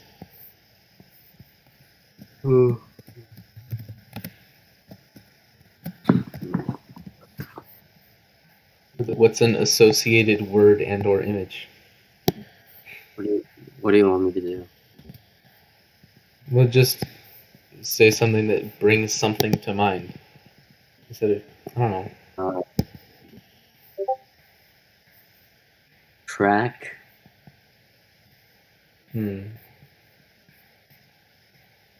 What's awkward about it? Or like you know, like there's some people that I wouldn't mind talking to, but it would be awkward for me to reach out to, you know. I feel like that's everyone though, right? Like it's gonna have to be somewhat awkward anyway.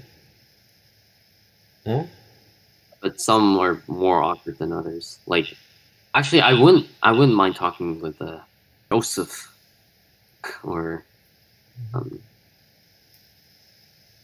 actually, I remember now some of the people that were like one grade below us. Let's see, Colin's pretty cool. Yeah. Also, I saw Colin this past summer at the pizza place he worked at. I went up to him because he's making a pizza in front of a window, and I walked up outside the window and gestured to him, and he had no idea who I was, so I pulled down the mask, and he stormed outside. And I don't even remember what he said. He was just like, I do recognize you, or something. And he just went back inside. oh, that's cute. He goes outside and greets his friend.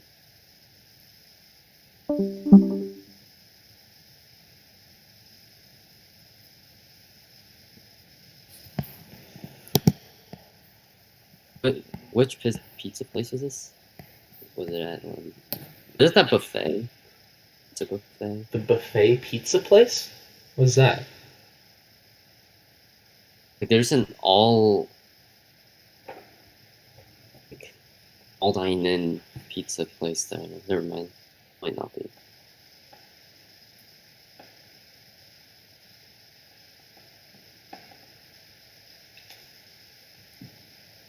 So when you say people you'd want to talk to, you mean people that you already knew that you want to catch up with, not like people you didn't talk to before. Just to see like what your impression was from the outside or something like that. I mean, sure. Like if I were to, the thing is, like, I could already infer what others thought of me. It's not like if I asked them, anything would be used. Mm.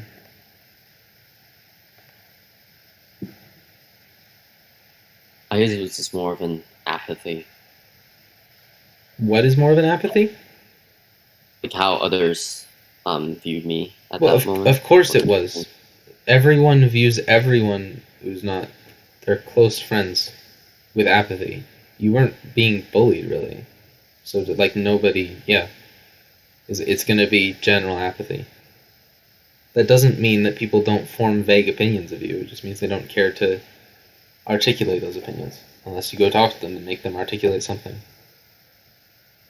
I don't know, like, the first time I talked to, not the first time, but like the first time I really talked to Keegan after coming up here, because obviously we weren't friends before this, like, we just, like, ran over our mental list of everything we can remember about the other person from Marist, having crossed each other's paths a couple times. Like, it's more than nothing. And you can reconfigure that view pretty easily. I mean, to be honest, you'd probably have a harder time than me, but you can still do it. This is sort of off topic, but have you watched the movie American Psycho? No, but I think I mostly know. If you want to make a point about it, you go get it. By the way, this isn't an insult to Keegan or anything. I generally have a pretty positive view on Keegan, but the way he acts and, like, okay, I should not say the way he acts, but I guess, like, his outside demeanor and, like, his appearance sort of reminds me of the main character of American Psycho. It's pretty funny. I couldn't get that image out of my head. Like, the entire time I was watching the movie, it's like, this is Keegan. This is the scrawnier version of Keegan. This is the what version? The scrawnier version.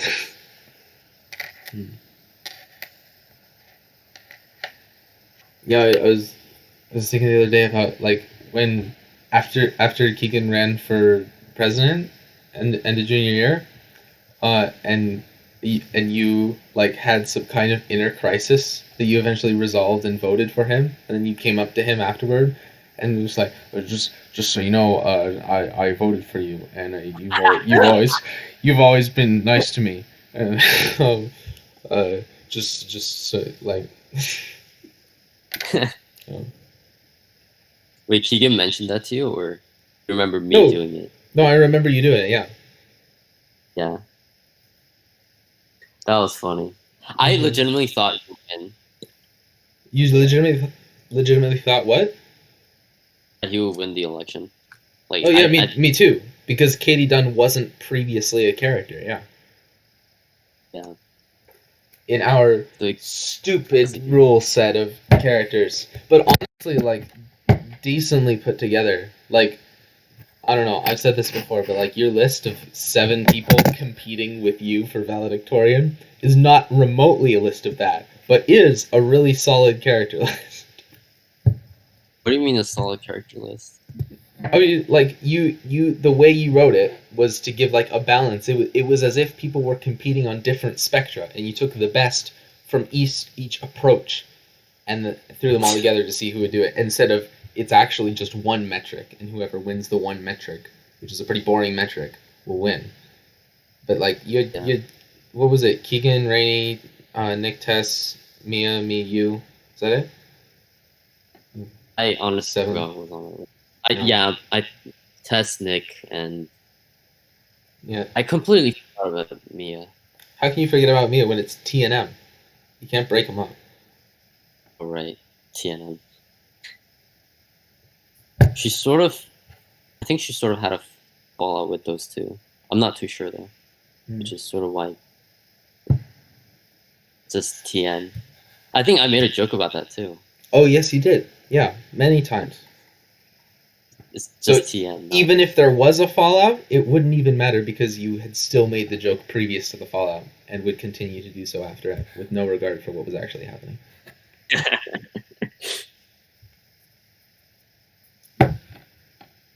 Yeah.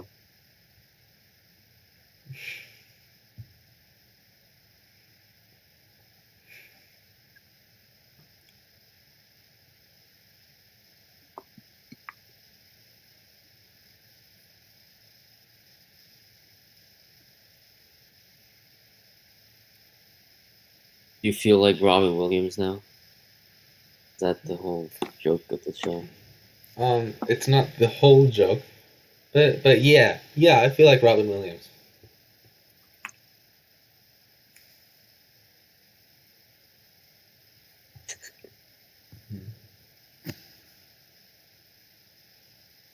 And this gay Gerald Lambeau?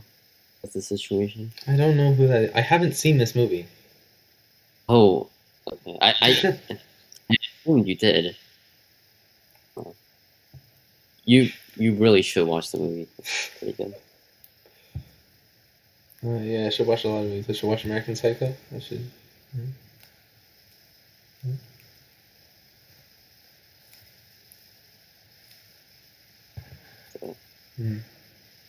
I actually, who's Hazel Griffin? Who was? Oh, what's wrong with me? I thought you said an actor. Like what actor is named Hazel Griffin? Well, the first name is the same. Oh wait, no, the last name is also the same. What?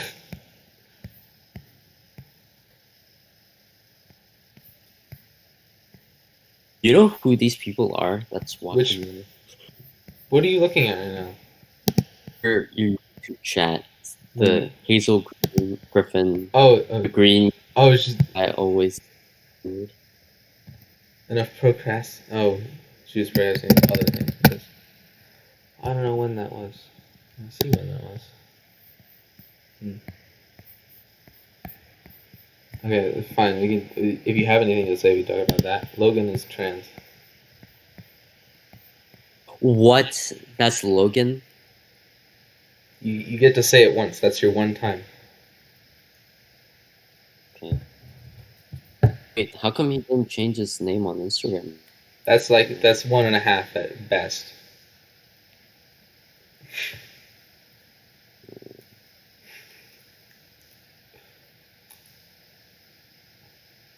Because she's not out yet. Because trying to finish school. So.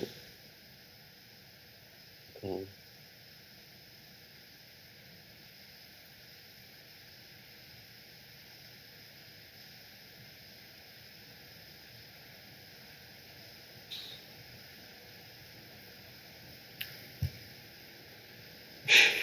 Oh yeah. What? I was gonna mention this. You remember Shawna Lockman, right? Wow, you just come right out with the name like that. Wow, you've grown so much. I guess things change. Okay, I remember. I forgot what the nickname I had for her. Are you kidding me? You forgot the nickname of the most important woman in your life. Oh yeah. It's ethanol. Yeah. It's ethanol. Yeah. Did that remind you? What? I forgot why I nicknamed her that, but because it's Shawna Lockman, SL, ethyl, ethanol. That's the progression. It's a very rational progression. You understand? I'm willing to disclose like everything that actually happened now.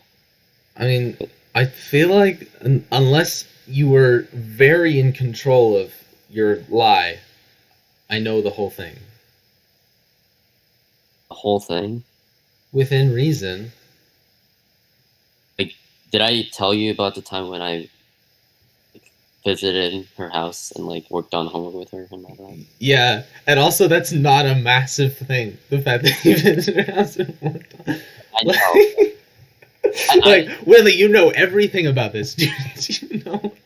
Did I tell you about how to get her to go homecoming with me? Yes. Like how that. Yes. Basically? There's no. I told you that. Yeah, you told. I thought I kept that from you. I thought I kept that at. You probably kept it for a while. I don't know.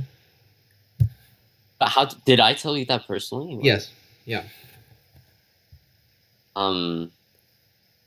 Okay, wait. You shouldn't know this. Wait. Okay.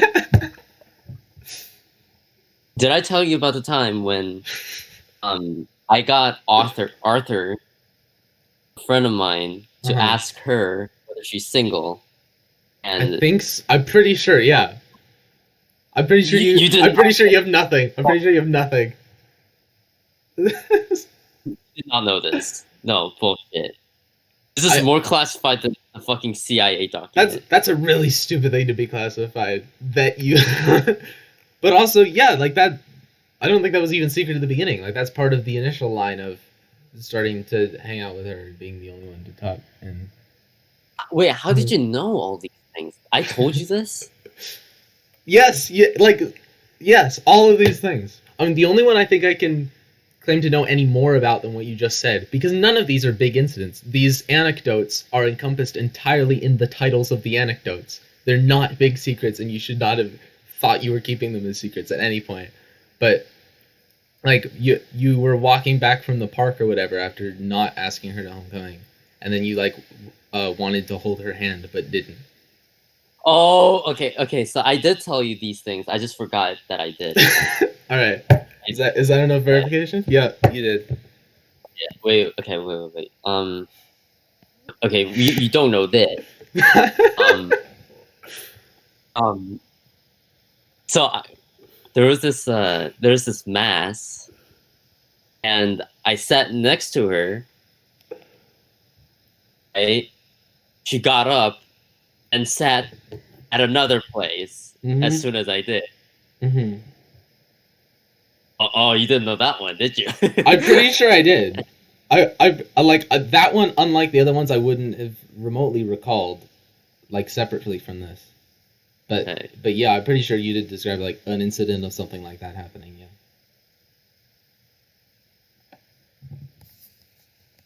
Yeah. Okay. This is a really still a mystery to me. I don't know if I told you. How about we solve this mystery together? Okay. I've never told her that I'm Korean, right? You told her that you're Korean? Is that what you said? I've never told her that. But somehow, when... Okay, so... Okay, actually, I have to take a step back. So did I tell you about the time when I actually went near her house, but left before actually ring the doorbell and talk to her? Yeah, because you came to my house right before that with like a package or something, right? Wait, did I? I think so. Or right after. I don't remember if I saw the package or not, but there was definitely a package involved and you were being really shifty about it at the time. I was like, oh, he's clearly going to drop this off. Was it Thanksgiving? It was some, like, not major holiday. You're right. Wait, what package was this? What package? I mean, it's just a card. I don't know. You were treating it like a package. Wait, fuck, I forgot my old story. Yeah, well, lucky you told me that. It was either Thanksgiving or Easter. It was not Easter. She was gone by Easter. Yes, you're right. It was Thanksgiving, right? Probably. Wait, was it chocolate? What? It was chocolate. It was chocolate. Yeah, you're right. You're copying me. Yeah, it was. Didn't even melt the chocolate yourself. What are you doing? Yeah, so it was chocolate, and I dropped it at her place and left, I think. And she changed her line status in Korean it said something along the lines of like leave me alone or something. I forgot. I don't think it was leave me alone, but it was something like that. I don't think it was that aggressive, but yeah, basically. It was something like that in Korean. So it was clearly meant for me, but how did she even know that I'm Korean, first of all? And second of all, how did she see me? So before that, you had been talking to her in Japanese, right? Yes. But all you'd ever told her about your parents is that they're overseas, not that they're in Seoul. I never told her about my parents. Yeah. It's a thing. So it's insane. It's insane. Like, it's still a mystery. How did she know about this thing? I don't know. Maybe she's racist. What? I mean, I'm racist against my own race. Which one? You mean which one? I only have one race.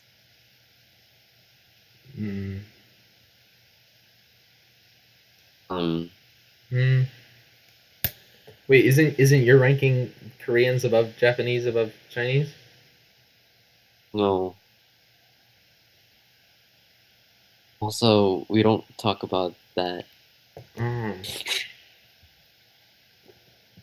Do you talk about that in your new groups? No. Do you talk to your girlfriend about that? It's a joke.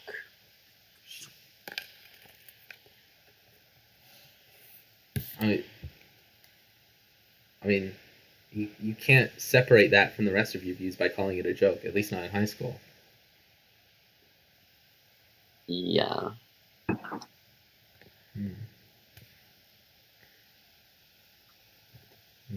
That's why Everett, the fascist leader of Marist, singled you out. Everett, the fascist, the leader of what? I just said Marist. I wasn't making. Yeah.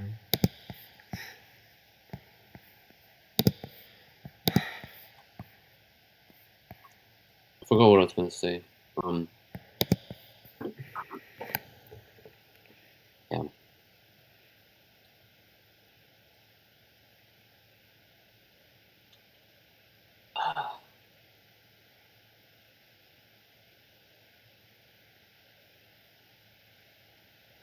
Did I tell? Okay, you know about Robbie, right? The Chinese guy, the tall one.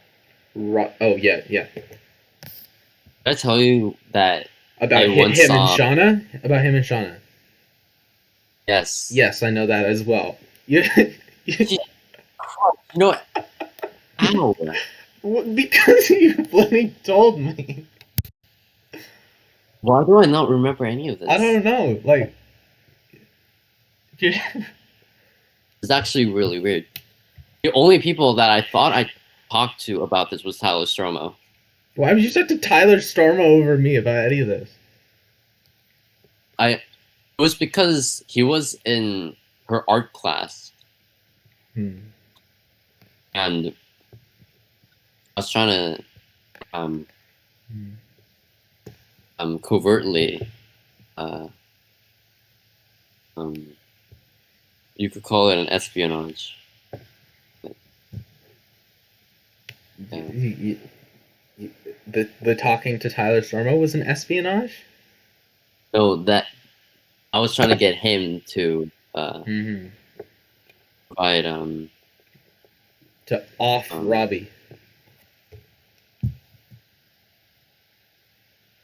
Like one time he told me in English how she was talking to Robbie the entire period. Suspicious, yeah. Yeah, that's sus. Pro Among Us moves.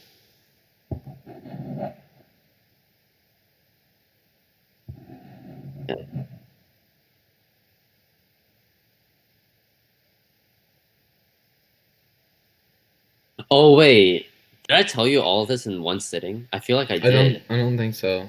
I think it was pretty spread out.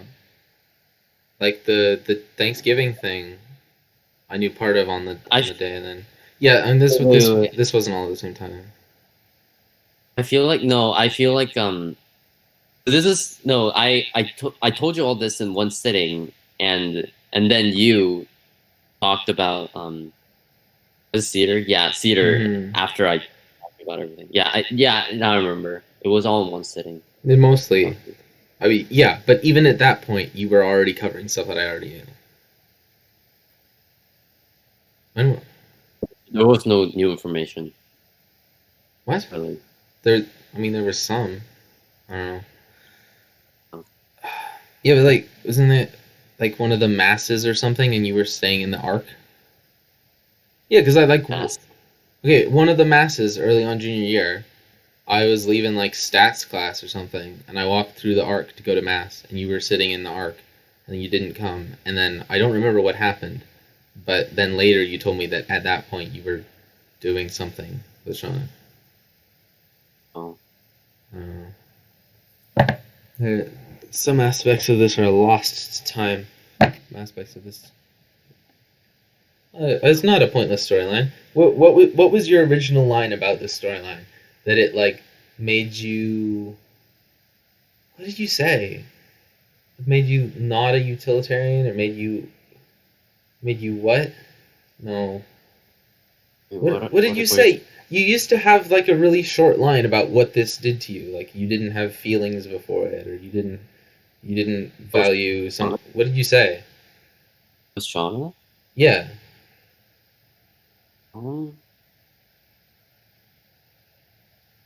I genuinely are referring to really. You had the line that you used like 3 or 4 times where you'd say like before Shawna I just like you didn't you place no value on other people or something. I think I really meant that I'd never liked anyone before her or something. No, I like as it was an extension of that. Like not only you never like romantically liked somebody. Oh no, you're right because it was you thought you were incapable of love. Yeah, I think it was that. Yeah.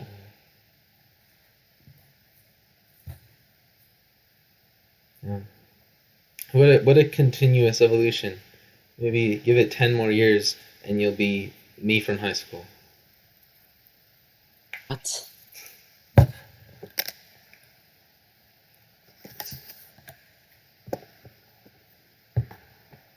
By the way, this is like a headcanon conspiracy theory that I barely take seriously. But I still suss that you were actually sent back in time to influence my life in some way or no, yeah, we've talked about this, yeah. It's good. I think it's true. It's a good theory. It's a yeah.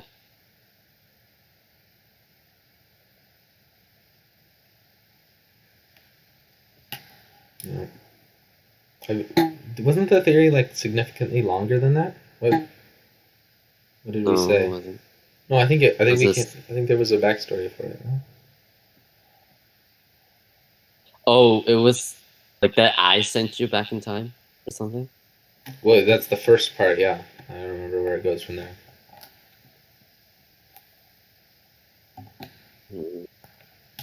I'm gonna have to revise that theory then. Because you would never send me back in time? You preferred yourself incapable of love with a bunch of meme viewpoints? It's a simpler time.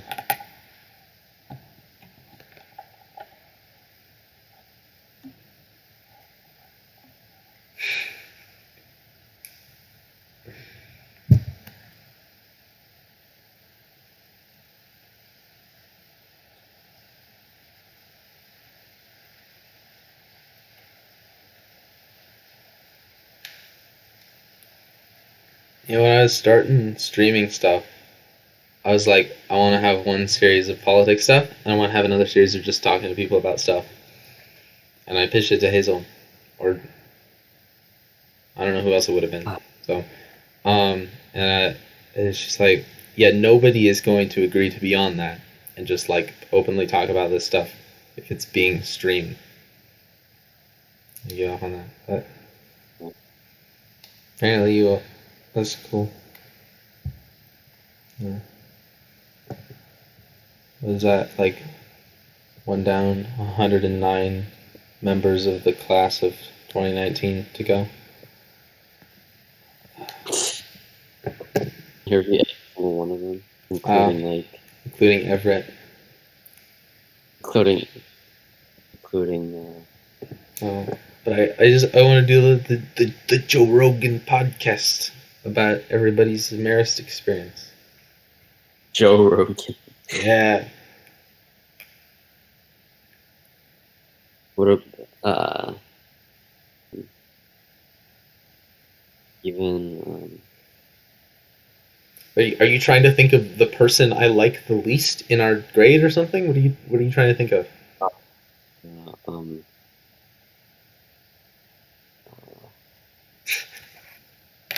Right, I'm trying to make it funny, but yeah. Do you want me to get the book? We can read off until you find the name that's funniest, and then once it's all set up, we'll go back and I'll let you deliver the line.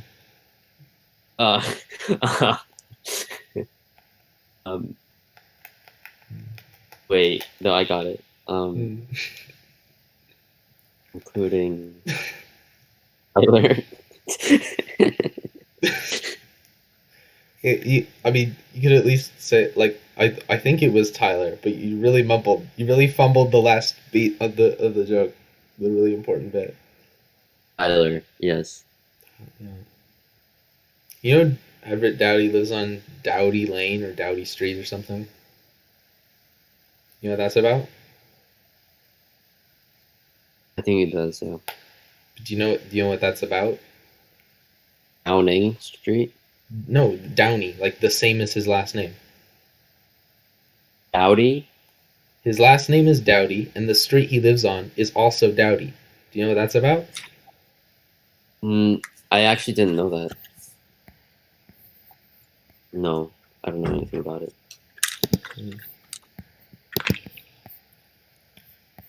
Maybe it's his clan. Clan? Dowdy. Yeah. The Dowdy clan. Yeah. Fascists are known for their clans. I mean, they're both tribalistic, really. I mean, so, I'm still, is there actual evidence that is fascist? Like, or are we just, like, besmirching his reputation based on nothing?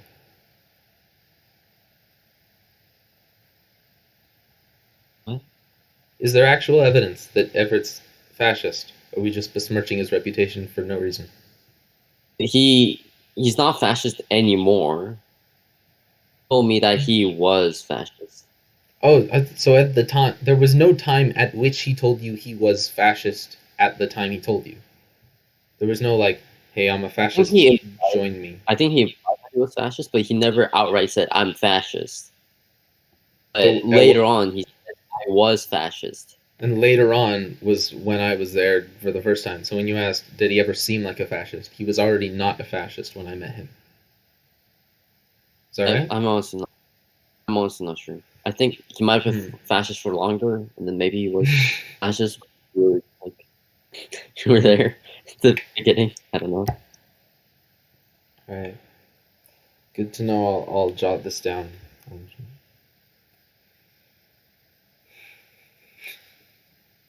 Can I get the teachers on here too? Yeah. Like, even Patterson. No.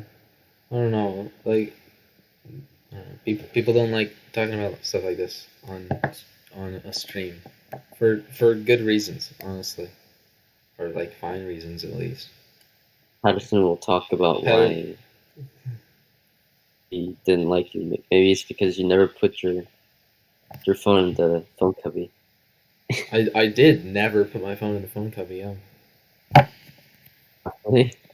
I think I did it one day, where someone alerted me. Probably not someone, because nobody would alert me to that. Something alerted me, or some overhearing alerted me that something was going to happen that day, that I should really have my phone in the cubby. I don't remember anything else. Why did you put it in the cubby? What? Why didn't I I? didn't jump. Yeah, Why would I? because I should check for. I don't know. Maybe. I'm graduated now. It's clearly fine. I don't know. Um,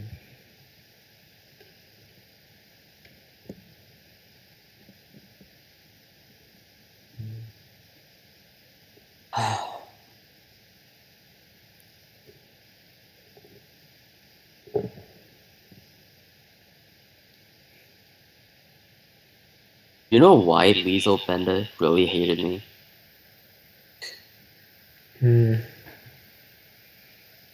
I mean, there's no way it didn't have a degree of what would you call irony or something to it, like playing it up or whatever. I don't know. I feel like most people in our grade, given your relationship to them, if they suddenly had Liesl Benda's personality, they would talk about you in roughly the same way she did. I don't think that there was necessarily anything special that happened between the two of you. But maybe there was. What happened? Proceed. I don't know, honestly. Okay, in that case, I just answered it. Oh, you're setting up something. Personality thing. She's just like that out of her persona. It's weird. Sure. Okay.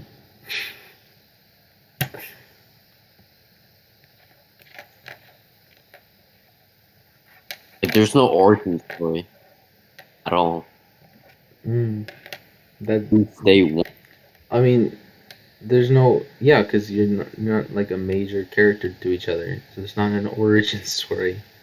People have opinions about other people that they don't have origin stories with.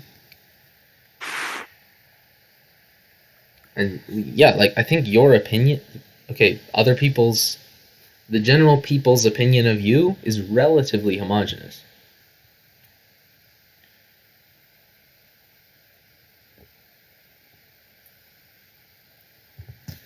Mm-hmm. Like you got the couple throwaway lines to Keegan or someone about how you're actually you've always been nice to me, or something to that effect. But I mean, on the whole, yeah.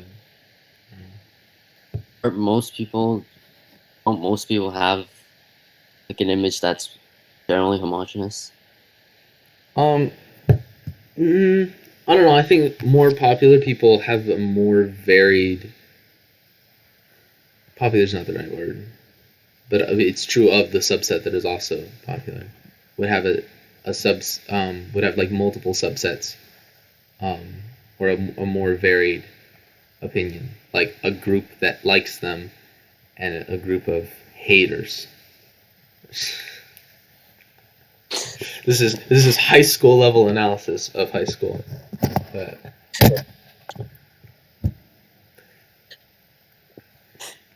yeah, I think something to that effect. Something to that effect is probably true.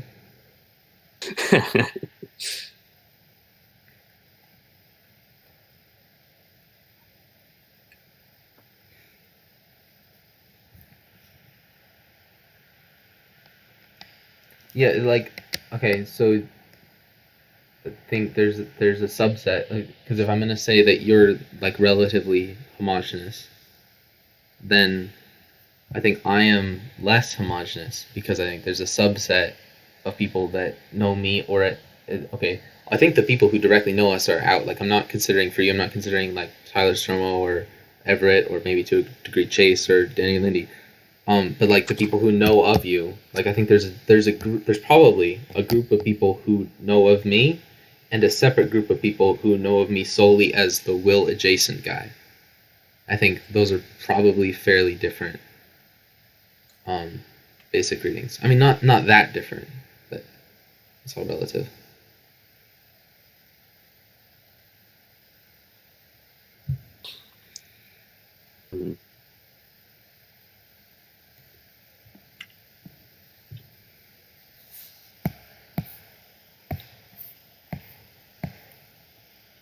So why did you decide to become the Will adjacent guy?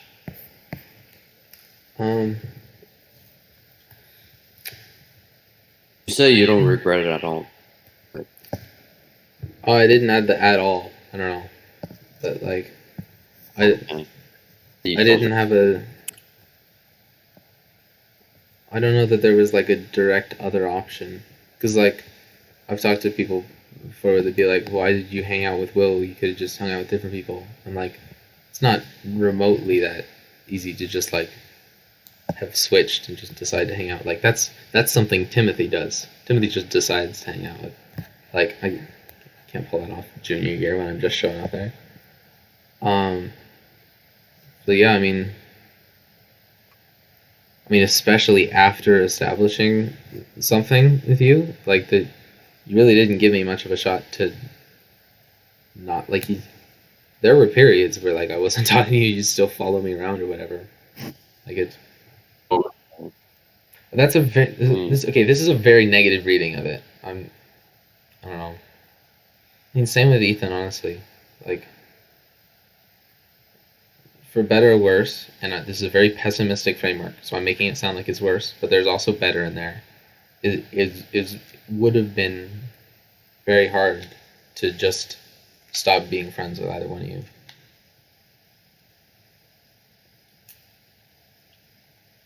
Like emotionally, or just for what? Just like practically, kind of. I don't know. Also, I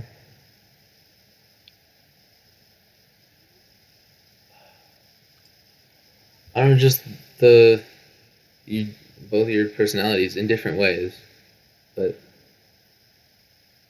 I don't know. Also, like manipulative-ish behaviors, like not consciously even on either of your parts, to be honest, but like things that played to the things that I, at least at the time, and still, but at least I'm like aware of it now, so I'll like directly implement countermeasures to avoid it. Like things that I'm more vulnerable to, I think. Yeah.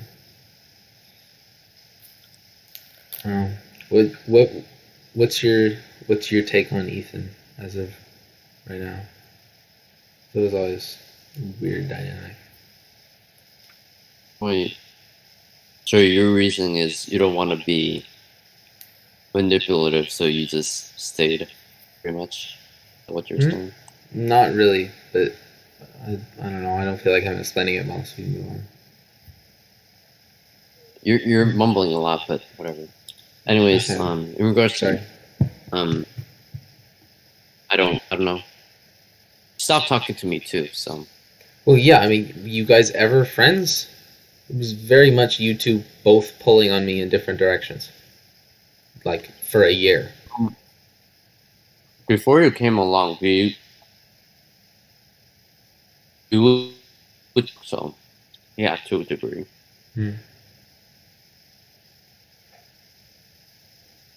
There was that one time we went to Prince Puckler's, the three of us. I don't know why you're both in my car at the same time. You two were just like fighting the whole time. Was it after Model UN? Maybe like really close after that. Pretty late senior year. I don't know. Cause like, I don't know. I think in retrospect, most of my like close friendships prior to college, are much closer in terms of how it's easiest to analyze them to like romantic relationships. Cause like plot wise at least. Which means that basically for like a year there between junior and senior year, I was dating two people at once, and that it was a bit of a mess that whole period. Because like you two did not like each other. There's manipulation of different types going on in both directions. I would try to take breaks from one of you, and my only respite was in the other one. So I never actually got like out of the loop. It's just it's a bit of a mess. A date? It's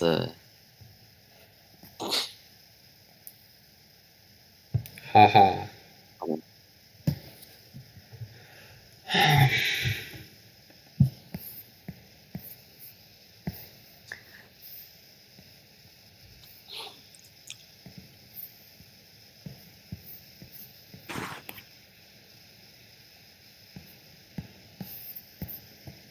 When you get dissatisfied with your first date, you just flock to the other one.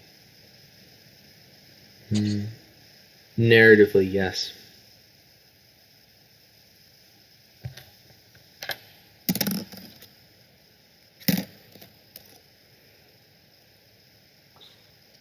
Now, I mean, like, sex is a lazy plot device anyways. Like, just, So that is. yeah. And you can say that with certainty now. What? Been to Macy's lately? Actually, this reminds me of something.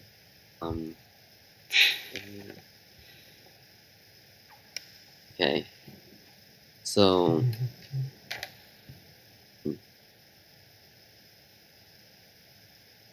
So, do you know about the DeVito Rule? So this is the quality of any romance movies. If a romance movie becomes a horror movie by recasting the lead man as Danny DeVito, it's a bad example of a romance movie. Or if it's still a sweet movie, then it's a really romance movie. It's a really gross movie? No, it's a really I call this the Danny DeVito test. Or if a romance movie becomes a horror movie. I think you told this anecdote in exactly the opposite order. That is, like, this is a bit of a mess here. So let me unpack what you're trying to say. So there's this Danny DeVito test for romance movies, and if you swap out the male lead with Danny DeVito and the movie stays a romance movie, then it's a good romance movie. And if doing that makes it a horror movie, then it's a bad romance movie. Yes, that's what I'm saying. Mm-hmm. But not very many movies really pass this test. Mm-hmm. Does your life pass this test?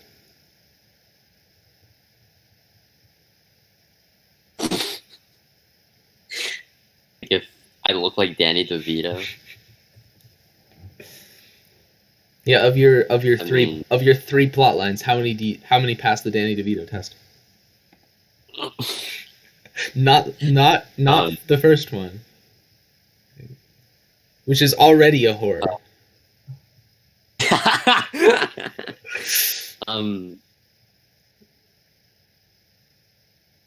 Second one's still got a bit of horror in it already. Could Danny DeVito pull off the third one? I'm sorry, but they're all horror except for the one right now. Aww. Current one. I think. Aww. But anyways, imagine Danny DeVito just climbing a Ferris wheel to ask that girl out. What? Did you climb a Ferris wheel to ask your girlfriend out? No, as Ryan Gosling did in The Notebook. Does Ryan Gosling climb a Ferris wheel in The Notebook? I swear I'm not this bad at movies. I'm coming off extremely bad at movies. I mentioned like 5 movies in the stream, and I didn't know any. Yeah. The fact that you haven't even watched Good Will Hunting, that's already. I'd get too many ideas. I'd be too much therapist.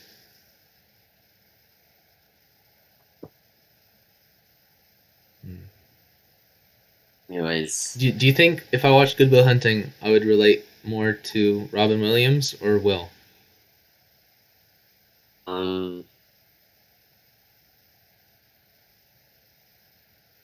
It's a hard one, actually. Yeah, it is. I haven't seen the movie, and I know this is a good question.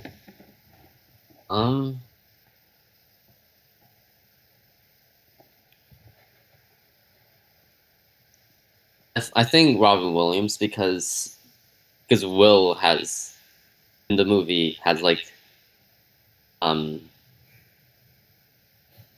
what is it, attachment disorder, like it's like the whole movie and like his character revolves around that, but you don't really have that, so I think you should have said you don't think I could relate to Will because he has a romantic plotline.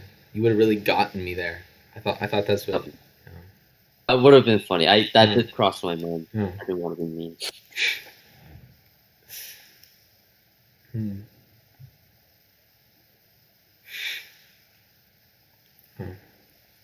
This has been a powerful goodwill hunting session.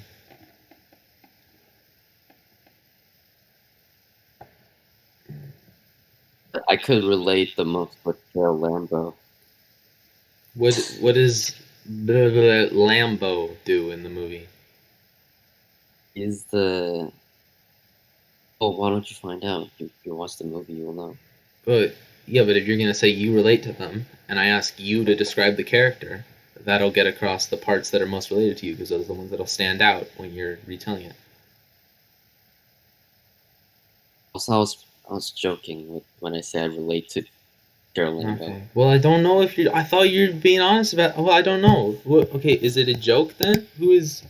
What is the first name, even? Oh, Williams. But I was joking with that. What? What is also, it? Gerald Lambo is Gerald? the field medalist.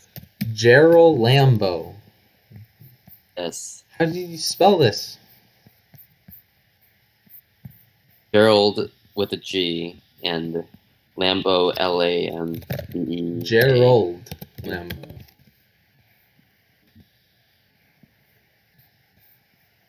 Wait, it's not Robin Williams. It's a different guy. Yeah. So the math prof. Yes. Okay. Am I missing something here, or is this the entirety of what you were trying to get across? No, you're not missing anything. Alright. Yeah. Anyways, do you want to talk about the GameStop rally? What about the GameStop? What is your take on the GameStop? I said that the hedge funds and the short sellers should be bailed out. Who did you say this to? Honestly, you seriously need to stop opening with a line about your genuine politics that inspires you to laugh maniacally afterward. It's not a good look. It isn't.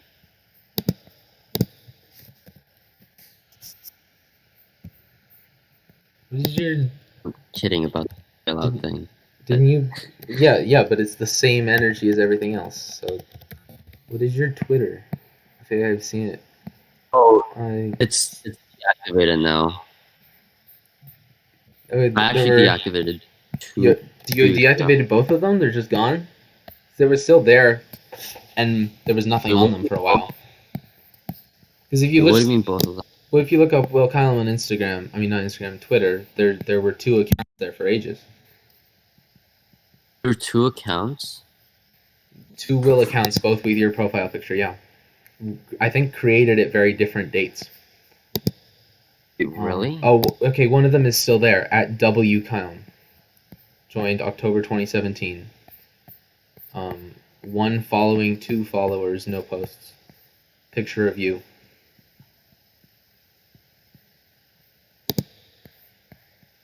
And one of the followers is Everett Dowdy. Yeah. And your only following is Everett Dowdy. What'd you look up? Will Kyle Twitter? No, I looked up Will Kylum on Twitter. Oh.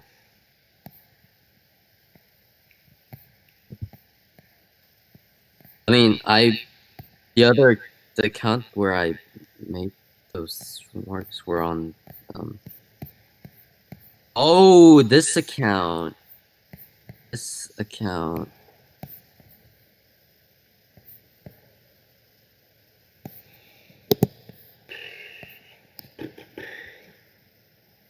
I remember this. Yeah. How I forgot completely that I had this other Twitter account. It's not really like a big thing. Yeah. I don't use that Twitter, but yeah. That's clear.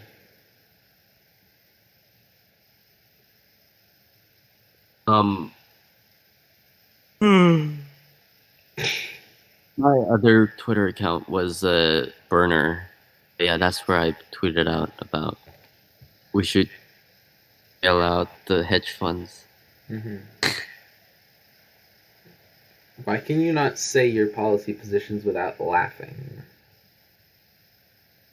The thing is that I'm not an expert on finance or corporate law, so I don't really have an opinion, substantial policy on regarding GME, except that, like, sentimentally, I don't really stand with the Redditors who bankrupted short sellers. But besides that, like, I don't really. Wait, did you say the Redditors who bankrupted the short sellers? Like, that is not the narrative of this. That's what? That's what happened. No. What do you? What? I mean, not really. Like, they didn't win, or at least the subset of the Redditors that is the people did not win. Like, I mean, the short sellers were losing a lot of money because of the rally, and Robinhood decided to close it, and then this is a really like I can't do this either because I'm not on top of this, but like that's a really simplistic narrative. Like that is the Reddit narrative, yeah. But yeah, I mean, don't base things on that. Like, I mean, kind of a squeeze is that when the prices went up, the short sellers were losing, and the short sellers themselves were selling their position. Well, the price. The price is almost back down now, right? Now it went back. So it's fine. I mean, it's fine as in, like, the hedge funds and whatever are fine. Like, they made their money on the other end of the deal, too. Well, some hedge funds decided to invest on the other end. Yeah, you know what that means? Some hedge funds against other hedge funds, aka just Wall Street functioning as normal. The people and their effect on it is like, they just, like, maybe that's enough of the fact that they picked GameStop over something else, but it's still hedge funds versus hedge funds. Yeah, but like the hedge funds at bandwagon with the Redditors happened after the squeeze. Like the squeeze happened the timeline is not a clear one thing happened then the next thing happened, I think. It is like it is. Like the hedge funds there were funds that started this rally. It was the Redditors that started it. Then squeeze happened. Now it's profitable for them to actually go in and trade stuff. I mean, now it's profitable to short GameStop stock, especially the last week or whatever. Yeah. You think? Wait. By the way, don't you like Logan believe that trading stocks is unethical? Can you? Fine. I'm gonna make a deal with this. Whatever. Go back to the beginning of the sentence. What was the sentence? Don't you and Logan think that trading Really? stocks is unethical? Are you catching the problem yet? You do it again? Can you not hear me or something? No, I can hear you just fine. Can you repeat it again? Don't you think it's unethical to trade stocks? So what's the part that you took out of the third time you said it? Don't you and Logan believe that fuck it's is wrong with unethical you, man? What? What do you mean? What the fuck is wrong with me? I don't know. You saying you're okay. I have to say Hazel. That's why. You broke up. What? So just start. All right, start the sentence over again. I don't know what the last thing was you said, but whatever. Oh, so I was supposed to say Hazel? Is that the problem? You're supposed to say sure, but just ask. Okay, fine. Just say it again. Let me just keep going. Ask the question, sir. What? You know what? Never mind.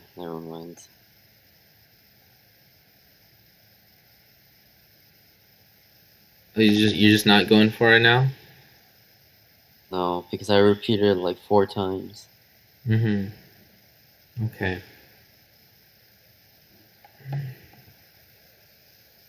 Do you think it's unethical to trade stocks? Oh, come on. I don't know why you even. He's like, you and Hazel, we're the. She doesn't even agree with me anymore. Not, or even more so now. She's fully back to sock. What? Wait, what? She's fully back to sockdom. Oh.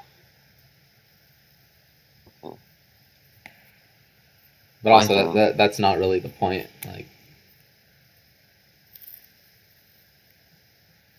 So are you gonna go again or no? Go again with what? With the sentence. Why? Why are you keep telling me to repeat the sentence?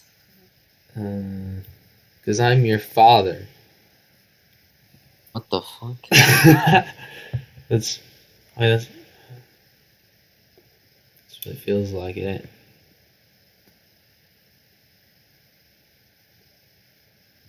ain't.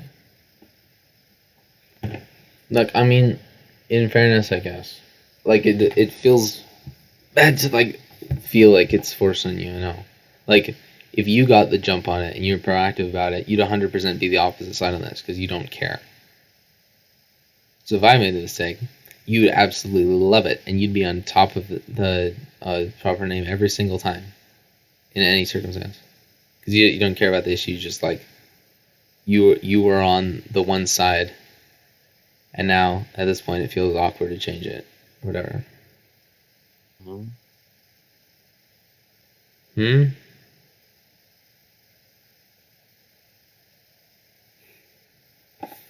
I'm wasting my time with this.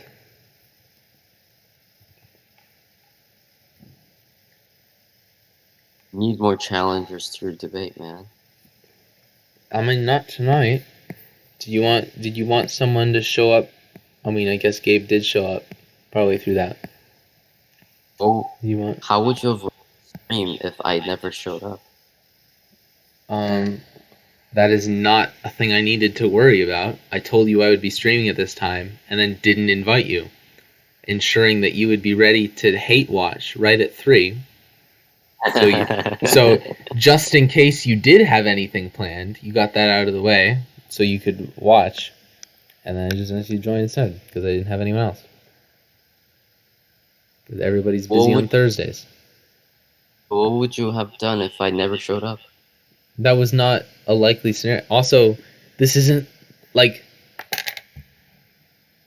I just want this to be like a weekly talk thing. If nobody shows up, then I just like, alright, turn the stream off.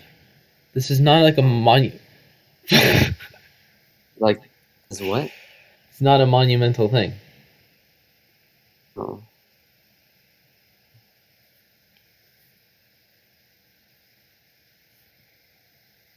But also, there was no scenario in which you didn't show up. Okay, Dr. Spoon. Doctor, what?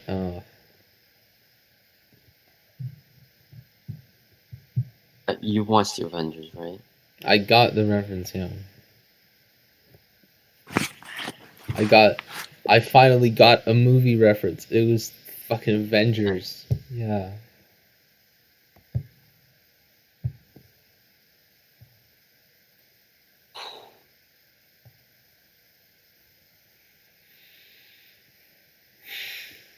By the way, aren't you supposed to hate Tony Stark's character because he's a war profiteer? It's just a very strange way to frame anything. But okay. Like, and you hate war criminals, but Tony Stark. What does it mean?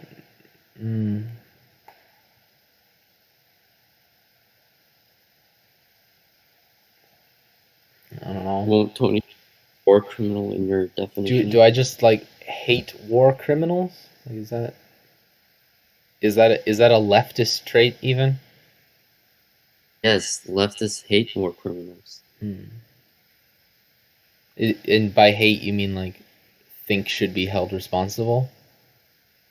Yeah, sure. Oh, okay. Yeah, that seems about right. Yep. So, do you believe Tony should be held responsible for war crimes? I mean, yeah, sure, yeah, okay. I don't know what. Like, there's probably bigger problems than that about. What do you mean bigger problems? Well, it's a fictional reality, right? So the biggest problems are not going to be terrestrial injustices, not terrestrial, real life type injustices committed, but actual like framing differences or things that, while they are technically conceivable, are actually not how the world works, which is more along the lines of like reinforcement of like individuals as the only agents in society. What? Which is like everything behind the entire concept of like a superhero, as well as the whole like stopping bad guys in some kind of cycle, a la Cops, whatever, like all that kind of mush, philosophical mush, is far more objectionable than the fact that the war criminal protagonist doesn't get locked up for his war crimes.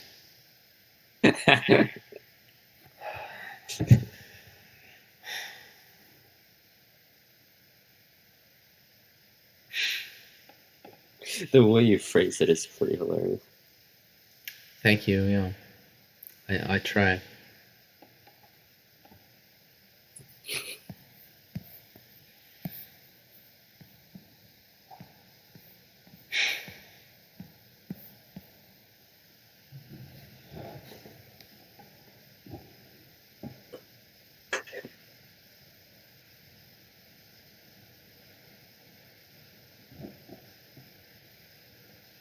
War criminal protagonist.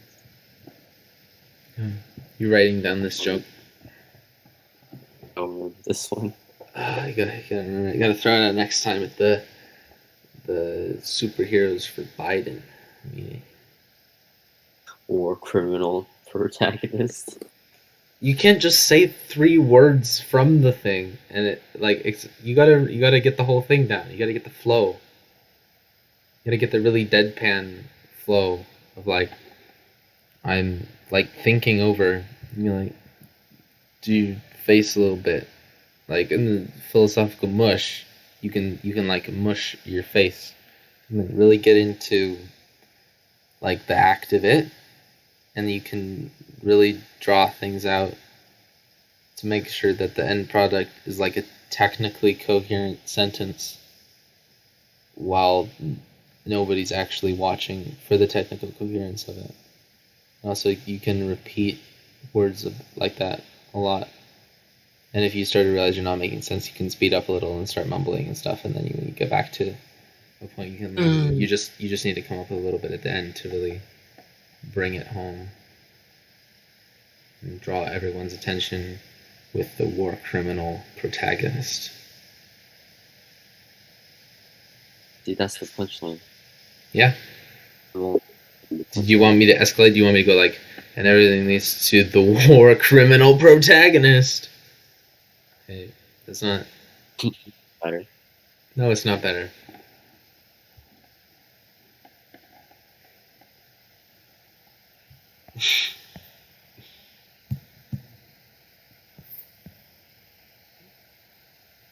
So, how was the camp in the woods? Is that Maria and Maddie? Good? I don't know. That was like June. That was like the second thing I did with them. What'd you do while camping? Walked, sang, etc. How's your singing going? You sing much these days? No. Did your girlfriend sing? She tries to sing sometimes. Wow. Oof. That's extremely rude. What do you mean? How is that rude?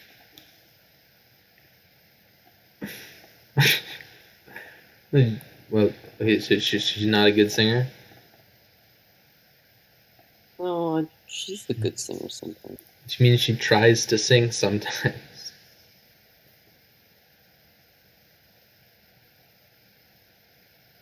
Yeah, I could see how Oh, she's a good singer. Gotta watch your language then. You don't break out the Shawn Mendes? What is our singing repertoire besides Shawn Mendes? It was Charlie.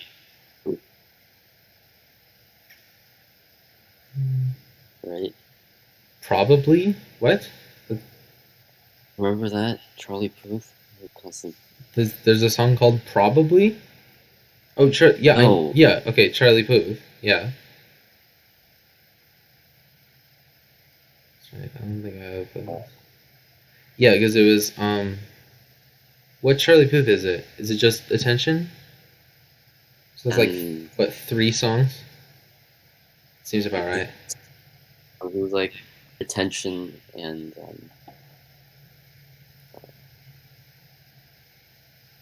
Last Call Away or something like that. On Call Away. I think you did yeah. Yeah, I don't know that one, but I know of that one, and I think you did it, yeah. I think that's about it. I'm trying to think of ones of them I have done once or twice. I can barely remember my repertoire, because I'm learning songs so fast now. Trying to pick up the actual repertoire, so. I don't know, like that's like, what, 4 songs with you? And with Ethan, I think it's like, Moving Out, and Piano Man, Billy Joel, and it's like all I can remember, which can't be, because Ethan and I would always have music, but yeah, it gets scarred up.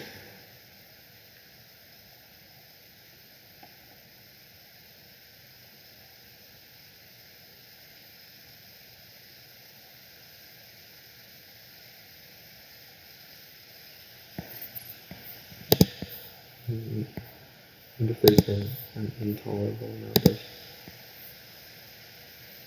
That is horrible.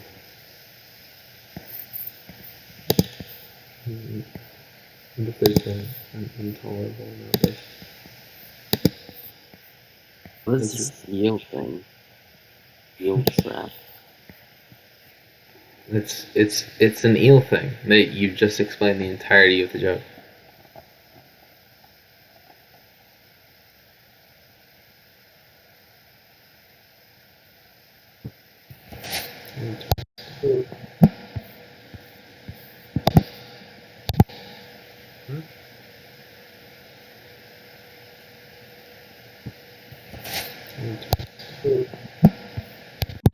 I really just need a mic. What did I do for my when I was everything was running off of this? I don't know. I just need a separate mic because this is really loud.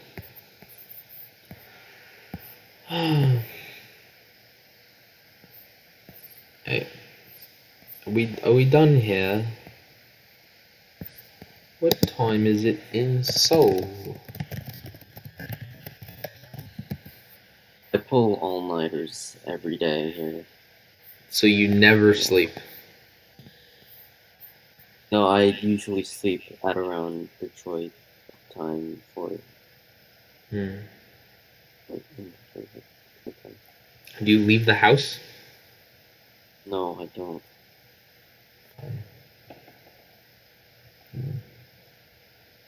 That sucks. Do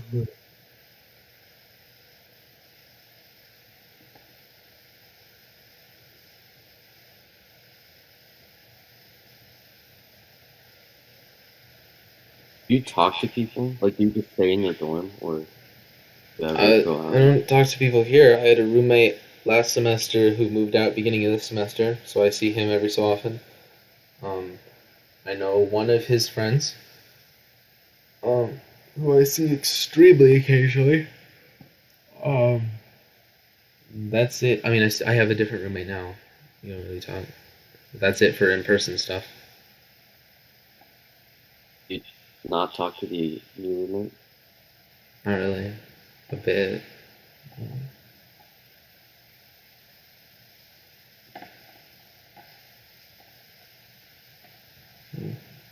I'm doing better at talking to people online than I did last year. Last year's a mess. Just not talking to people.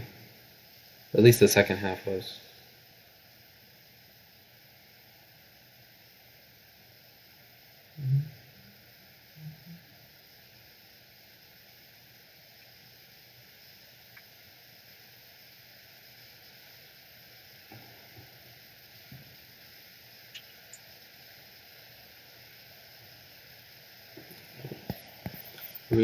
Are we done here? It can be. I guess, yeah. Do you have any last points, sir? Well, I'm glad we can bury the hatchet. And, yeah. I'm willing to speak to you on a regular basis, if you're still open to that. And provide you an update on my life. Yeah. Are there things you didn't cover that you want to talk about? Like, on account of the stream nature of this?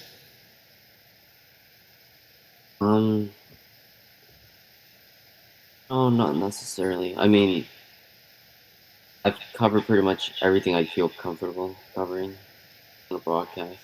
Yeah, that's what I was saying. Is there a significant difference between that and the actual amount you have to say? Like privately? Yeah. It depends on how you define significantly, but.